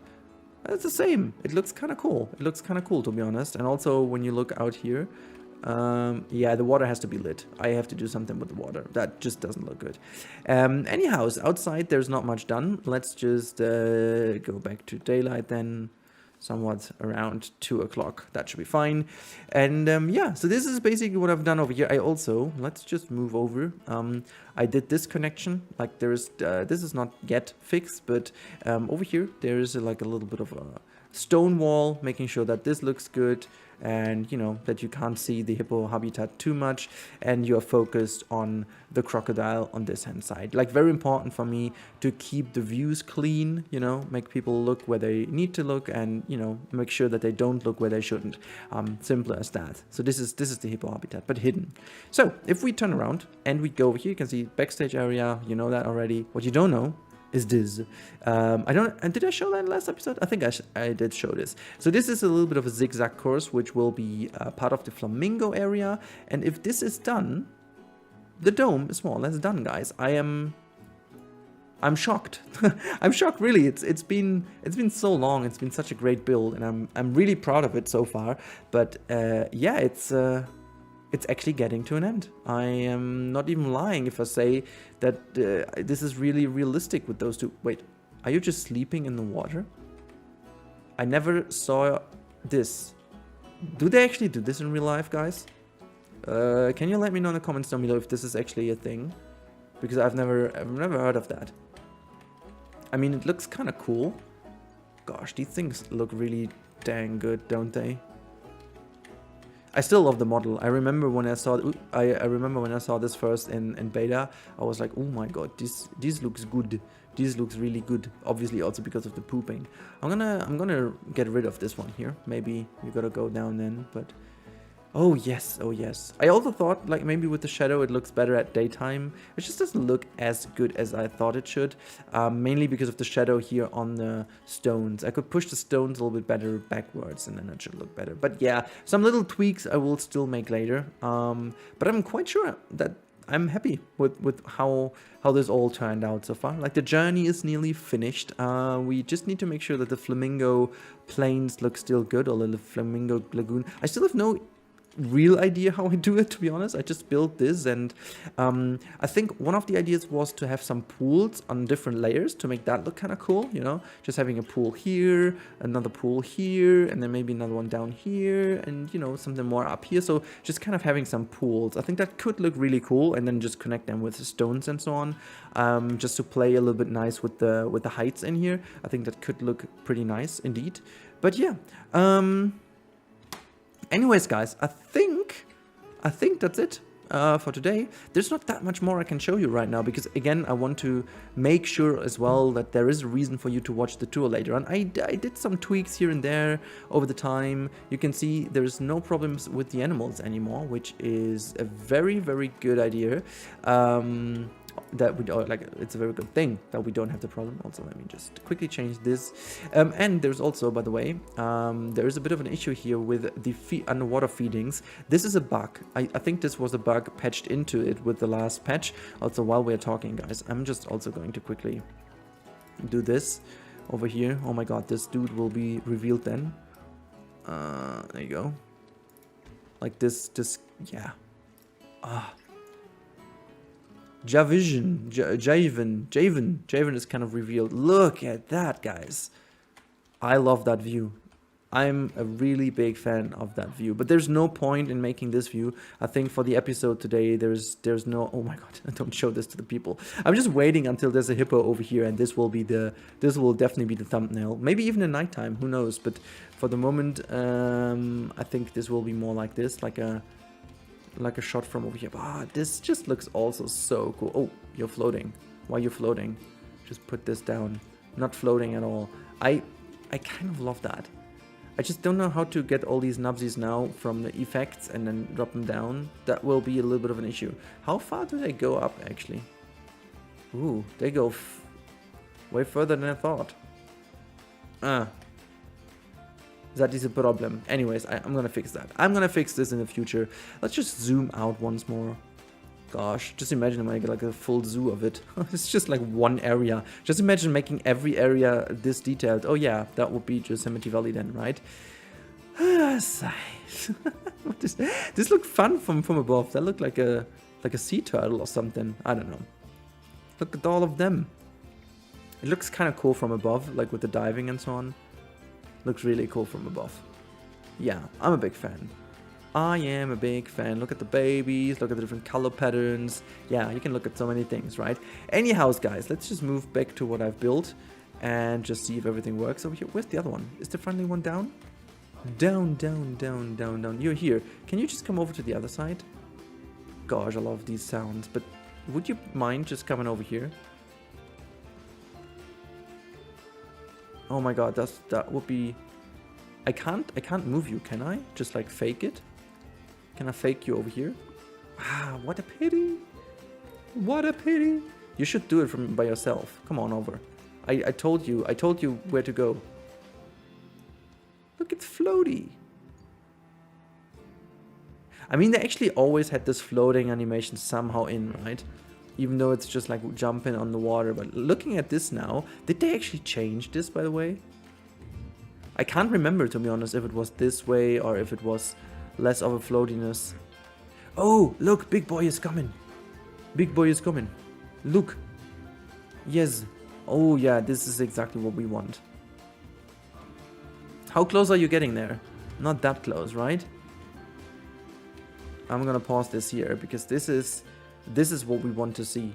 Oh yes, oh yes, oh yes. Okay guys, I'm gonna end this here. This is my situation to take a screenshot now for the thumbnail. Maybe something is interesting for you to see as well.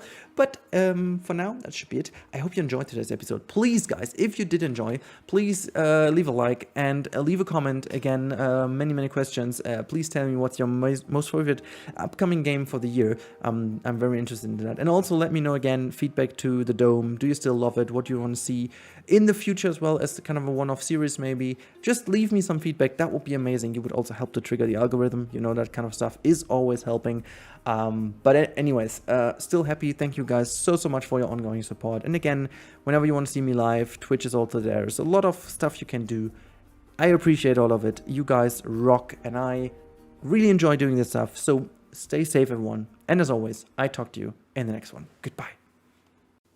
Hey everyone, and welcome back to Planet Zoo, and welcome back to the Aquatic Dome. Yeah, after a little break we are back, and today with a flamingo habitat, or the flamingo pools as I call it.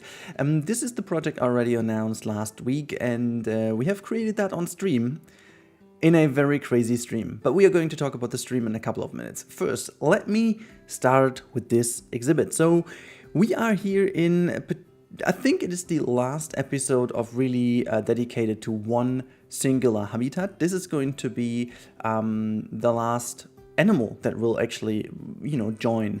The next episode will be just about fixing some things, and then I will actually do a yeah, it's gonna be an episode number 13 that is really going into the details of this entire build. So I will talk you through a few things, making sure that you understand why certain things are the way they are, and I think this is something I haven't done yet, but I wanted to really do this, talking through the entire build from a storyline and also from a building line. And I also will have some cool stuff for you, like time lapses of the building.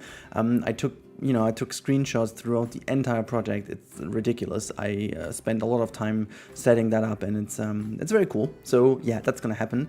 But yeah, so in fact, this is the last habitat in this project. Now, the flamingo pools, as you can see, are going to be built over here, moving down into the little valley I created. So you can tell from this bit weird looking piece of land over here, this had already been a plan in my head for a couple of weeks actually.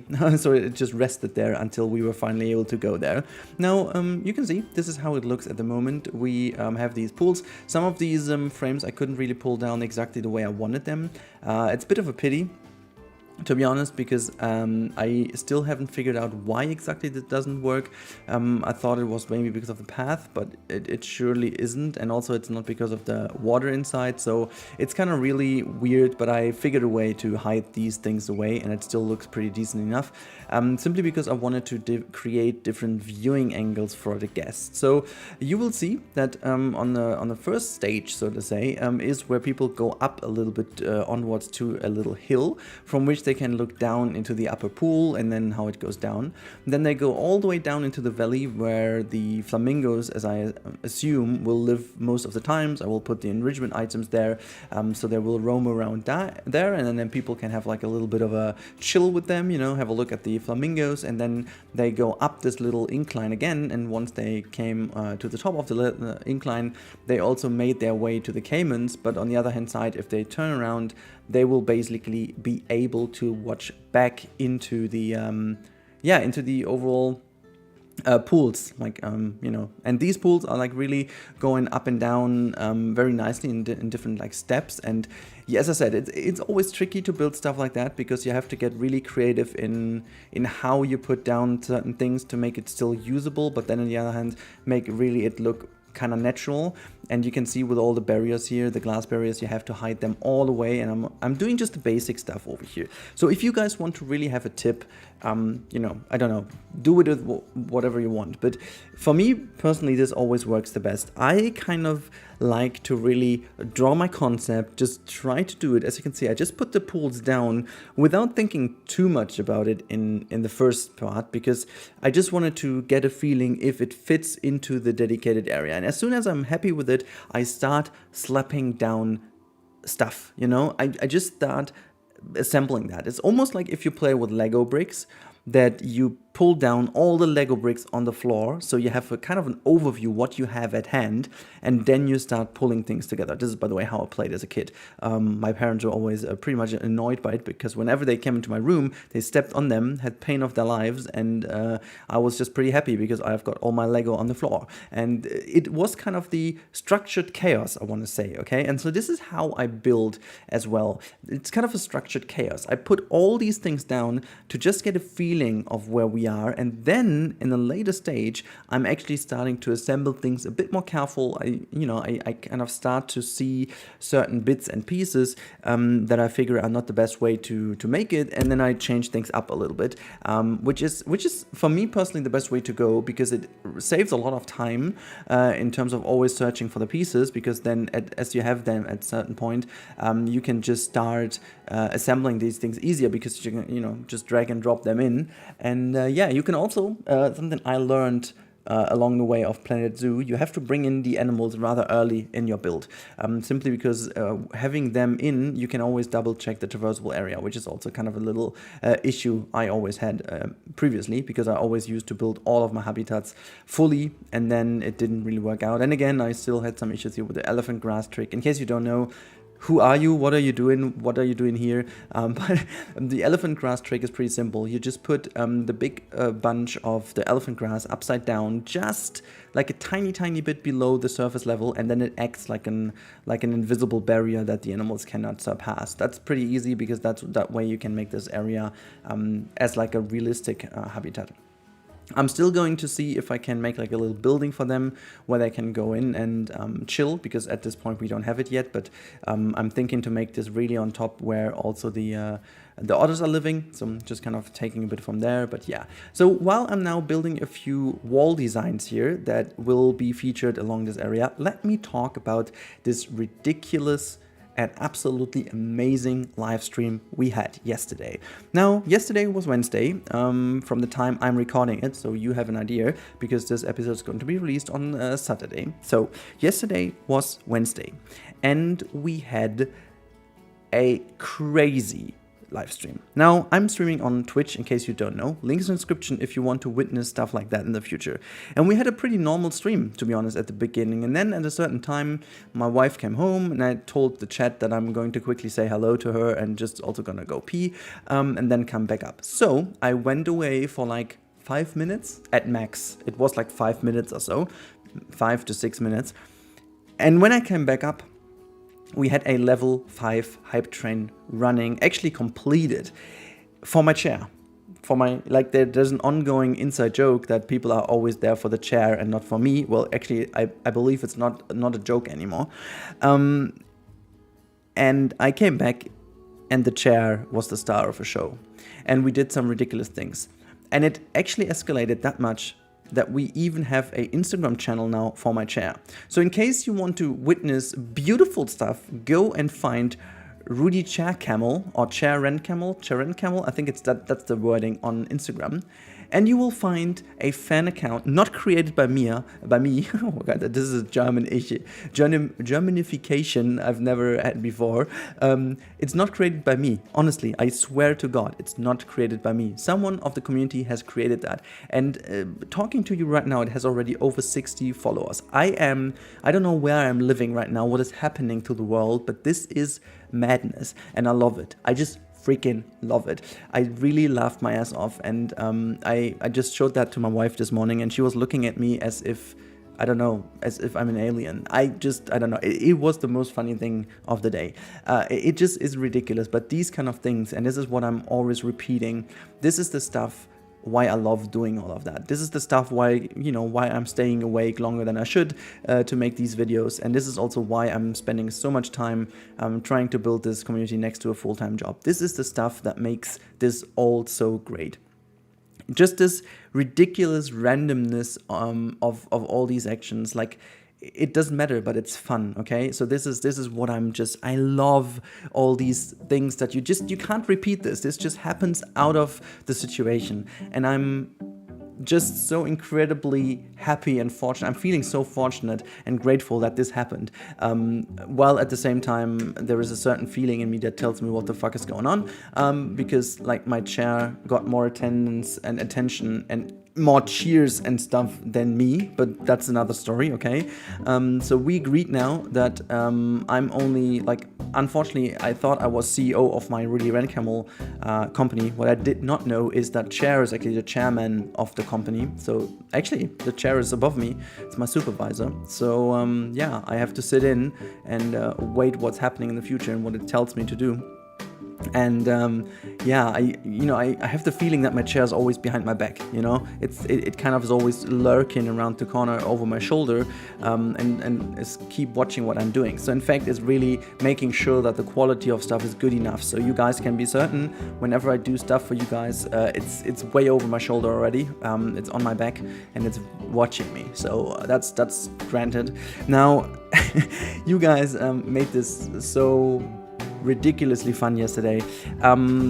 yeah, I just wanted to let you know, guys, from YouTube what is happening in my live stream. So just as if that's not enough explanation why you should be there, if you want to witness people going mad about a chair, then maybe the reason that I actually now have a chair emote, yeah, from this moment makes you come. I don't know, but this is how it is. I highly recommend jumping in. I really highly recommend jumping in at some point. So the next occasion I'm going to stream is at latest on Monday. Maybe I'm squeezing in something on the weekend, who knows, but at latest on Monday I'm going to stream again. And I'm really hoping that I can catch a lot more of you guys now who watch that video. In case you are there, let me know in the comments down below what kind of username you have over there, so I can make my mind up and already report to my chair, so my chair is fully aware of who's gonna witnessing the next stream. And who knows, maybe in between there will be the this is actually maybe there will be the 1 hour chair stream, because now I promised the people if they never mind, I said if this happens I need to make like a chair stream, and yeah, they made me do it. We need to have like a 1 hour chair stream, which is literally nothing else than just the chair. I'm still not sure what I will do in the background. I have a certain idea what we could do, but I just don't know. This is fully ridiculous, but you know, this is how life goes, and there's nothing else you can do.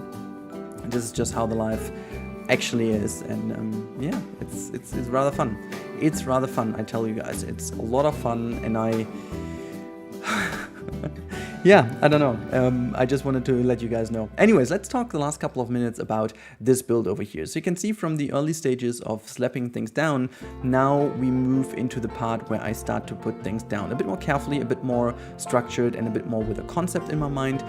So you can see at a certain point you are having the main, I want to call it the main structure, and the main bone, so to say, of this entire thing. And then you can start assembling things. And the way I put these things down is really not only putting them down so that it looks good, but I also put them down carefully to create the layers, okay? So to support the layers when you're standing down. You will see this at the last shot of today's video. You see it very well, that all these things are put down with an actual idea in the mind to really draw the views or kind of drag the views to certain locations of the build, so that you make the people, like you can support view finding of people pretty easily by the way how you lay out things. So naturally people always follow certain things to look at, and so this is what I'm doing over here, making this left hand side area a little bit more shallow, a bit more open, so that people tend to look a bit more into this direction, and hence look a bit more into the direction of going up the little hill.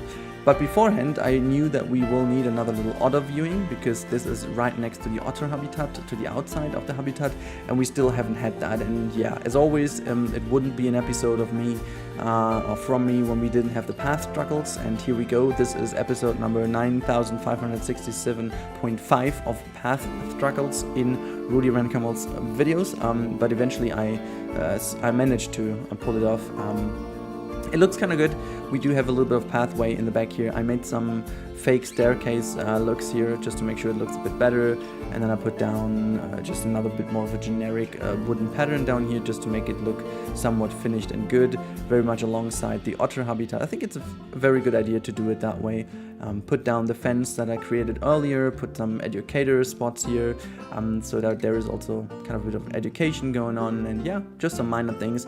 I will definitely also create a bit more of a wall to the left hand side here, just to break it up even more. I have something in mind, but yeah, so next bit is putting down some benches, bins and so on to make this all look a bit more like a park. And it really comes together now. It really comes together. And I'm quite happy with the outcome. We don't have a tour today, I'm sorry, but we start to be at the point where I don't want to do tours anymore, because that takes too much away from the final tour that will obviously happen.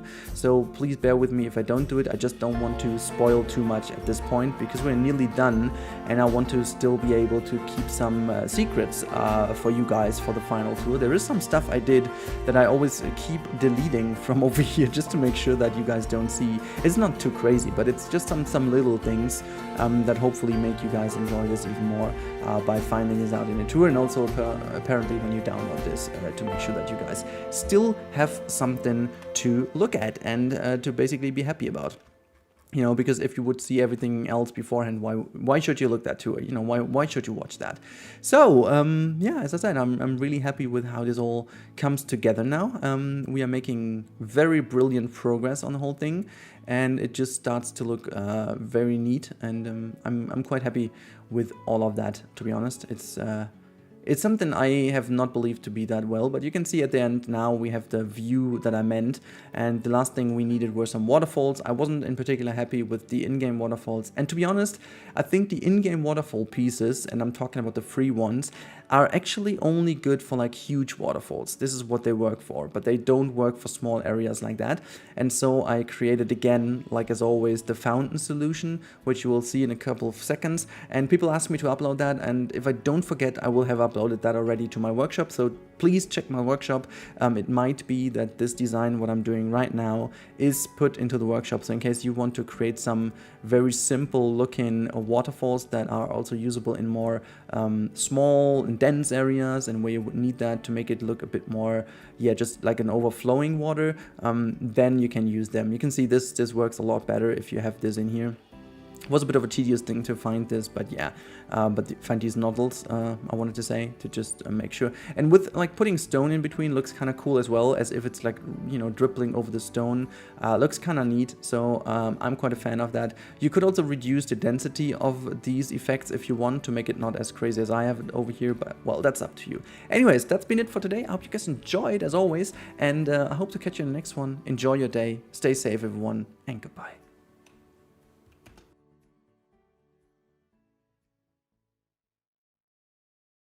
Hey everyone, and welcome back to the Aquatic Dome finally. Today with a little showcase video, because I lost my recordings. Well, actually I deleted them myself. You know, it's not like I lost them, it's not unfortunate, it's just my pure personal stupidity. So we are here today, and what I did, I went back 2 or 3 versions of what I've done, so that I don't spoil everything for the final tour and for the final videos of this thing. So it's done, and I plan to do the tour before the baby break is happening, so it's gonna be rather, you know, in the next couple of days somewhere. And there is one thing I'm gonna talk about at the end of the video, why it's not perfect, and I won't get it perfect, but that's purely down to the game, unfortunately. And I want to really use this video to be vocalized a little bit about this, because I hope Frontier is going to fix this rather soon. I will speak to them again, because without the fix to this, I think it's basically impossible to build really cool and realistic kind of water elements. But that's something we talk about later. First of all, let me show what I've done. So these vending machines over here that do stand in a pretty awkward position are pretty stupid, and I will actually have to make them look nicer. In fact, I did this already, but this is something you will see in the end.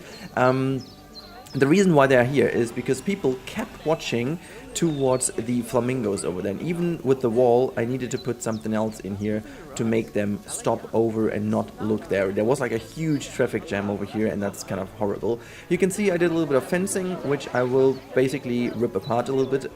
I have done this in a slightly different way. It's not too much of a change, but I did change this a little bit.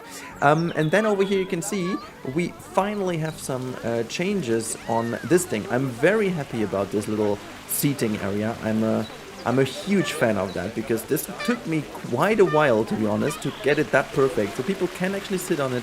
You can see the donation bins are in it, looks rather clean, and we have this little tour font on top to tell the people there's the entrance. And guess what? Yes, it's finally the entrance. It's not the entrance anymore. So yeah, we fixed that, and you can see I also did a huge overhaul here in the bridge section. So the bridge has a different shape now. There's like a huge bamboo fencing around here for a very specific reason, and this is because the people also kind of cramped over here because they were keeping the eyes on the animals, and so they stood on this bridge, and everything was kind of having a little bit of a bottleneck in here, and there was only the only way to get rid of it seriously was to give them no viewing opportunities in here. So this is what I've done with this area as well. There's a little bit of bugging going on still, but it's totally okay. It's totally fine. And what I've also done, but this is something that doesn't really show too much, I cleaned up a lot of things, so we have these things on the ground now. People came up with the idea of having these on the ground because this is what keeps our friends, the flamingos, inside. And you see that in actual zoos as well, that they use these gutters because these birdies do not run over it.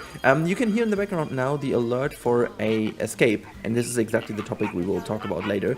I also did a few minor changes to this area, which will then be in the final version. I'm just giving you some teases here of what I've done, because I don't want to spoil it all, because then there's like legit no reason for you to watch. This area here pretty much stayed the same. I just cleaned up the pathway a little bit. You can see this backstage area over here is a bit more well hidden. This is something I did very simply. And the hippo habitat gets a tiny little overhaul as well. Nothing major, nothing crazy. I'm keeping this thing under the wraps here. I'm not really showing you too much, only that there's like a little counter for someone staying there to get the people in, where you can still see people running through. I have to fix that, but I'm not going to show you anything inside because there's some secrets in. I'm not going to show you right now. I also needed to fix the bridge here of the penguins. This is something you basically don't see, but what you can see is that the keeper is taking the bridge again. So I fixed this, and I fixed also the animals now being able to go from here to the other side again, simply because there was everything broken, and you can see now the penguins are back in here, but they can now swim over to the other side again. Again, with all the changes Frontier does. Maybe even, hell, let's have a look. Maybe it's broken again. I don't know. Oh yeah, look, it is actually broken again. So I have no idea. I think I just keep it the way it is for the showcase or for the tour, because legit I have absolutely no idea how to fix this. Like, I have really, there is nothing I can do about it. I tried deleting these things here. I tried changing everything. I tried making that wider. I tried making it smaller. I tried making whatever, and it keeps not working. Let's have a look if it does now for it. Yeah, at least for now it works. But again, this will change. When I do load this file again, it will be broken again. So I'm not even hoping that this would be the fix now. But you can see the penguins in this area, they actually do dive apparently now when there is food. They do actually dive down here. You can see there you go. So sometimes the people can actually catch the animals diving down here. You can see it's all now not as cramped anymore. I did a lot of work to make sure that this is not super cramped, and it's all kind of nice and fine. And then in here you can see there's basically no bottlenecks anymore. It's, you know, it's actually, there's a lot of traffic going on, nothing too crazy, but it's not too big of a deal anymore. This area over here changed a little bit. I kind of changed a few things. You can see the cool bit is the crocs do dive down here, and I did a little bit of plants over here, but this is again very sensitive when it comes to the diveable area. As soon as you put some plants down, they're like, nah, no, I'm not gonna dive, I'm not gonna do this for you. So yeah, lots of things I changed here. I think the interior of the dome is pretty much set. You know, there are a couple of things I tried, but I think I leave it the way it is, even though from the structure point of view we might need some beams that go and support the structure. So maybe I'm going to do these beams in the middle as a last little bit, but this is something I'm not really too sure about. But you can actually see the dome really seems to turn out exactly the way I wanted it to be turned out, or look at the end of the day, because I think it just really translates what I wanted to create with it. It's actually something really cool. And you can see also the light transition is in here, like in the nighttime. It looks fairly cool, a little bit overblown though, but if you're closer it looks fine. But then if you put the light in, I think in evening light it also looks kind of cool, you know, with the light glimpsing over there for the windows, it also looks kind of neat. But all over, the lighting of domes is still a bit of an issue in Planet Zoo, so yeah.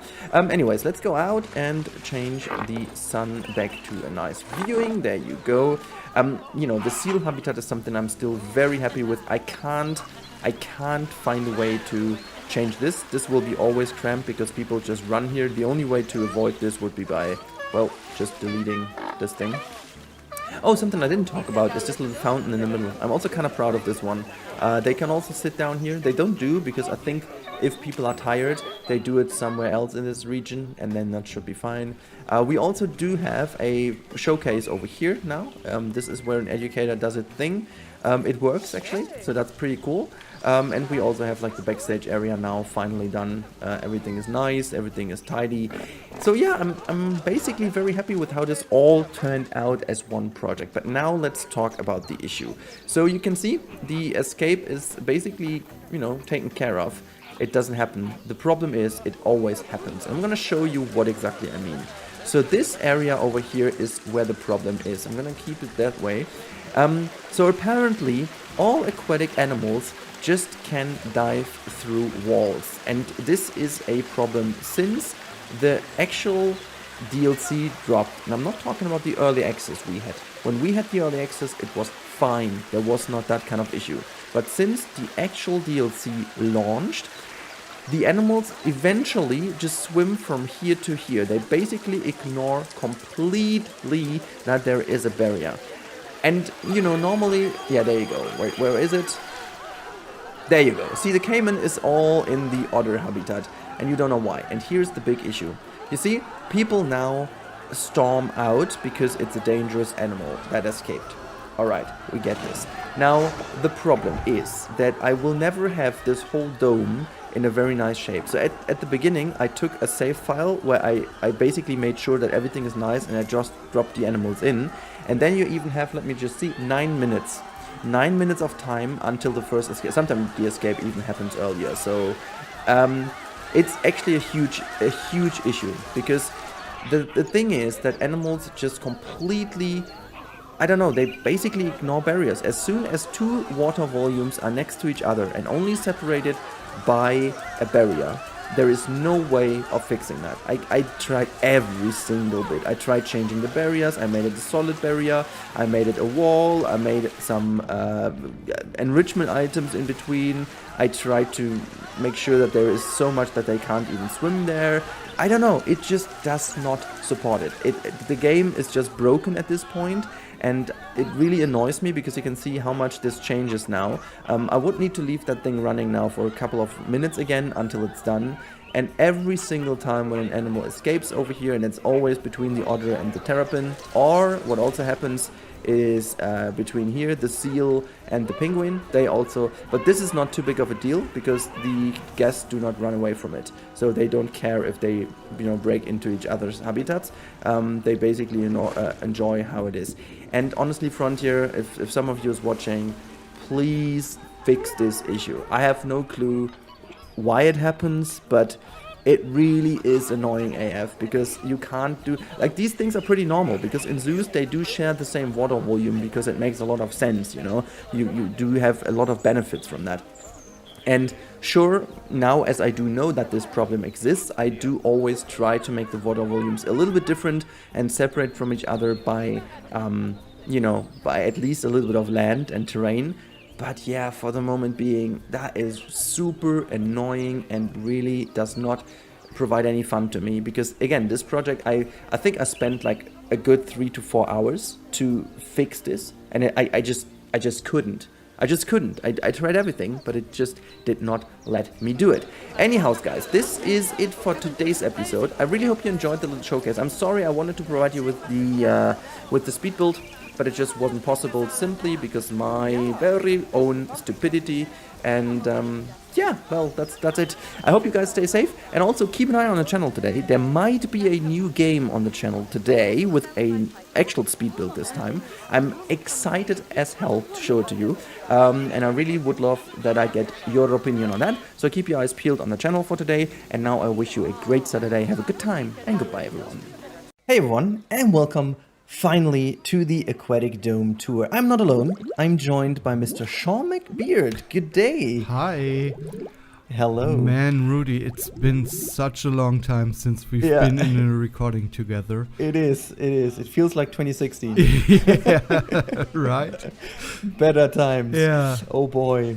Yeah, I mean, that was just short notice, but you know, I just figured I want to make a tour, and I mean, you know it yourself. We all talked about that. Doing tours on your own, of your own project, is kind of meh, you know. Yeah, I mean, you're not surprised about what you build, Not right? really, no. Not really, though. Yeah. And yeah, the good thing is you don't really know anything about this project. Do Right, you? right. I think I saw 1 or 2 streams about it, or if I recall correctly. But that's you mean chair streams? Yeah, chair streams. Yeah, okay. All praise to chair. Yeah. Oh gosh, I don't know what started there. Yeah. I wanna just hide. Anyhow, just as a little disclaimer, guys, before we go in and we show Sean what's going on. The first thing is happening. Look, as if I've planned that. People come running towards us here. Nice. So there's going to be a big issue, and this is because we will have some escapes happening, which I can't do anything about. This is the bug that the diving animals dive over into the other habitats. Yeah. Now, this is not a problem with escaping. This is just the way it is. They will be back in their habitat in a few seconds, and then it's all good again. But the people will actually, as you can see, run out of here because it is the caiman doing that all of the time. Oh, the little lovely caiman. And so, yeah, but that's look, happening. she can't wait to see the caiman, obviously. Exactly. She's like, oh my god, it's going to be my new pet. So yeah, we will have a look at how that turns out. And so this whole build is a kind of modern-ish aquatic dome, which is meant to be like, it would be, I would say, late 90s, early 2000s built. And this is kind of meant to be, it could be one part of a zoo, you know. It could be one part of an actual zoo that has been then re-implemented later on, and kind of a city zoo or whatever you want. And this is the entrance area. So from the lovely little entrance here, which could, you know, make sure that this is the entrance into a new zoo area. This is where we come in, and then to the left hand side we already have the first thing. The seals. Nice. The seal explore pier. With a nice little lighthouse over there. Yeah, exactly. It's kind of a little fake backdrop. Yeah. Just gonna go over here. So there you go. A little lovely little pier, inspired a little bit by the wonderful Fisherman Dwarf in San Francisco. Ah, yeah. I remember that one with the stinky sea lions there. I remember that one. Or is it the place where the seal was drinking beer on one of your streams? Yeah, this is the place. Great. Okay. I can recall that. It was over here, yeah. It was I know, whenever there's beer, it kind of, you know. True. This is why your name is Sean McBeer, right? That was So yeah, this is a little harbor area. We will see later on the inside area as well. But yeah, this is obviously like fake backdrop. This is all backstage in the back. And oh yeah, maybe one thing to mention. This is meant to be like fully realistic. This build is having all the things you need in a zoo. And I got a lot of feedback from the community. And you know, there are even things like that. You know, you have a little cleaning station for these animals. So you can see there's even the drains down there. Yeah. And you've got the pipe work and stuff in place so they can clean them off. And I put like a little enrichment here so that they, you know, actually go there actually. Yeah, and it's kind of cool. Look at the bouncy. Oh, I love the animation of the seals. I love that too. Oh, it looks like it's so me. cool. No, yeah, well, that's actually more like you. Yeah, true. So yeah, people still running away, but I think it's fine. Look now, the best skilled. I just that's how I get rid of it as well. Yeah, you know, I mean, it's kind of cool that they made it, but I wish they had just one normal animation as well. It's like too cool that everyone is doing that. So yeah, oh boy, we have the next escape, but that's good. So we have some more space to see the animals. Yeah, this is the entrance area. Look, there's actually display that the tour is going to our entrance over here. Yeah. And I'm quite in love with these walls. I love them as well. I built. I think this was one of the first things I built with the new update when it came out. Yeah, that's like, the waterfall, right? And the fake rocks. Exactly. Yeah, I love that. It's kind of cool. The only thing is like it's a little bit physics defying. Oh yeah. Because reasons, but there's no other way of doing it. And yeah, I love also how different the people are in this game. You know, the ones are running away, and these are like, hey, let's go in there. Yeah. You know, she's already. That's super funny. She's already wearing the pants. She's like, oh my god, look, animals, I can kill you if I want. Yeah. And now she's gone as well. Yeah. She's gone as well. Yeah. I think they are now entering the area, but you know what? It's fine because then we have some space. Right. Look, This is where we come in. There's a little statue showing. Hello. And yeah, so the idea of the dome is we start in here on an upper layer, which is a bit more... Sorry. Yes. This is so good. This is, by the way, this is the troublemaker who's been brought away. But yeah, this is the more like hot area, you know. We start a little bit more jungle-ish, and this is where the caimans live. Look, there's one in the water. Yeah. Stay there, little boy. Don't stay escape. there, please. Stay there. Exactly. Our keeper's doing a good job. There's another one in the water. There's a little baby. Oh, how nice. cute. I never figure if this is a baby or not because they're so small. Animals. Yeah, right. But yeah, so also here you can see there are some blends that could move down, you know, to keep them inside if needed. Some little areas where they can... Actually, pretty cool. They can all access that and then just stay on there. I always have trouble. I mean, you know me. I love my stones. And, I always have trouble with the hitboxes, so... Yeah, that's true. We even have like a whole ceiling design, you know. We will also be able to turn the light on later on. See that? I really spent, like, the inside of the dome is like 100% done. I've done every single bit in this dome. And yeah, we even have this bamboo, you know, where you can peek through. Nice. And see what's behind there. But I don't want to spoil too much quite yet, you know. This is why I made it this way. Also, when there are actually guests in here, I had a big issue because they were all pretty much stuck in this area because they were looking in all directions to all the animals. You know, the people have a very weird viewfinding. Yeah. And so I decided to block it off for most of the ways, and they just, I mean... Yeah, I know about that issue. I mean, it's like standing there, I can see the animals. So I was like, oh gosh, Exactly, and then you go down, and now this is one of the coolest things in here. You've got like an actual little tunnel, and there you can see the otters diving. Look, if you can coming see over them. there in the back. If you can see them, a little bit muddy over here, like a little waterfall. But if we go actually out of this thing, you can see there is a better viewing over here. This is, I think, this is my favorite viewing in the entire area. You can see here. Yeah, that's nice. This is where you are, and then they come swimming. Oh, look at that! This one's actually performing it for us. And you can see how they swim here. It's actually kind of cool. If they're over here in this area, they actually toll around quite a lot in here, in this area, and they use it. But yeah, the only downside is, and I mean, we all talked about it, you need so much space. So this is already the by far smallest I could get it to. Yeah. But yeah. It's like 4x4x4, right? That you need as minimum requirement. Yeah, that's quite a lot actually, especially for the caimans. I mean, for the otters, it's okay, I think, but for the caimans, it's way too much. Yeah, definitely it is. Also, the problem is that these kind of things over here also count towards the measurements. Oh, and really? It's not really. Yeah, it's not really volumetric in that sense that it counts all the area. It's really like you have to have a 4x4x4 meter block that is free. Yeah. As soon as even this tiny little leaf over here is in there, it's already blocked. And I really hope that Frontier, I mean, we gave the feedback to them. I really hope that they go at least take the plans and just get rid of the hitbox of the plans, because that's just like weird. But yeah, so this is the otter area. We will see the otters oh, look, wait, there's someone coming. Let's wait quickly for it. There you go. Oh, I love that. I just love this viewing here. Oh yeah. This is so cool. It's amazing, yeah. So, I love it. And now that's one of the coolest bits. We will go over here in a little tunnel, and guess what that is? This is a airlock. Oh. Now it's getting colder over here. Look, there are some boulders of snow. We've got a cooler up here. Put on our jacket now. Hold on. Go back. Are the blades of the ventilation system actually rotating? I never saw that. Yep. This is unnecessary detail 712. Yeah, but so cool. Yeah, it is. It is. Yeah, and then we come in here. Oh, and look, we have actually...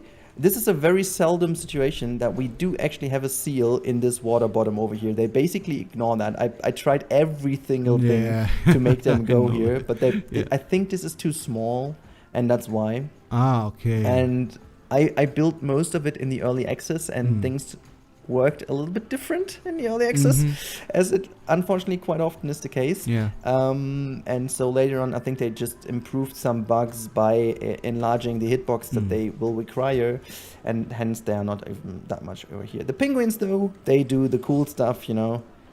They do the diving, and oh boy, I'm still like, you know, with all the things and flaws, but I'm still so blown away by the diving when it actually works. Like when amazing. It works, it is fucking amazing. Yeah, exactly. I totally agree. I love it as well.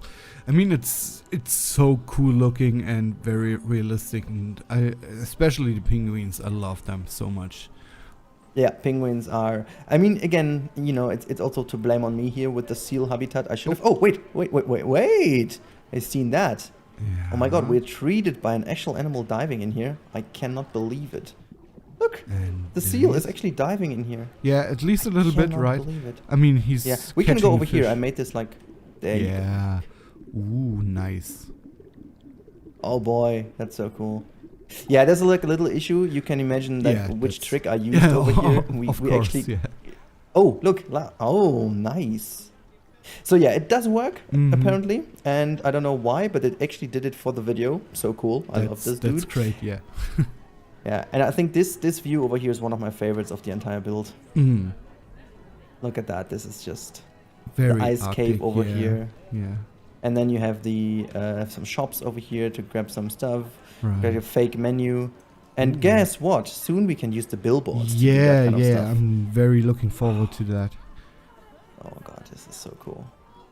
So yeah, this is this corner around, but now we come to... We were speaking of unnecessary things. Well, then let's go to the most unnecessary corner of this entire build, yet the most extremely great one. Look, this is just a little backdrop here. Yeah. And we do have an elevator, which people actually use over here. You know, they go in and then they will come up later on top. Yeah. And then over here we do have a little vending machine. We do have some, you know, little. There's actually like how's it called again? A generator behind that. Okay. So where the mechanics can actually use it. And then you have like a bit of education. And then we go into another airlock. It's getting warmer again. Okay. And we are now by the crocodilians, which for whatever reason seem not to be there right now. Go a little bit underwater now. Just zoom in. So yeah, no one over here. We might see them outside then. But this is then where you see the crocodilians actually dive, if they would, but they don't. I mean, it's like an actual zoo. Yeah. You know, you never know if they're there. So, okay, and now over here, this is, I mean, Sean, you will know that. Yeah. I borrowed something from theme parks, you know? Yeah. Remember when you go in a queue and they build the queues in a way that you have some peaks toward the later stage of the queue even from the ride? It's like, oh, look, we are right there. Only 5 more minutes, and then you go 5 steps like, more and there's a sign. From here on, you wait 15 hours. Yeah, exactly. Oh, look, there's one. Look. What's going on with them? They do everything for the camera today. Well trained, obviously. Well trained. I promise them some goats, you know. Yeah, that's an amazing view. Actually, I have to say, and this is a weird one, but I don't know how you feel about this, but like the crocodile obviously was the only animal that has already been in the game and received a new core mechanic later on now with the diving. And I have to say, it ties in very naturally. I think the diving of the crocodilians might be my favorite one next to the penguins. Simply because the whole body weight and everything just looks very good and very natural. It looks very realistic. Though I have to say, I don't quite get why the Gavials didn't receive the same treatment, but hey, maybe they gonna update it later. At least they said so. Hope. That's true. I still hope that they will also maybe go for bears and big cats. You know. Yeah. I mean, we all know the famous picture of the diving tiger, I think. Yeah. So yeah. Yeah. Exactly. And I guess also, you know, there's another escaped animal being brought back. I think the most important thing is also to see the polar bear diving at some point, because you know, Yeah. that's something everyone is requesting. Yeah. And I guess if you have bears and big cats, we are almost done, because this is like 10 animals that would add to the list of diving animals at one go. Yeah. So that would be really amazing. But yeah, so before we go up, what was your favorite so far of these habitats? I think man, you know me, I'm a sucker for penguins. So I guess that's my favorite one. Though I have to say it's a bit strange that you have like the iceberg like backdrop underwater, and they're not upside down. So maybe you could flip them upside down. That's my request there. But oh yeah, makes sense. Yeah. Okay, here we go. Now we are talking. This is actually, I wanna to point that out. This is a picture where I actually turned a certain Mike Sheets into what the fuck, this is not Planet Zoo. Okay. He did not believe. I made kind of a photo, something like that, you know, zoomed in like this. Yeah. And used different lighting, and he was like, no, that's not, no way this is in Planet Zoo. And yeah, this is a ceiling design I got in a do-it-yourself shop. Like a couple of months ago, I took a photo of that, because this was, you know, when you're in these do-it-yourself shops, they have sometimes an arrangement of like lamps and stuff. And they did it this way, and I thought like, oh my god, that looks amazing if you put that as a ceiling thing. And I used this over here. That's so yeah, cool. This is where the tour continues here on top, and this is a multiple layer area. So we can see some otters, maybe if we have luck. Oh yeah, look, there's one. You can see there's one otter here. Have a little chill area with a gigantic hop. Oh look, there's even a baby otter. What? I didn't even know I didn't even know I had one. Well, so cool. That's cute. So yeah, they can go in here, and then they have like a little shelter area here in the back. And if you turn to the right, you can see this is where we came from. There's the bamboo little block where we actually started. And we've like an education spot over here. And you know, I'm not gonna lie if I tell this is one of my favorite builds in here, even though it's just a terrapin. I made like a fake bigger habitat. I think I saw that on one of your streams, and I loved the idea. By using the dingo pool. Yeah. This is the dingo pool thingy. And I changed the colors to make it blend with this color of the thing. And then I just made like almost like as if there's like a little gate over here where they can go through. Yeah, that's... And it just kind of looks cool like idea. as if this is a bigger one. Yeah. I mean, you have that quite a lot in zoos. Like, you have places to separate animals. So it makes totally sense to have there a gate with the border and stuff like that. So I really like that. Yeah, most likely they also have something, you know, because again, this was meant to be realistic, and you would need to have something where the staff can access from, and this would be the back side over here, where there's also like a little gap to open that. And since there will be some shops on the other side in the middle, this is also obviously fitting, because right below us, this is there where the other shops are. So this is all one complex in the center where you have like an entrance gate hidden in these rocks over here. So this would be how you access them. This was basically in the back there. And now we are in the harbor area from the inside. So we came from the Arctic area downstairs, had a little glimpse into the crocodilians, and now we are in the harbor inside area. Like a little cooling system up here, as you can see. Nice. And then there are the animals, obviously some backstage access as well. Everyone is chilling their lives here. As they usually do. Yeah. Again, we have some shops over here, and some boulders. And here are your best friends. Look, you know, I treated them well. This is the good to see. This is the upper area. Oh, they have like a little slide. Look at this one is taking down. I love that. Look at this. They are so freaking cute. I wish they would slide down on their belly, but the thing is they do, but so seldom. I would love if they could increase the value of this animation. Yeah, they do dive on the belly in more areas than only on very flat areas. So I saw it once happening that they do dive down here, but it's very seldom. Yeah, it's like the last time. Okay. The last time I did a recording on my side, I had a grizzly bear standing up and just watching around, and sadly the recording was corrupted, and I spent like 6 hours, really I'm not exaggerating. I spent 6 hours watching the fucking grizzly bear not standing up. So it's yeah. Yeah, I know, it's very frustrating. Some of the animations, I still discover new animations in this game. Yeah, same, and this is like crazy. Sometimes I would wish they could just up the value of it a little bit, you know. I and agree. Also, especially the social interactions. You know, I think they can crank this up by like 3 or 4 times. Yeah. Because this is what animals do, and it's totally fine if they do. I would even live with it if they do it a tiny bit too often. Better too often than too seldom, actually. I agree, definitely, yeah. Especially in a zoo where there's not much else to do for the animals, basically. So they are not living with a threat, so they calm down a real bit. So they probably use their time, I assume. Yeah, exactly. Yeah. Same. So yeah, this is, by the way, then the upper area. You can have a little glimpse into the crocodilians. We haven't seen too much of them, so this is why. Oh, there's a little baby. Look, and you can see already a little glimpse. There's one in the background in one of my favorite viewing galleries. You'll see later. Okay. This is going to be nuts. And yeah, so and then we come up here, and this is what I meant. This is where the elevator is. So people are basically this is for the disabled people. Yeah. So they can also go down and have a look in the, you know, because that's needed. And this is one of the coolest bits we did on stream. People said, you know, you kind of often have this in zoos. This is like the hidden area where penguins don't really know that people are there. Just like double-sided glass, one-side glass. So that's what I meant.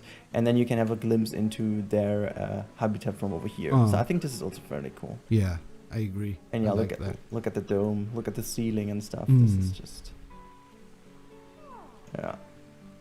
I really quite love a lot of the work. details. Yeah, I imagine. Yeah. So, and now we go outside. We have a little staff bridge over here. This is where the staff can access the penguin area. And now this is going to be cool. So you can see this is the outside penguin area. Yeah. But that's not all. They have like a huge area here as well. Oh, so nice. I have a lot for your friends, the penguins. They have a huge ass habitat. Yeah. There you go. There's one coming from the inside. Just came back to this area. So they basically do dive, as you can see down here below the bridge. They go from here to the other side. And since the staff members couldn't do this, I put the bridge up that they can take the bridge. Makes sense. And the cool bit is the penguins cannot take the bridge. So it's really only for the staff members. Yeah. Because it's too steep or... Yeah, it's too steep, exactly. Nice. Yeah. Yeah, so here we're on the outside. You can see there's a little glimpse to the backstage. You know, just access that one. And then it's getting a lot quieter over here. Yeah. There's not too much going on. You can see this is the view from over here. The dome, I think this is getting a whole bunch different feeling here, you know. You're now at the backside of the dome. So yeah. Bit of education if needed. Obviously, I still love these things. Yeah, they do remind me of something. These frogs. I don't know what is it. Is it from the Disney movie or something? Isn't there like I don't know, but it looks like the frog from a Disney movie. I remember. Yeah, with these long legs and stuff. Yeah. A pagoli. Hello. Yeah. So this is that area. And of course, we have one more animal to show over here. Yeah. Obviously. I mean, makes sense. Yeah. But there's no one here. We'll see that, though. I have another viewing spot for them. Yeah, again, this is the penguin area. We have an education spot. This is the next step in our tour, obviously. Where you have another, like, stop. And, oh, look, there's one of the penguins.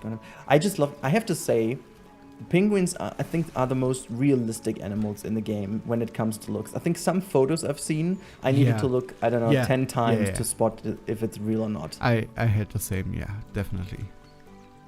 I mean, they look absolutely fantastic. Yeah. This is also the fur is done so, or feathers, we should say, but it looks so good. I can't stop zooming in on them. Okay, we need to go further. Because over here, this is the backstage access. Pretty cool. This is really connected to the inside you have seen. This is where the elevator is connected, and this is where they go to the central point as well, where the shops are. So this is all connected. And obviously stuff only. Yeah, and that's one for your for us German friends. Look, this is someone came up with this in in the comments, and I just love that. Yeah. I just loved it too much. Yeah. So yeah, this is a little restaurant at the very middle point of the tour, so to say.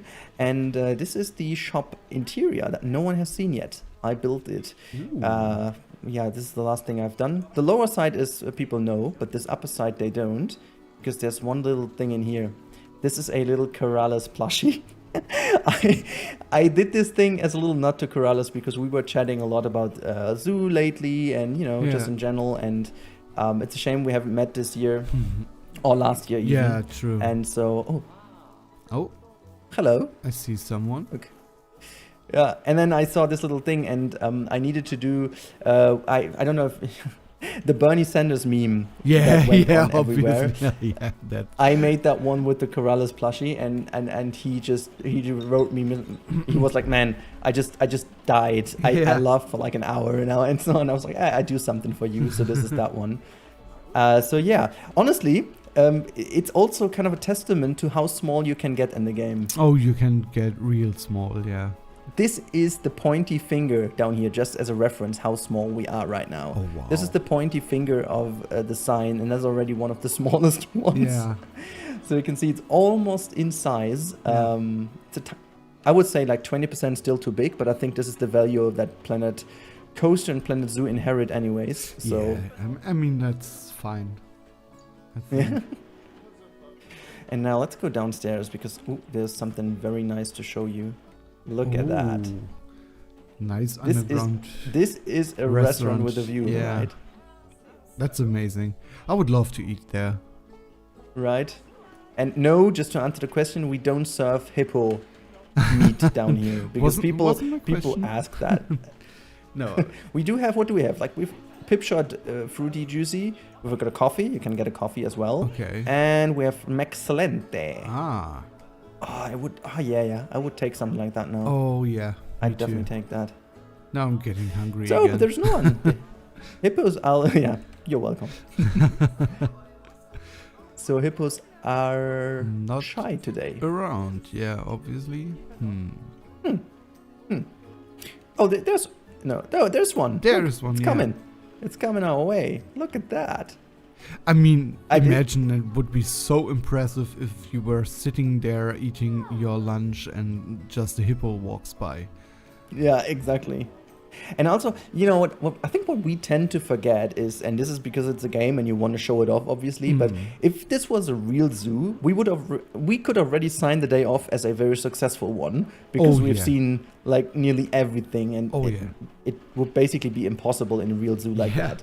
You know, people would need to spend hours down here to wait until the hippo finally decides to come here. So yeah. Oh yeah, obviously toilets over here. If you had one or two beers too many, you can use them. That's very important to have toilets close by. Exactly. So yeah, and if you go out, I just love the different layering of this entire project. Yeah, if you go out here, you know, you can see the dome, but somewhat hidden away in like foliage and stuff. Yeah, it's not right in your face, but it's still No, there. it's not. Yeah. And now we come over here, and hopefully there is someone. Not really, but you can... Oh, there's a small one diving down here, look. Oh, yeah. And this is the... I just love that area, because it's so cool with the sun. Oh, there's a bigger one leaving water right now. If the water wasn't that murky, though. Yeah. Yeah, I mean, it kind of makes sense if you look at the water in zoos, or at least how I recall them. They are always a bit murky because of, movement, a lot of movement from animals, and what they tend to do in the game quite often, mostly when they are on camera. You know what I mean? Exactly. Yeah. So it makes Master sense. 2000. Yeah. Exactly. Yeah. Oh boy. Yeah, so this is the spot. Next point of our tour is here, the education spot. But yeah, I love this view with the dome, and then down here you have all these different layers. And yeah, these aquatic rocks just work wonders for like areas like this. And just a natural way of keeping them away from the mirrors and from the wall and from the window, just making sure everything is safe. So yeah, and then you know, bit of nature over here, so you don't get bored. Then on the right hand side there's a little bit of a backstage here, you know, with some water pumps and stuff. Sometimes it is just visible, you can't do much about it. Obviously, and now, yeah, I mean, in real life, people are not so negative about seeing backstage areas, at least in zoos. So exactly, yeah. It's funny though. We have this mechanic in a zoo game now, but we would have badly needed that in a theme park. Oh, yeah, maybe Planet Coaster 2 someday. Yeah, maybe. Huh? So yeah, we've seen the otters from the inside. We've seen it upside, in the upside area, and this is now. I just bugged myself in here. This is now their outside playing ground, which is a bit more private for them. Yeah. You know, I still managed to get this somewhat private. You have this little viewing platform on which you can stand, but this entire area here is somewhat nice for them to, you know, relax and not be watched from all the people around. Yeah. Because you will have to continue your tour here to the left-hand side. You can see, oh, look at that. There's a flamingo coming our way. Ooh, hello. Because this is our flamingo garden. Oh, okay. Which we will now go through. Fun story. These things over here, these like kind of drainages and stuff. People told me, and I didn't know that actual zoos use them to contain also the flamingos. Yeah. Because these animals don't go over these things. Yeah, yeah. I knew that. I didn't knew it's working in the game. Oh, obviously there's elephant grass. But, okay. All right. Okay, makes sense. So you can't trick it, obviously. But yeah, so that would be funny though if they would have created this thing and just made it a barrier for like birds. That would be. I mean, it would have been totally totally realistic.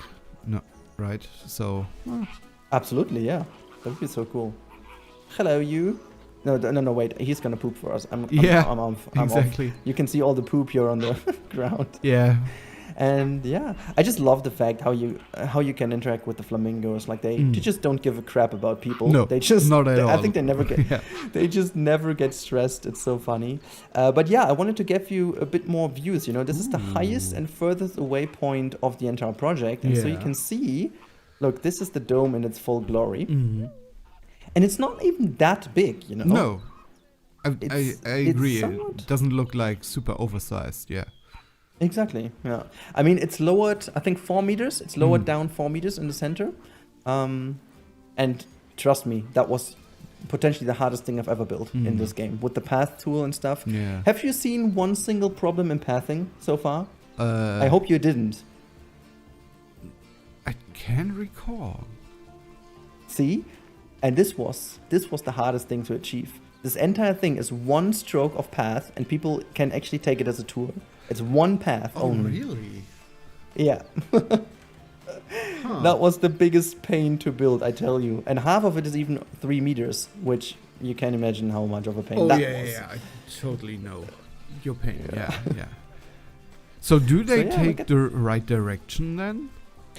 Yes, they do, but they never complete it because it will always escape happening before, which is a bit of a sad thing. Yeah. But they would, yeah. Like when I tested this, they do take the whole tour, but you can see also most of them walk in the right direction. There are just some people coming towards here, but mostly they ended here and go back. So yeah. I mean, you always have some people going the wrong direction.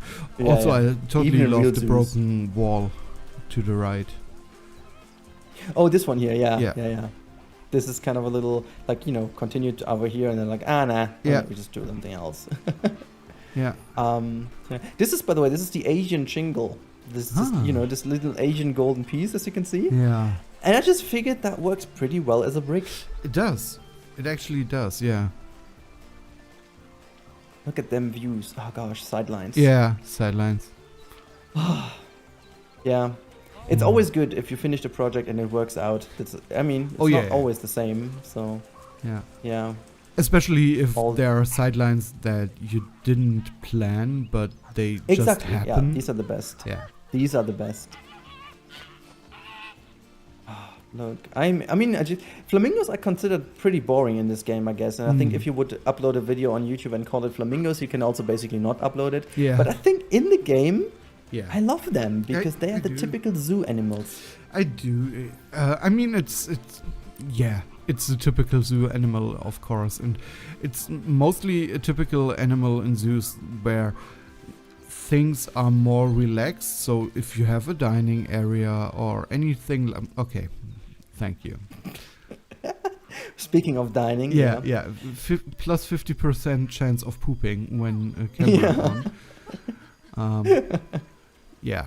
Okay. No. Never mind. But yeah, I get your point. Yeah. Like it's especially with the dining areas, and then you have them roaming around. You sit down, picnic, and so on. Yeah. Makes a whole bunch of sense. Yeah. So yeah, we're nearly through, but you can hear there's the next escape happening. Unfortunately, it's pity. I really hope they fix it because that's really annoying. That's the only thing that doesn't work. Yeah.